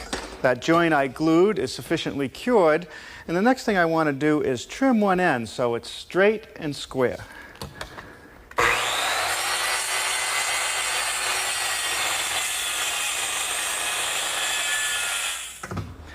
Well, now with my rip fence set for a 2-inch cut, we'll rip some end grain.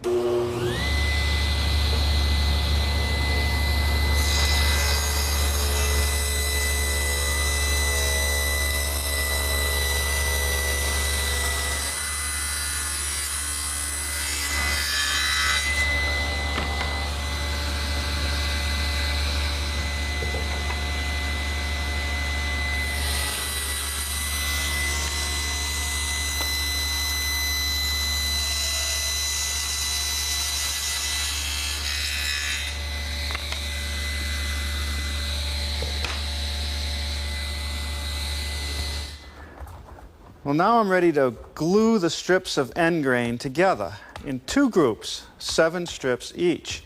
And I do that because it's much easier to clamp 7 pieces together than 14.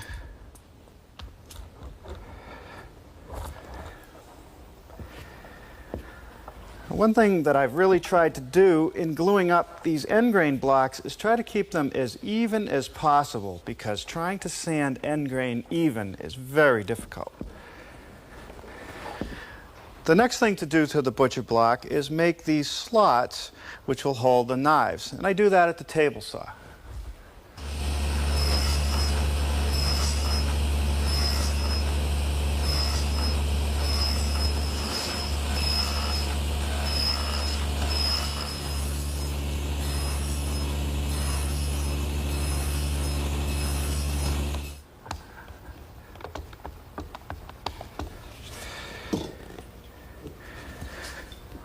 Well, it's a lot easier to cut the knife slot out now than it is later.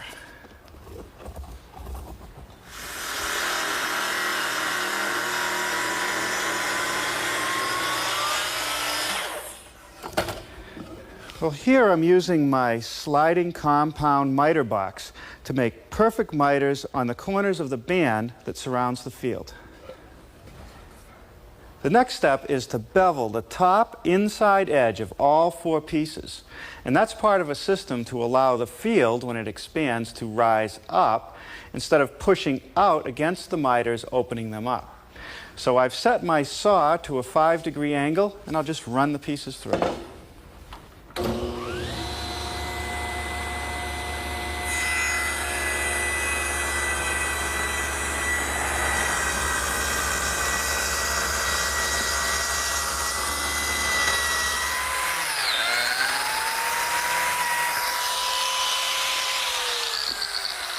Now these slots will be for some number 20 biscuits, which will help hold the corners together.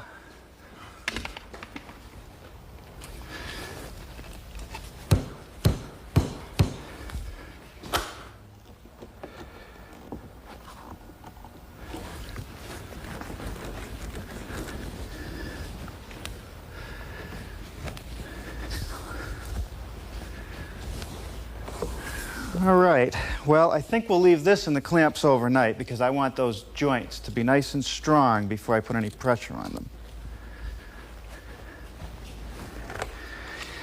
The last thing to do tonight is to glue the two halves of the field together. And with that, we'll be able to come back tomorrow and easily finish this project.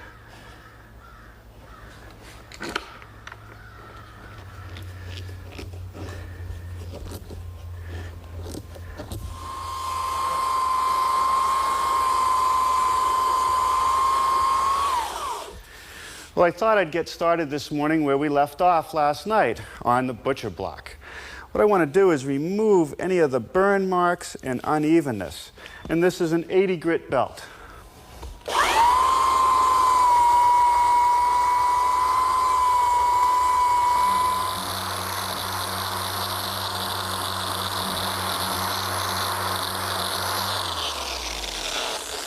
Now I've switched to my random orbit sander. I'm starting with an 80 grit and I'll work my way down to finer and finer grits until I get all the scratches removed and a nice smooth surface.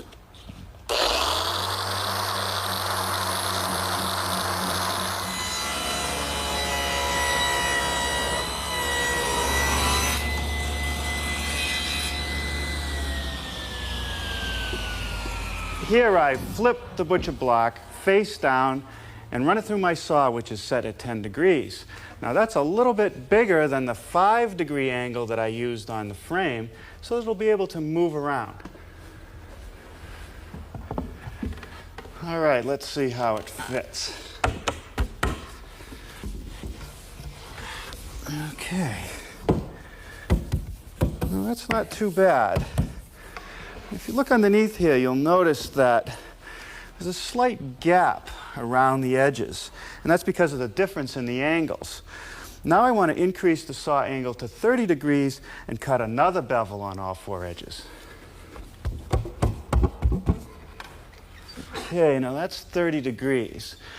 I don't want to set the rip fence so that the bevel goes right to the very top edge. I want to leave about 5/8 to 3/4 of an inch at that 10-degree angle.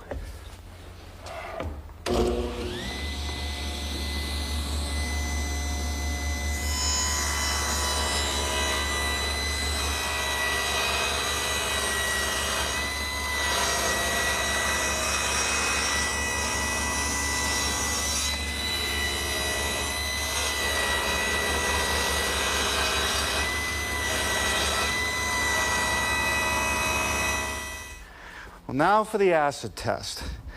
The frame sits on the rails and the rabbets that are in the legs. The field, as I said earlier, is meant to sit on the top of the legs. Okay. Now, hopefully with those bevels, if the field should expand, it'll rise up a little bit instead of pushing the sides apart. Now back to the final details on the base. The first thing is to place the side guide for the draw into the mortises.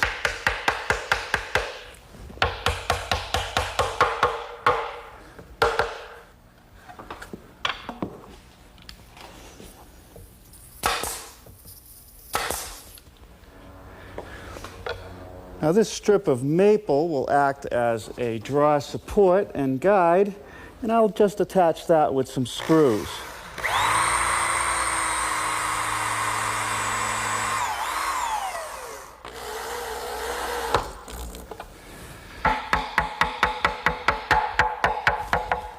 Now this piece of maple will guide the top of the draw so that it won't tip out too much as it's opened.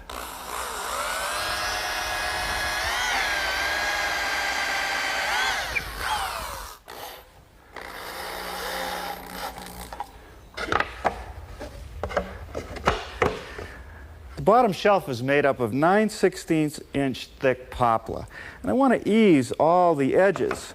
So I've set up my router with a 1/4" rounding over bit, but I'm just going to use a portion of the bit just to knock those corners off.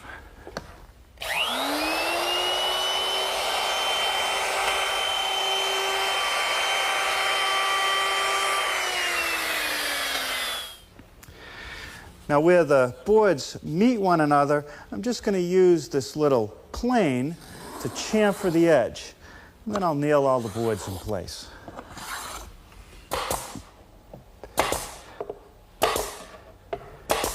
And once I get all these nailed in place, we'll get to that drawer.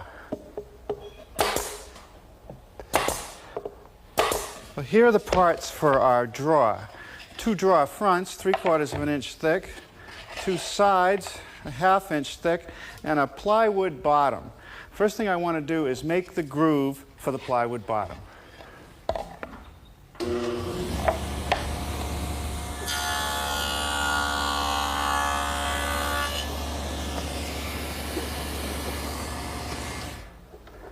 Now this is my dovetailing fixture, which has a number of adjustable fingers, which allows me to make just about any type of dovetail layout that I want. And it works with my router, which is set up with a collar and a dovetailing bit. The collar follows the fingers cutting the dovetails. First, I want to make the tails in the side pieces.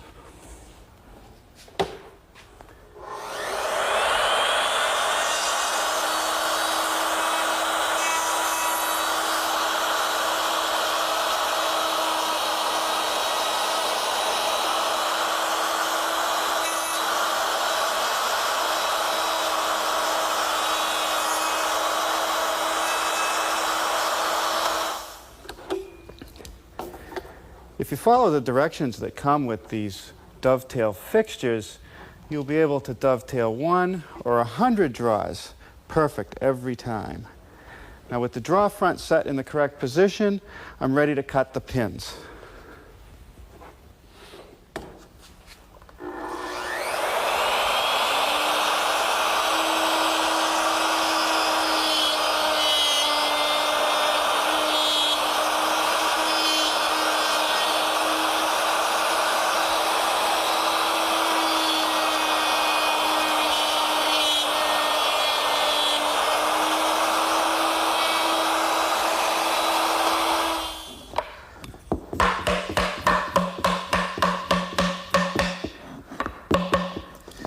Well, this is an incredibly strong joint.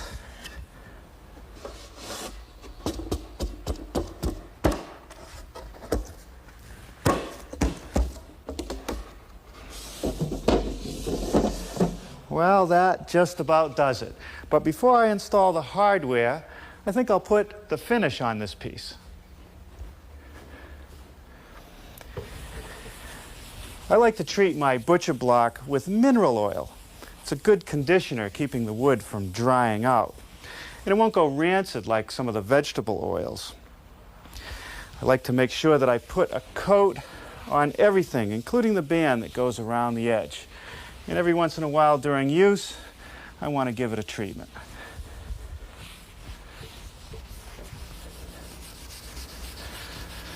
Now for the base, I'm using a water-based stain that the manufacturer calls Spanish oak.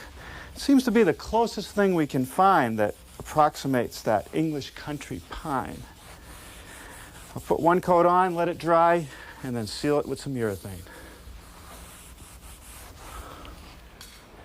Well, what do you think? Are we getting any closer to that English country pine look? I think those antique dealers in London better watch out. We're starting to learn their secrets. And this butcher's block, as long as I keep it oiled, it'll last for a long, long time.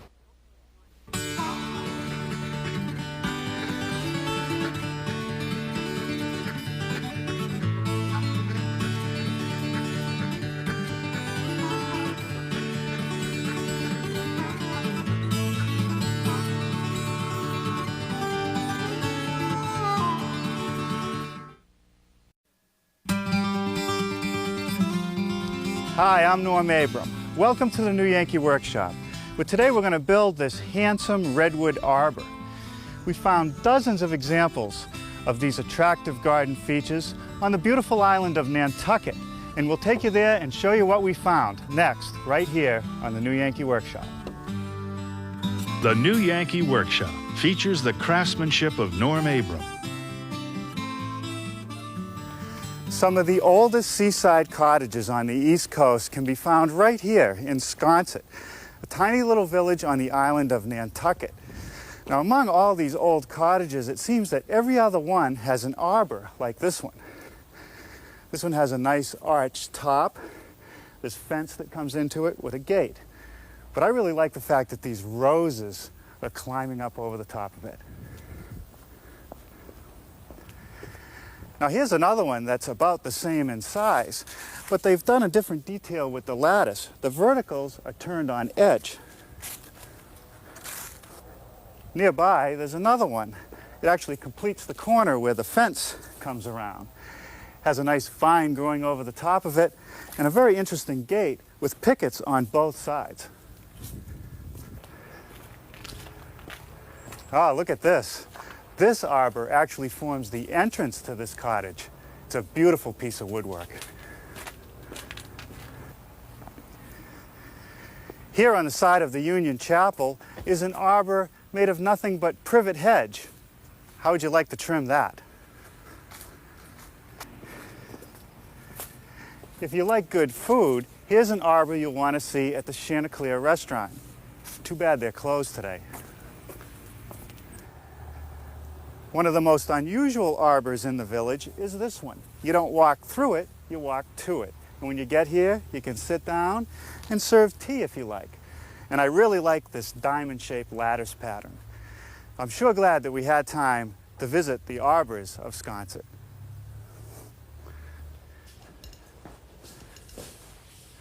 What inspiration from looking at all those arbors in Sconset. And after looking at those, this is what I came up with. A destination arbor. I suppose you could build it without the seat and just use it as a pass-through, but we like the idea of a seat, a place to sit down. Now it's about 4 feet wide with a nice 2-foot radius arch. There's rungs across the top of the arch and lattice on the side so that we can let a vine climb up over it. Now if you'd like to add one of these to your landscape, a measured drawing is available with a materials list. And you'll hear more about that before the program ends. Now, before we get started today, I also want to talk about shop safety. Be sure to read, understand, and follow all the safety rules that come with your power tools. Knowing how to use your power tools properly will greatly reduce the risk of personal injury. And remember this, there is no more important safety rule than to wear these safety glasses. Now, the most difficult part of this project and time-consuming part is to build those nice arches. There's a couple different ways it could be done. I could have cut thin strips of wood and bent them around a form, all glued up together. The other way is this one, which is segments of the arc. And there's actually 2 sections, one on this side and another group of segments on the other side. They're half-lapped. Here's the joint here, another one here, here, here. So when it's all glued together, it becomes a very strong unit. And it approximates the arch that we want to have. We'll cut it out later. That one I glued up last night. We have one more to make. We start with 2x8 redwood. My radial arm saw has been turned to 18 degrees, and we'll start to cut those segments.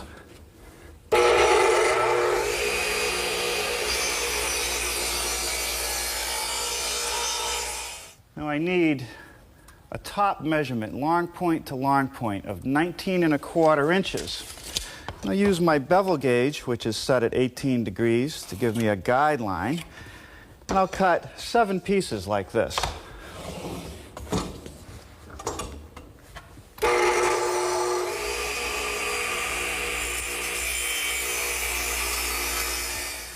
Now I'm starting with the top centerpiece of the arch. You could call it the keystone. And I simply roll on a nice even coat of this 1-part waterproof glue, making sure to get every bit covered. Now you'll notice that there's a center line right in the middle of the piece, and what I want to do is, with glue applied to the piece that's going to overlay, align the center line with the saw cut. And then over here there's a center line on this piece which has to align with the saw cut of the keystone. Once those are lined up, we'll nail it in place.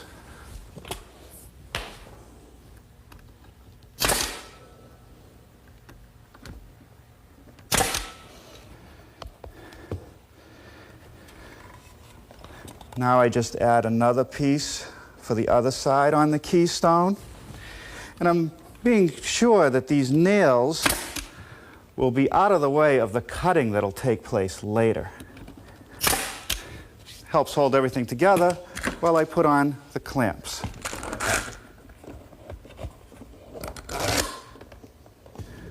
Well, now I just continue the assembly, making sure that these joints are as tight as possible. Well, I'll tell you, this project eats up a lot of clamps.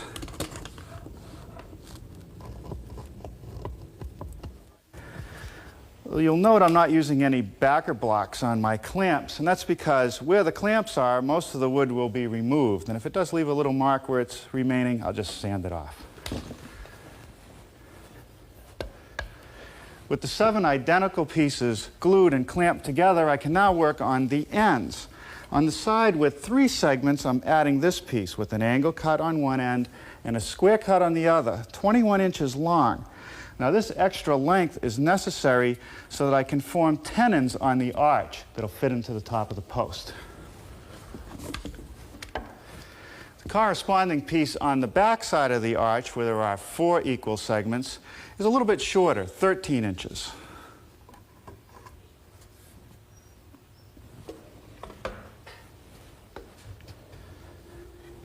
All right, now here are the 2 corresponding pieces on the other end of the arch blank. We'll clamp it up and set it aside to dry. Now I'll show you how to cut the arch out of the blank. First, I have this template that I made from 1/4-inch plywood. I cut it out on my bandsaw. You could also use a jigsaw. Then I smooth the edge with a sander, and I've attached it to the blank with a couple screws. Now that template will be used with my router, which is set up with this collar, which will ride against the edge of the template, and a 1/2-inch straight cutting bit. Now I have to cut all the way through, so I'll only take about 1/4 of an inch at each pass. I'm also going to wear a dust mask because redwood makes pretty fine dust. And of course, hearing protection for the router.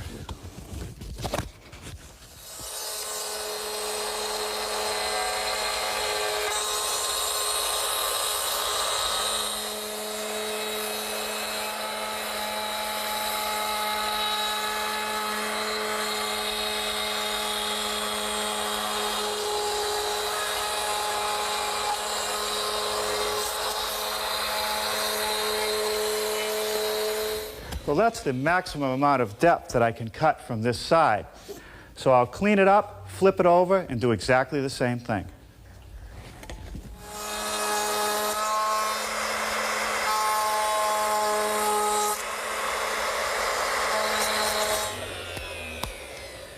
And with that, we have the beginnings of our arch. The next step is to drill a series of holes, 1 inch in diameter, using a Forstner bit, which is set to go to a depth of 1 inch. These holes are the first step in making some mortises, which will receive the pieces that connect the 2 arches together.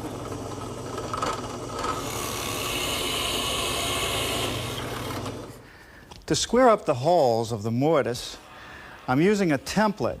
There's a hole in the middle with a couple blocks which sit on the top of the arch. I just center it by eye and use my router with the same setup as before to clean it out.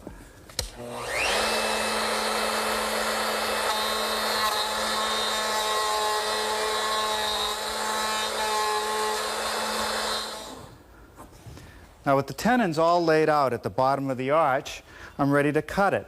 The first step is along this line with the saw set at a depth of 3/4 of an inch.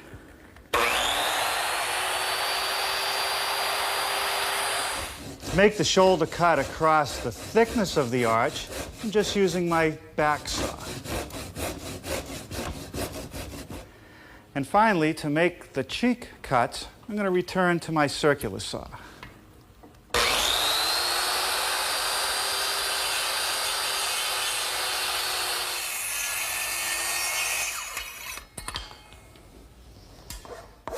And now I'll just round the corners a little bit with my wood rasp.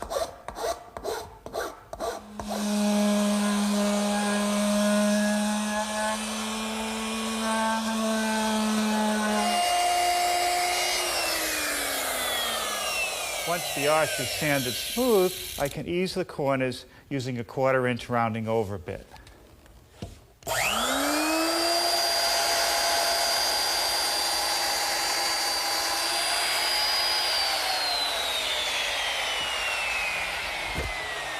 The final milling step on the arch is really purely decorative. I've chamfered the edges using a chamfering bit in my router, and you'll notice that I stopped about 3½ inches from the end. Now here in the bench vise, I've clamped in one of the 4 corner posts. It's a 3-inch by 5-inch post, and at the top of each post I need a mortise to receive the tenons from the arch. So I've made another jig with a hole in the middle and side cleats to position it properly. I'll hold it in place with 1 screw, and I'll remove the material using the same router setup I used earlier.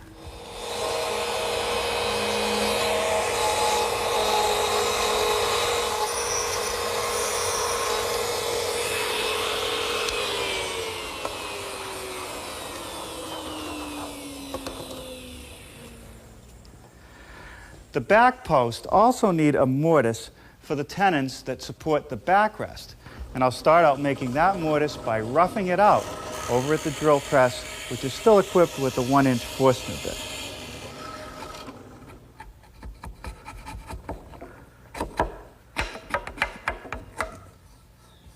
Good.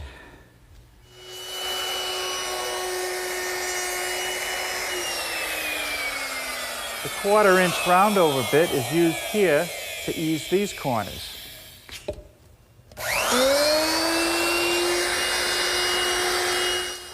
Now for the lattice panels.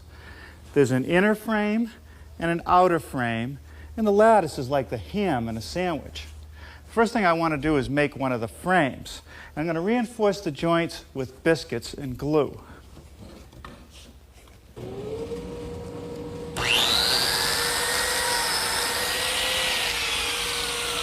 These slots will receive the beechwood biscuits. Now this little device comes in real handy for distributing the glue in the biscuit slots. And of course I'm still using that waterproof glue. Now we just bring them together and apply a little bit of clamp pressure. While the frame is drying in the clamps, we can start to apply the lattice. I've laid out a 60-degree triangle, which will be the lattice pattern. And before I get started, I want to temporarily clamp this cleat on, because the lattice does not want to run into this area. I need that to attach it to the post. Now here's a piece of lattice right here. 60-degree cut at the bottom, 30-degree cut at the top.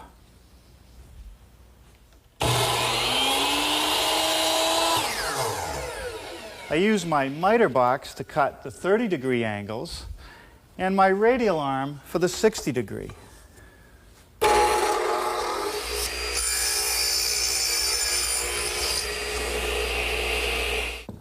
A little bit of glue, and I'll attach it in place using some 1-inch brads.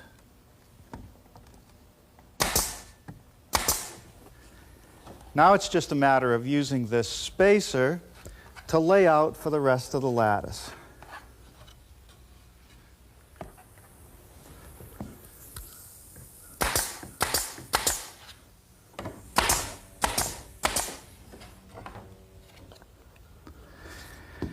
Now this is the last piece that goes on this run in this direction. It's really just a filler piece. Now I'll start from the center again, overlaying this lattice in exactly the same way. Now I have switched the nails in my brad nailer to 3/4 inch nails so they won't go all the way through.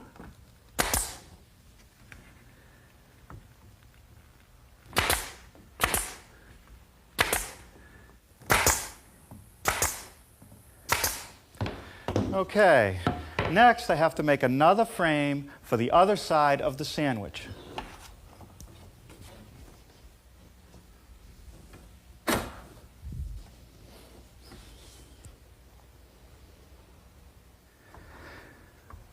Well, I found that it's a little bit easier to apply the glue to the lattice where it's going to meet the other frame instead of the other way around.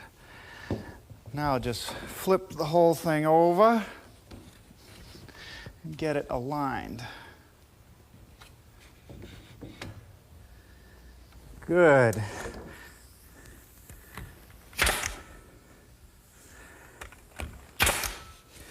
Well, we got a lot done today. I think we'll be able to easily finish it tomorrow. Before I left the shop last night, I attached one of the lattice panels to the post, and I'll show you how that's done. The first thing that I want to do is cut a series of biscuit slots in the edge of the frame about every 8 inches.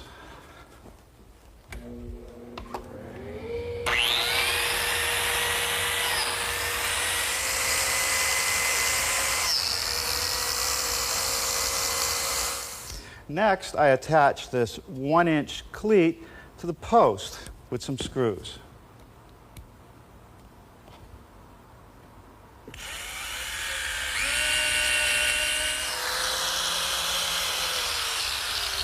Now, with my accessory fence removed, I'm simply placing the biscuit joiner against the cleat and making the corresponding slots.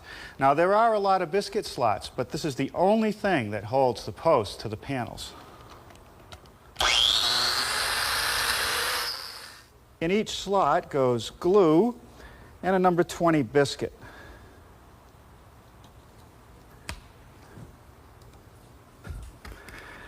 And now we just drop it in place.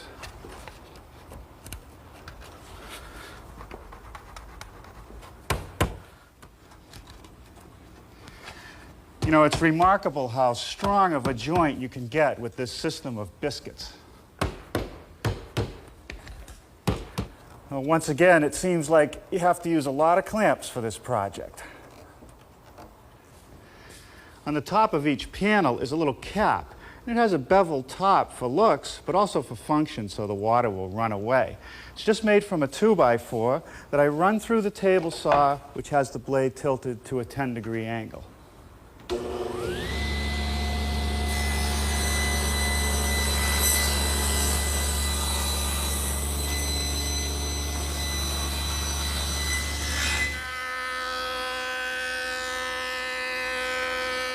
Now the cap just gets centered on the panel and attached with some 8-penny finish nails.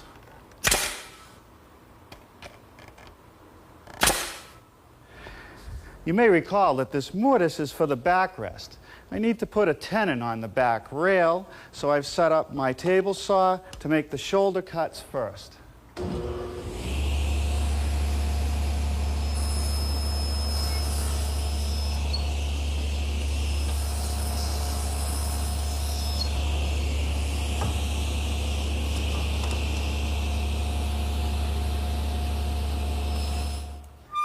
Now a height adjustment for the top and bottom shoulders.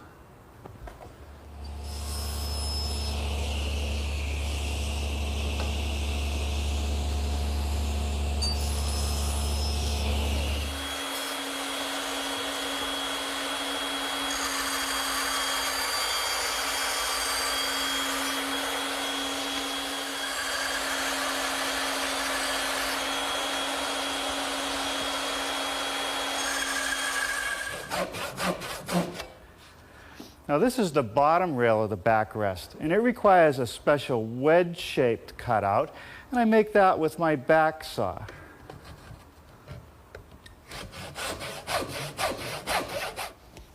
Here you can see how that notch wraps around the post, and it also gives the backrest a 10-degree slant. Glue and biscuits are all I need to assemble the backrest.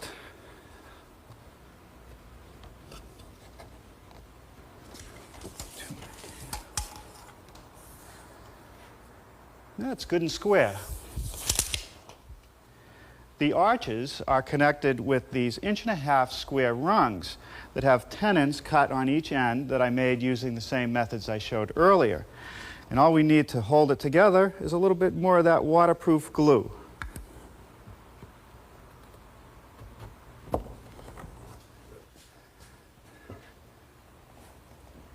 Now, this is the tricky bit.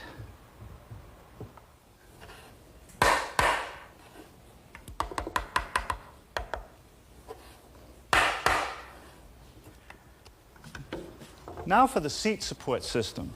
There are two elements, this horizontal piece onto which we nail the seat slats and this angle brace. The horizontal piece has been notched at the back to fit around the post, and the front edge is a half-lap joint to receive the brace. To make the half-lap, I've equipped my radial arm saw with my stacked dado head cutter and swung the arm around to 45 degrees. Now I'll just plow it out.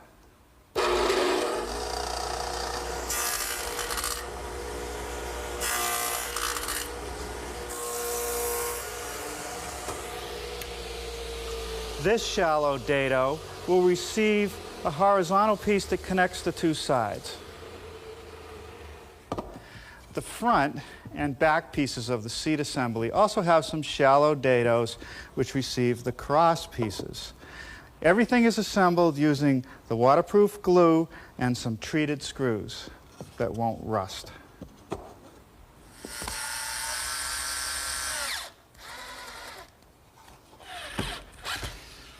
I've doubled up the 2x4 on the front of the bench to give it some added support.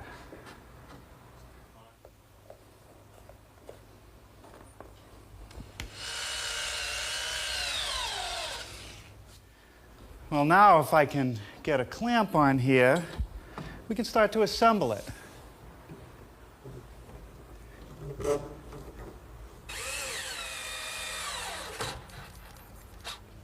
Now let's see if this fits.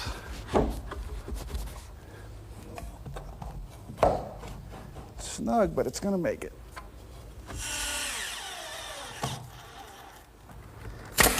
The seat slats are made up of 1x4 redwood and just nailed in place.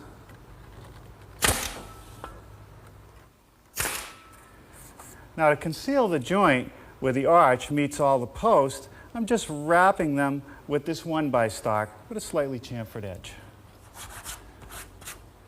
Well, that's just about it. Now all I have to do is find the right place in the landscape to set up our arbor. Well, what do you think of this as a location for our new arbor? And can you imagine what it might look like this time next summer when we train an ivy to climb up over the top, maybe a little morning glory? It's going to be a great place to come out and read a book.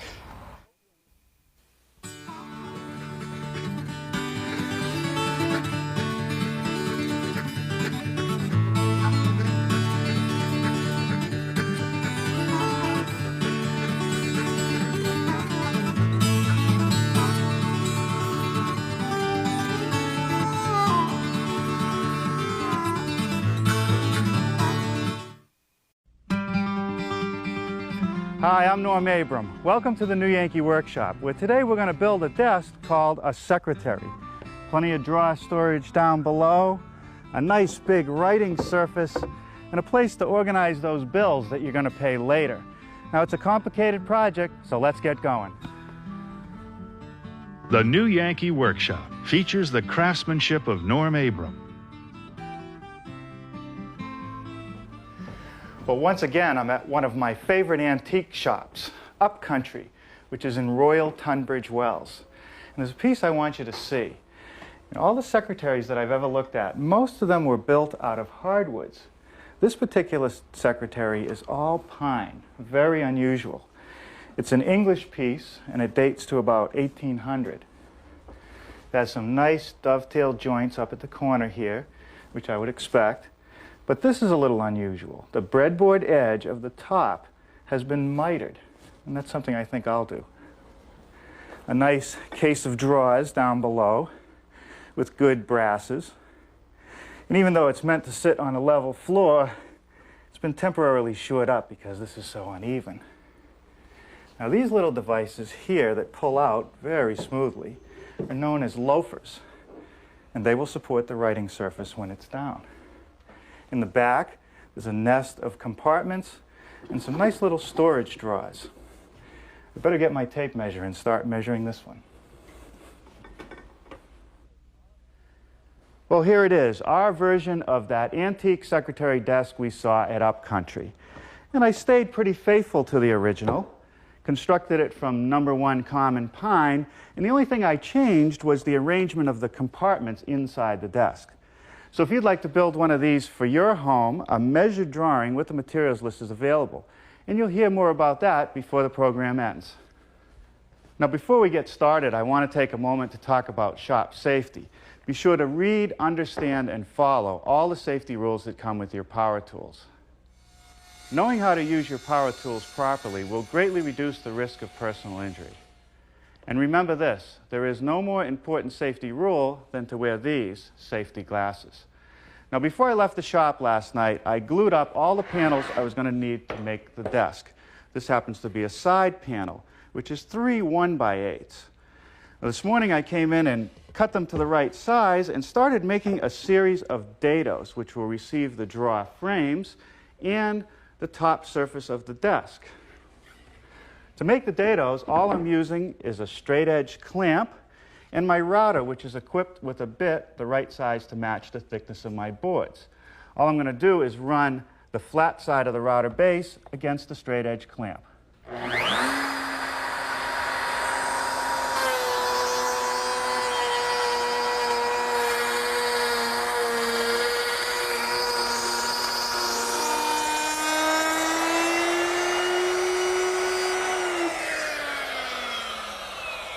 Now, this small rabbit receives a piece of 1/4-inch plywood that seals off the back of the secretary.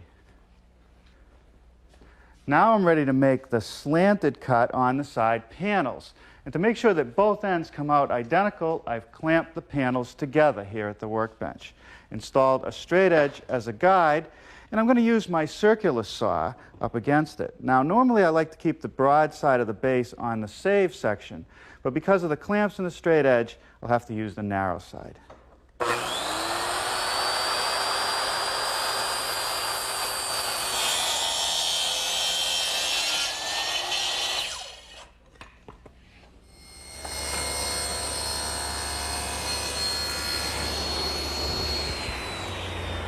I've just ripped an angle on a board which will become the top of the desk. The angle is 43 degrees, and that corresponds to the slant of the top. Now, I don't want this corner just to be sharp here, so I'm going to square it off 90 degrees to the cut I just made.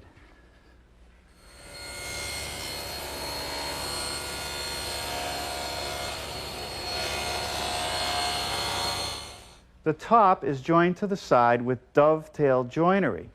And to mill that, I'm going to use my dovetailing jig. I followed all the manufacturer's instructions and set the top piece of the secretary in the jig with the bottom facing out, the top against the jig. And I wanted to have 6 dovetails. So I have 1, 2, 3, 4, 5, 6, just properly spacing these pins. And you see what's going to happen as I cut the router and come around each one of these pins, I'll form a tail. I'm using my router, which is set up with a dovetailing bit, and this little collar right here follows the jig.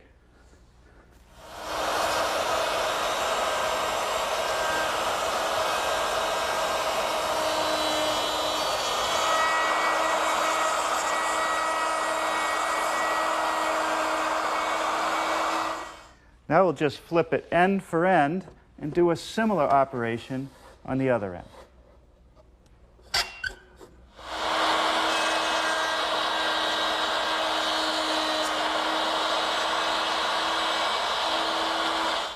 Now I take the side of the secretary and install it in the top of the jig to cut the pins.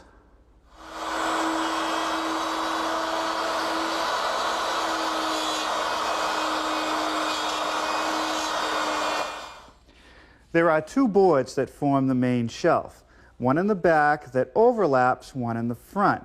The next thing I want to do is make this little ogee detail.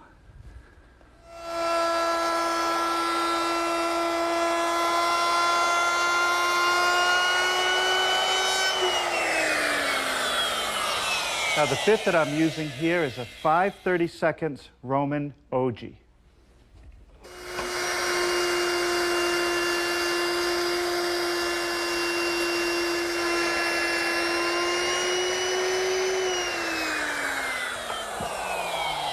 With a rabbet milled opposite the ogee cut, this will allow the backboard to overlap the front board. Now the little notch that I've just made in the backboard is necessary so that as I slip it in, it'll conceal the end of the dado cut.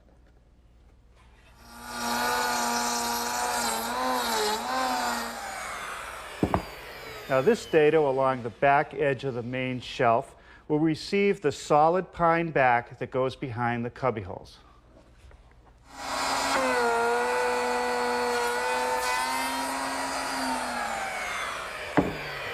Well, that takes care of the groove in the underside of the top, which will also receive that pine backer. And even though I have a divot here, it's never going to show. The drawers are supported by and ride on frames which fit into those dados I cut in the sides. The individual frame parts are connected with mortise and tenon joinery. The mortises are made with a single-purpose machine just to do that.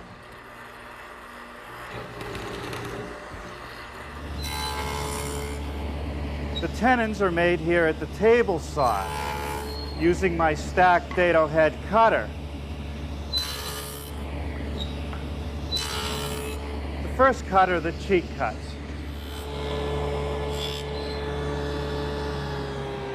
The final step in milling the tenon was made by simply raising the saw blade up to narrow the tenon the right amount so that it properly fits in the mortise, like that.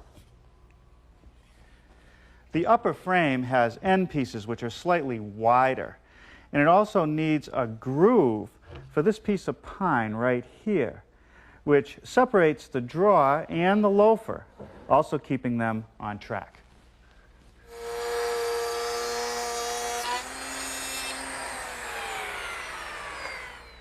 The frames are assembled just using some glue, but I'm only gluing the tenons that are at the front of the frame.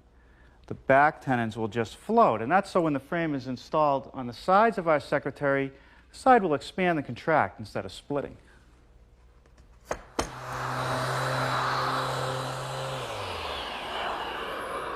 Well, before I go any further with the assembly, I want to take the time now to sand any of the interior areas that are going to show that I won't be able to get to later.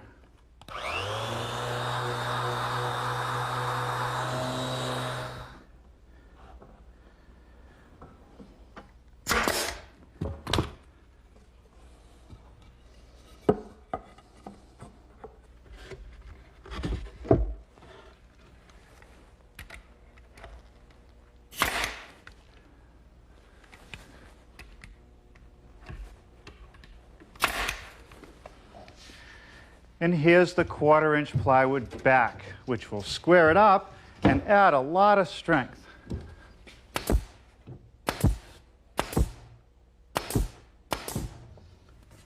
Now to install the frames, I slide them partway into the dado, put a little glue just at the back edge of the dado, and a little bit of glue right on the front edge of the front part of the frame.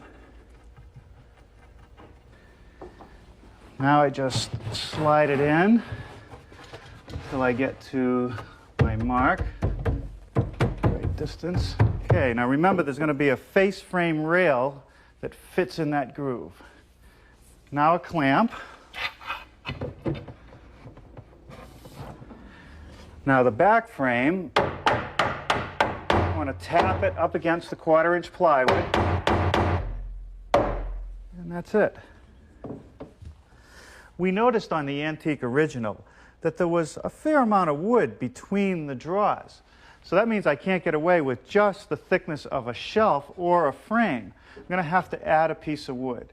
So each piece is taken and first notched so that it fits in the same dado as the shelf or frame.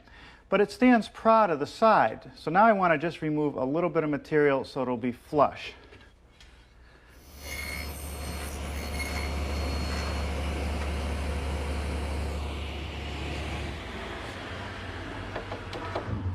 Now after I do the same detail on the other horizontal members and install them, before I leave tonight, I'm going to put this thin strip all the way down the front edge.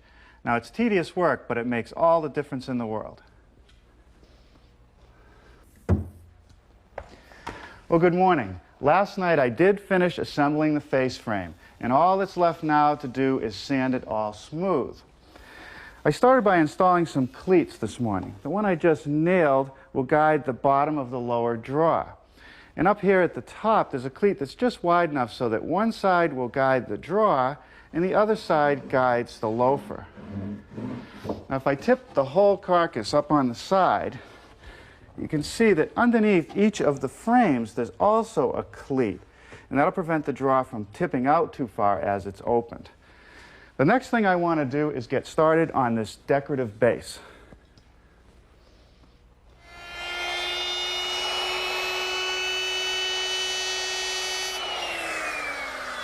The base is nothing more than 3 boards with this decorative edge that I'll miter at the corners.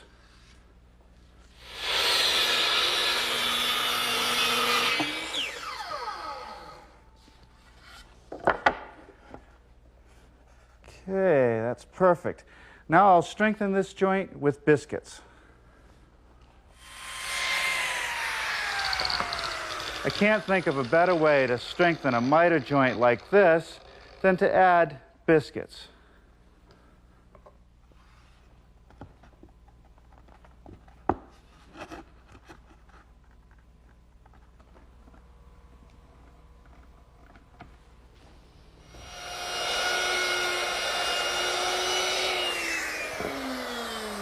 Now the feet for the secretary start out as nothing more than a 3 1/4 inch by 1 inch block of wood, and I've rounded all the corners. Now the base has had sufficient time to dry, so now I'm going to attach it to the carcass with just a few screws.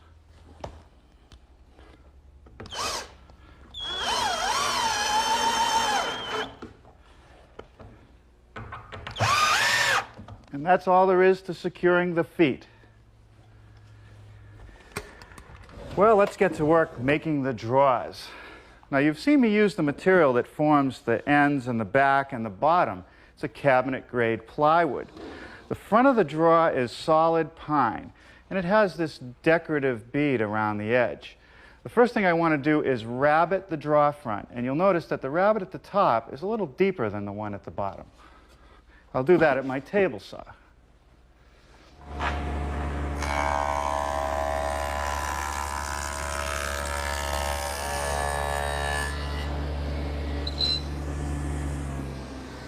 This groove will receive the plywood back.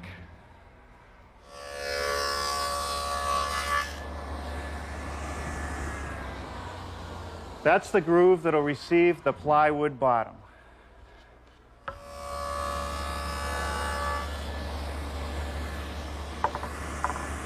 Now that's the slot for the plywood in the drawer front.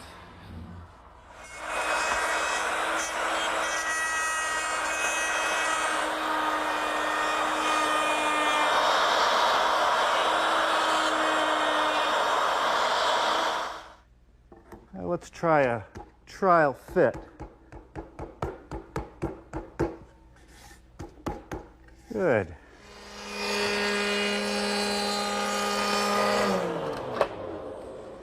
Now here's the decorative bead on the drawer front edge that I've made using just a portion of the 5/32 Roman OG bit set up here in my router shaper.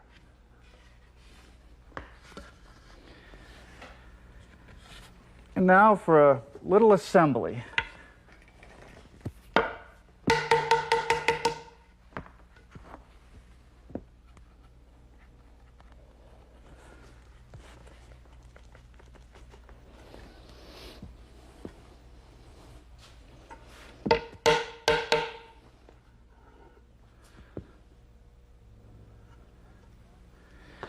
Now for the back of the drawer. And you'll note there's no groove for the plywood bottom.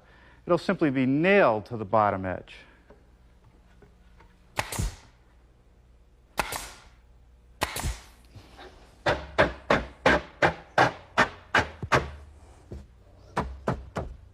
Okay, it's nice and square. Now I can nail it at the back edge.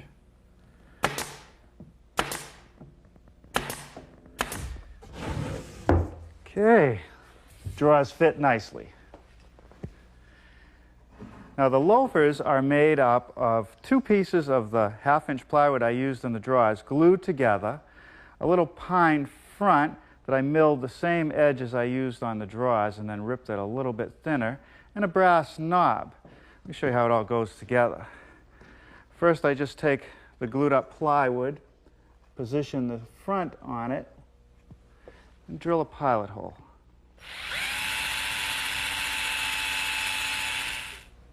Next I'm going to use one of these. It's sort of a bolt-screw combination.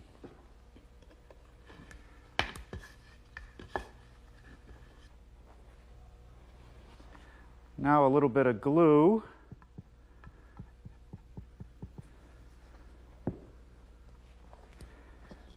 Set the pine piece in place. And put on this little brass knob, which holds everything together. To install the loafer, I simply slide it in the slot, and then I want to install this little plywood block, which will prevent it from sliding out as it's opened.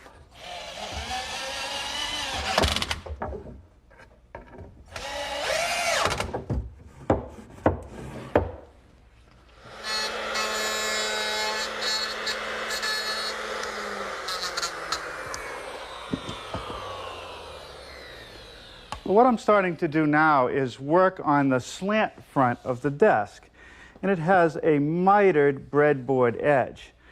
So to form the tongue to hold the breadboard edge, I've taken the blank and clamped this plywood jig that I've made onto the blank, and using my router with a straight cutting bit and this collar, which rides against the edge of the jig, I'm able to form one side of the tongue. Now I'll reset the jig on the other side and finish it.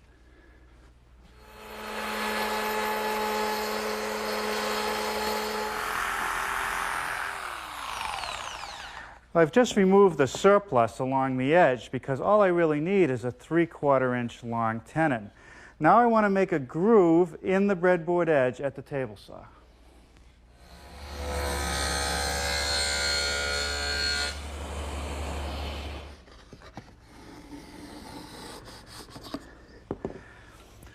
Well, now a little bit of planing and fitting until it's nice and tight. Now, the only place I want to put glue is right at the miter joint. The rest of it I want to float. Now we'll clamp it together.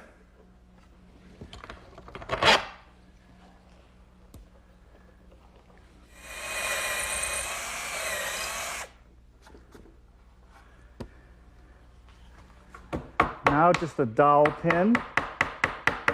I'm just going to put a little dab of glue before I drive it in the last little bit, just so it won't fall out later.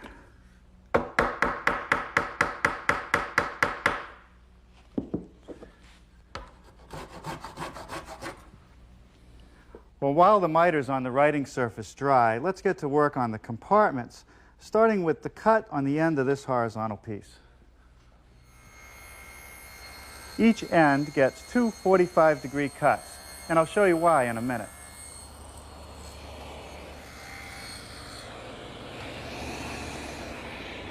Now, with a slightly different setup, I've formed a V-groove in the vertical piece, and this is how the 2 pieces go together.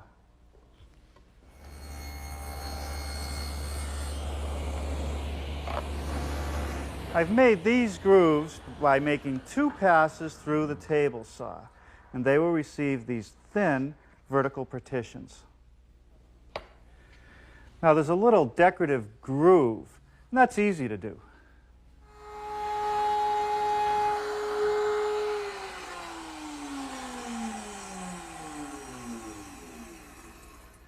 Now here I removed the top from the desk, flipped it upside down, and I'm making some grooves at the radial arm for those vertical partitions.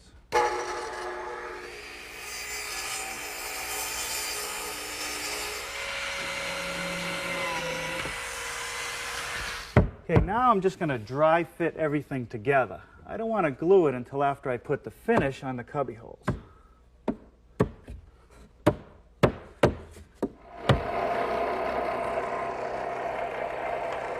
The scroll saw makes easy work of cutting the decorative brackets for the pigeonholes.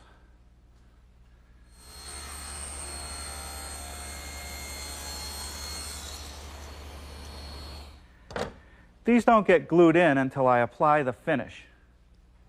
The small drawers are constructed exactly like the big drawers, with one exception. I'm using a simple rabbet joint at the front instead of a dovetail. Well, now back to the writing surface. I need to make this detail right here, a beveled rabbet, and I'll do that in 2 steps.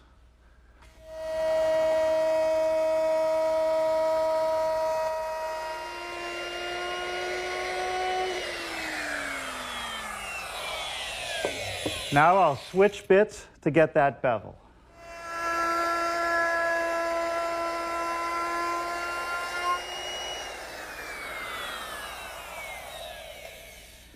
Now on the outside edge, I'm going to put the same detail that I used on the drawers.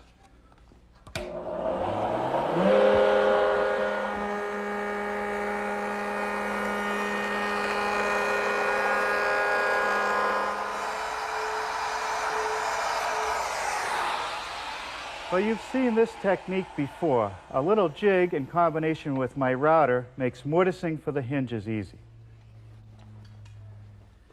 Okay, a little bit of final sanding, and this will be ready for the finishing room. No wax on this piece. To get that English country look, a coat of this water-based stain, and after that dries, a couple coats of tough water-based polyurethane, and this piece will be ready for the hardware. Well, here's what it looks like after carefully laying on 5 layers of gloss polyurethane. And I'd say that this desk is ready to go to work, either paying the bills or storing those old checkbooks.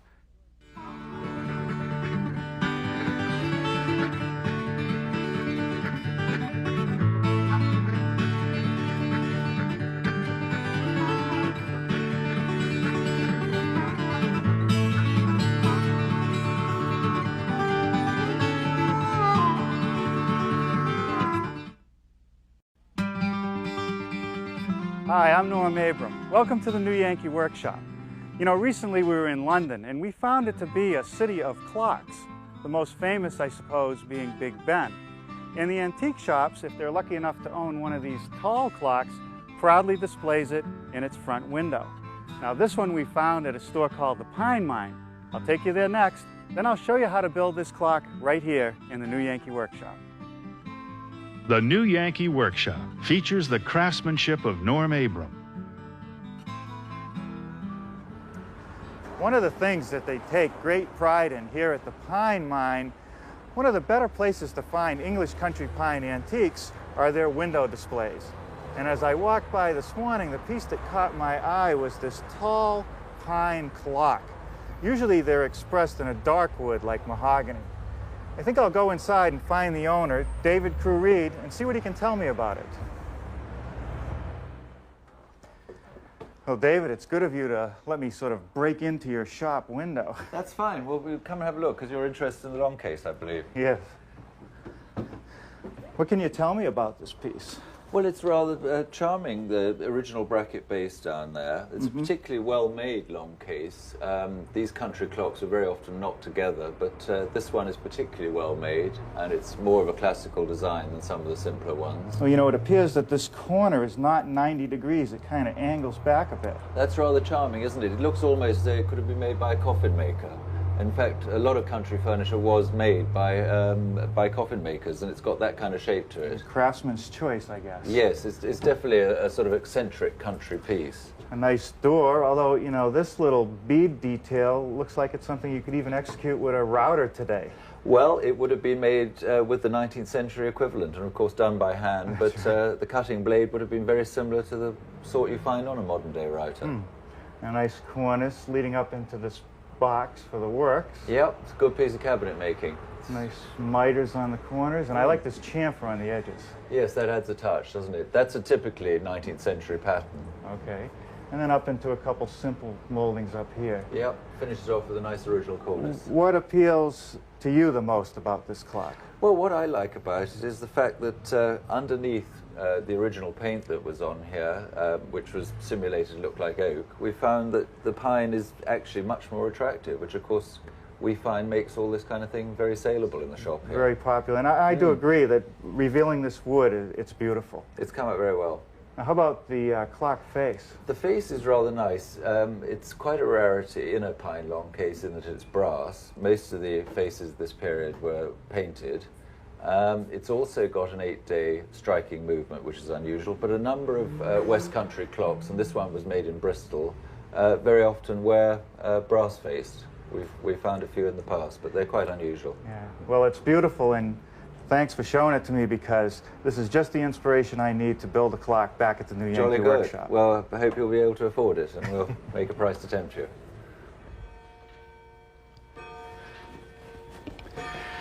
Gee, I've never built a coffin before, let alone a tall clock.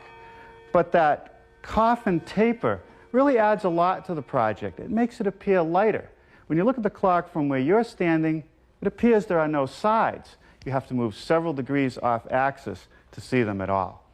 Now, in my research, I learned some tall clock terminology. This section down here is called the base, no surprise. This narrow portion in the middle is referred to as the waist, and up here, the bonnet. Now, if you'd like to build a clock like this for your home, a measure drawing is available with the materials list, and you'll hear more about that before the program ends. Before we get started, though, I want to take a moment to talk about shop safety. Be sure to read, understand, and follow all the safety rules that come with your power tools. Knowing how to use your power tools properly will greatly reduce the risk of personal injury. And remember this, there is no more important safety rule than to wear these safety glasses. And we're going to start this project by building the base. So last night before I left the shop, I took some boards and planed them down to 5/8 of an inch thickness, glued 2 together for the front of the base, and I also planed 2 boards for the sides. And the first thing that I want to do is rip one edge at a 3.5 degree bevel.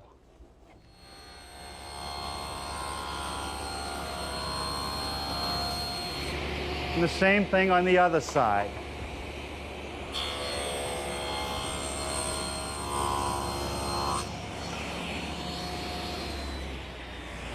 Now this is our panel for the front of the base, and it's going to have both edges beveled.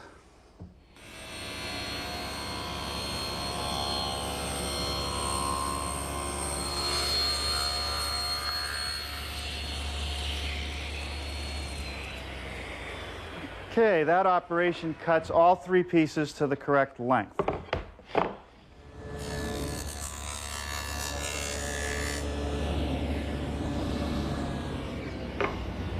That completes the rabbets on the side pieces of the base, both at the top and at the bottom. Now the front panel needs some similar rabbets. The one on the bottom I've already completed at the table saw. But the one on the top is a little different. It's a stopped rabbet. I don't want a gap showing in the finished base. So I've put a straight edge clamp along the line that I've marked, and I'm going to use my router with a collar and a straight cutting bit. Now I'm just going to come in along my layout line by eye until the collar hits the clamp.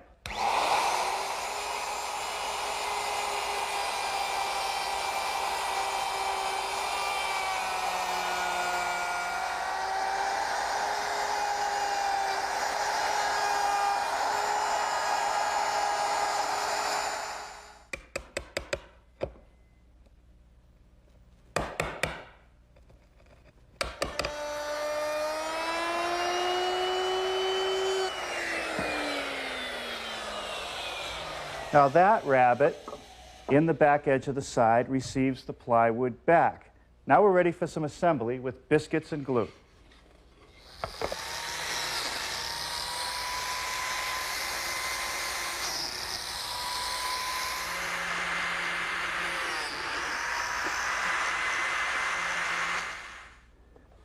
Well, now you can see that taper starting to take shape. And the next thing I want to do before I apply any glue is actually mark the length of the top panel. Now I'm just putting a mark at the long point of the angle. And with my miter gauge tipped at that same 3.5 degrees, I can trim each end.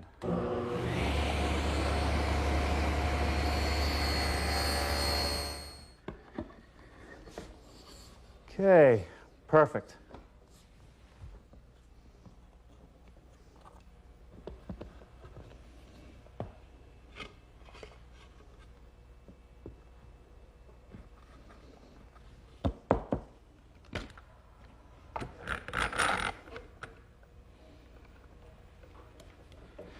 And you've heard me say this before, you can never have enough clamps. Now this bead of glue will secure the front to the top, and that's okay because all the grain is running in the same direction. But as I put the board in position, you see a classic cross-grain situation. The side wants to expand and contract with changes in humidity, but the top will move very little because it's along the length of the grain. So no glue here. Now, there is no avoiding using some kind of mechanical fastener to hold this together, but still it will allow some movement of the wood. Now a piece of 1/4-inch plywood for the back of the base.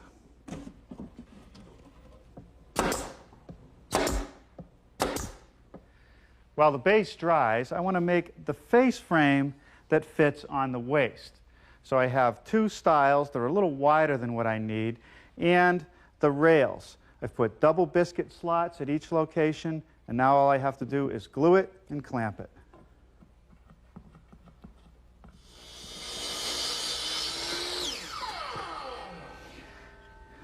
Now these 4 pieces form the face frame for the bonnet. This is the top, it's 8 3/4. The bottom is 4 3/4 wide. The 2 sides are 4 inches wide. And I've carefully mitered all the intersections so they fit nice and square. Now I'll cut some biscuit slots and glue it up.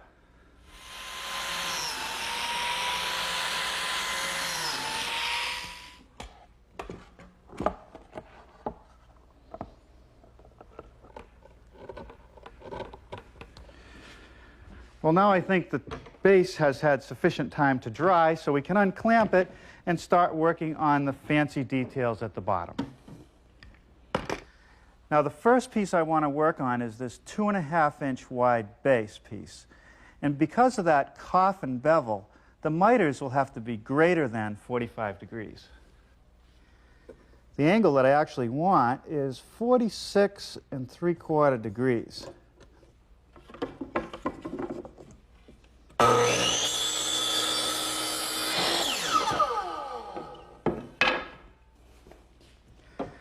Now I'm just going to clamp this piece in place while I fit the other 2 pieces.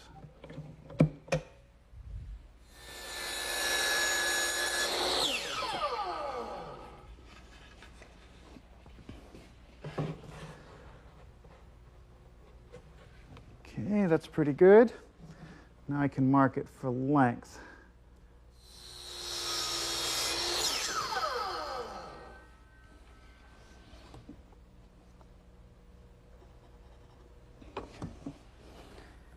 Here's a pattern that I drew up from photographs that I made of the original. And with it all laid out, I'm going to go to my scroll saw, which is really the perfect tool for cutting something like this.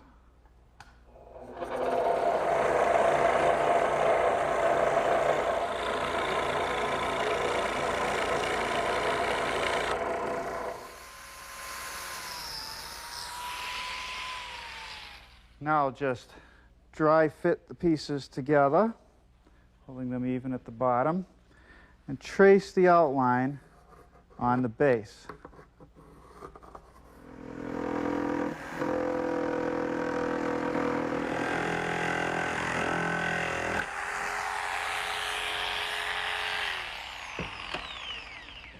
Now you'll notice that I was very generous with the cutout I made in the base. And that's because I don't want to see the base when this trim is actually applied.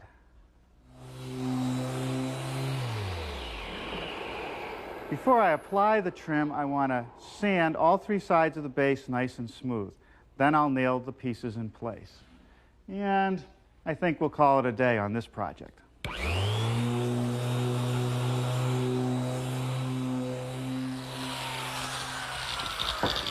Well, I've already had some time in the shop today, and I'm starting to work on the waist, or the center portion of the clock.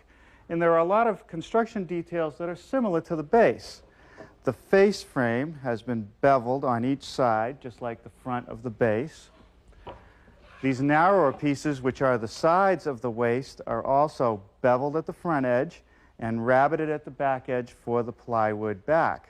I've just completed cutting the biscuit slots, which will help reinforce the joint between the face frame and the side.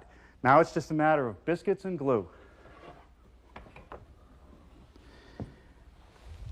It should only be necessary to leave these clamps on for about 20 minutes until the glue sets in those biscuits. Now this little cross piece is really just a spacer. It's also a place that I can attach the backer plywood.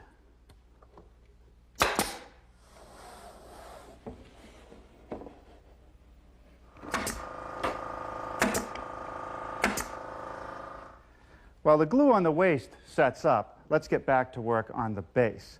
When I install the plywood back, I let it extend up above this top platform. Now what I have to do is notch the plywood so that this extension will properly fit into the waist.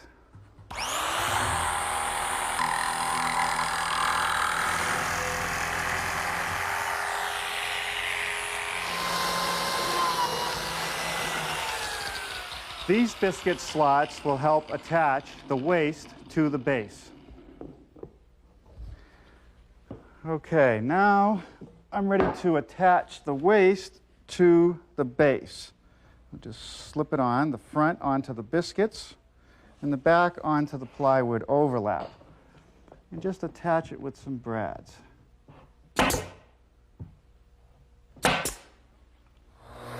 Well, now for the face frame of the bonnet. Needs a little bit of sanding.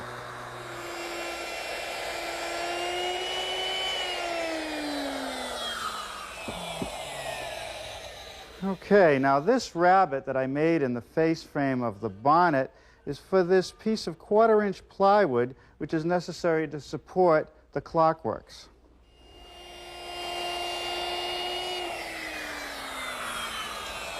This chamfer on the face frame of the bonnet is purely for decoration. The bonnet is assembled, again, using glue and biscuits. I'll clamp the sides in place and then nail the top in, set it aside to dry, and we should be able to easily finish this project tomorrow.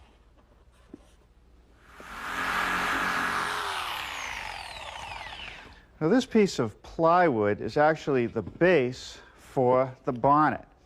I'm going to put a little glue in the biscuit slots that I cut earlier, but only the front ones. I want to allow the side biscuits to just act as guides. And this piece sits on top of the waist. And I'll just clamp that in position.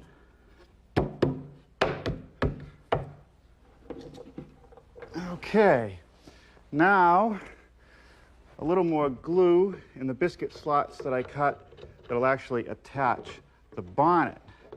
Again, just the front ones.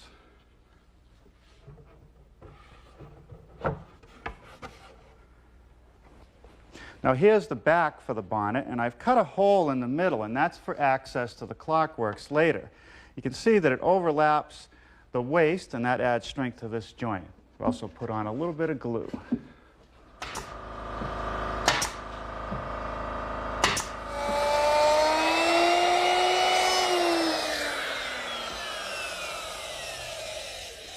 this piece of pine is going to be our door. And I've just rabbited the inside edges using my router with a rabbiting bit. And that's so that the door will overlap the face frame. Now I want to put a decorative edge on the front side.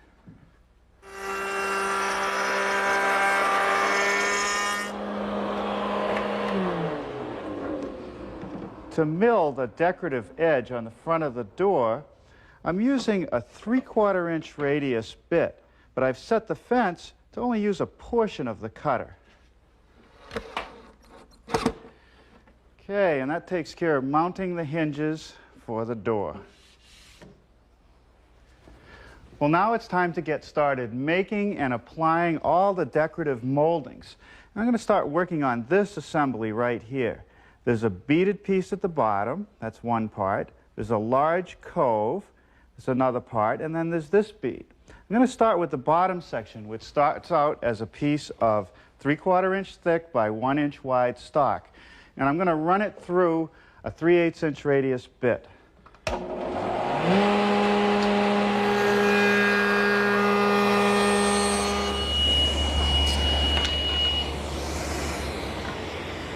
Two quick passes through the table saw makes the rabbit. Next, I want to start working on this large cove. And it starts out simply as a piece of 1x4. And I'm going to mill that cove at the table saw. To make the cove, I've taken a board with a nice straight edge and clamped it to the table saw surface. The angle between the blade and the board is 38.5 degrees. What I want to do is run my 1x4 through using the board as a fence. The blade will start at about 1/8 of an inch above the table, and at each pass I'll keep raising it up until I get the profile I want.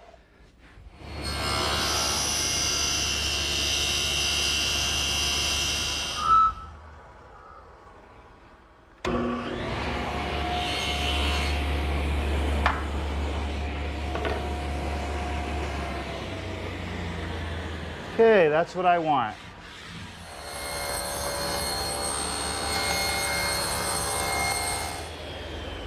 I've just set my saw at a 40-degree angle and ripped this piece of cove through. Here's a sample that's the same cut. And that will allow it to fit up against the rabbit that I made in the lower piece. The next operation is to make a cut 90 degrees to that one to fit the bottom edge.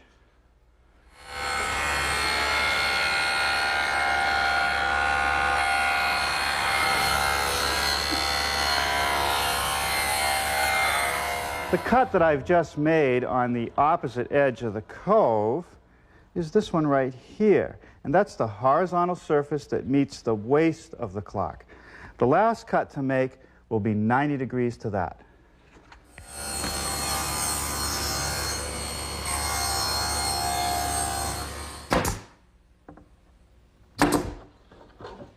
Where the base meets the waist, the first piece of molding I want to put on is this one that I made earlier. It has that bead and a rabbit, and that just gets set at the front edge.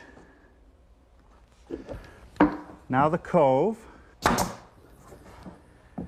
This little base molding, the same as the one I used at the bottom of the base, completes this group of moldings.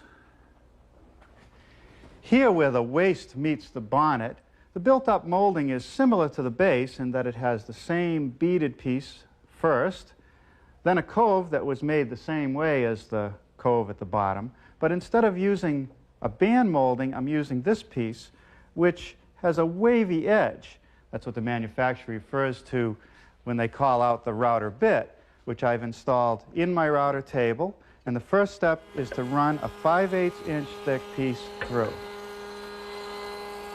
Here I'm adjusting the fence closer so that I just use a portion of the bit to knock off the sharp edge.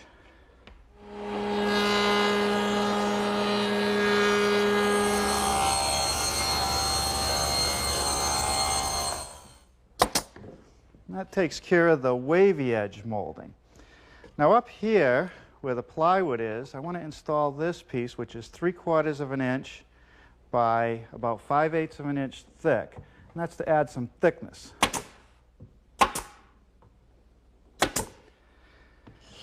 There's another piece I need to add. Because of the coffin taper of the waist, but the bonnet being square, you have to make up a little bit of space. Right here, this molding sticks by about 1/8 of an inch. So I'm just going to add this piece to make the corner even.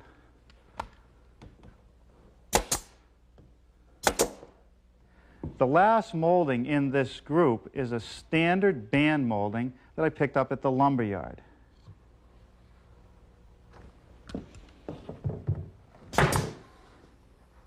The next piece of molding is applied right at the point of the miter, and it's a half round that I made at my router table. You could also purchase a half round that's very similar at the lumber yard.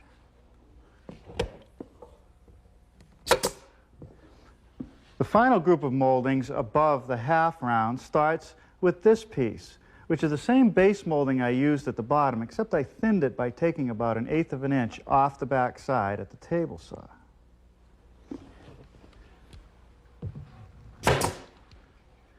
The next piece of molding I purchased at the store as a standard cornice molding, but I made a couple modifications. I cut this little cove detail off the bottom, and I got rid of this little notch at the top. Now, to add some thickness to the top of this cornice and give it some support, I'm going to add this thin strip. And when the glue is all dry, I'll sand it smooth and even. And this piece will be ready for some finish.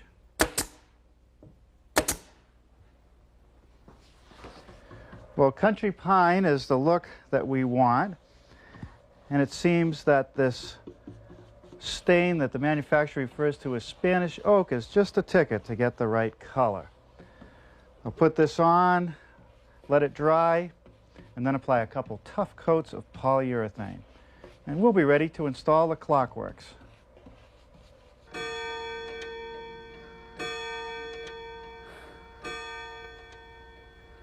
Sounds great, doesn't it?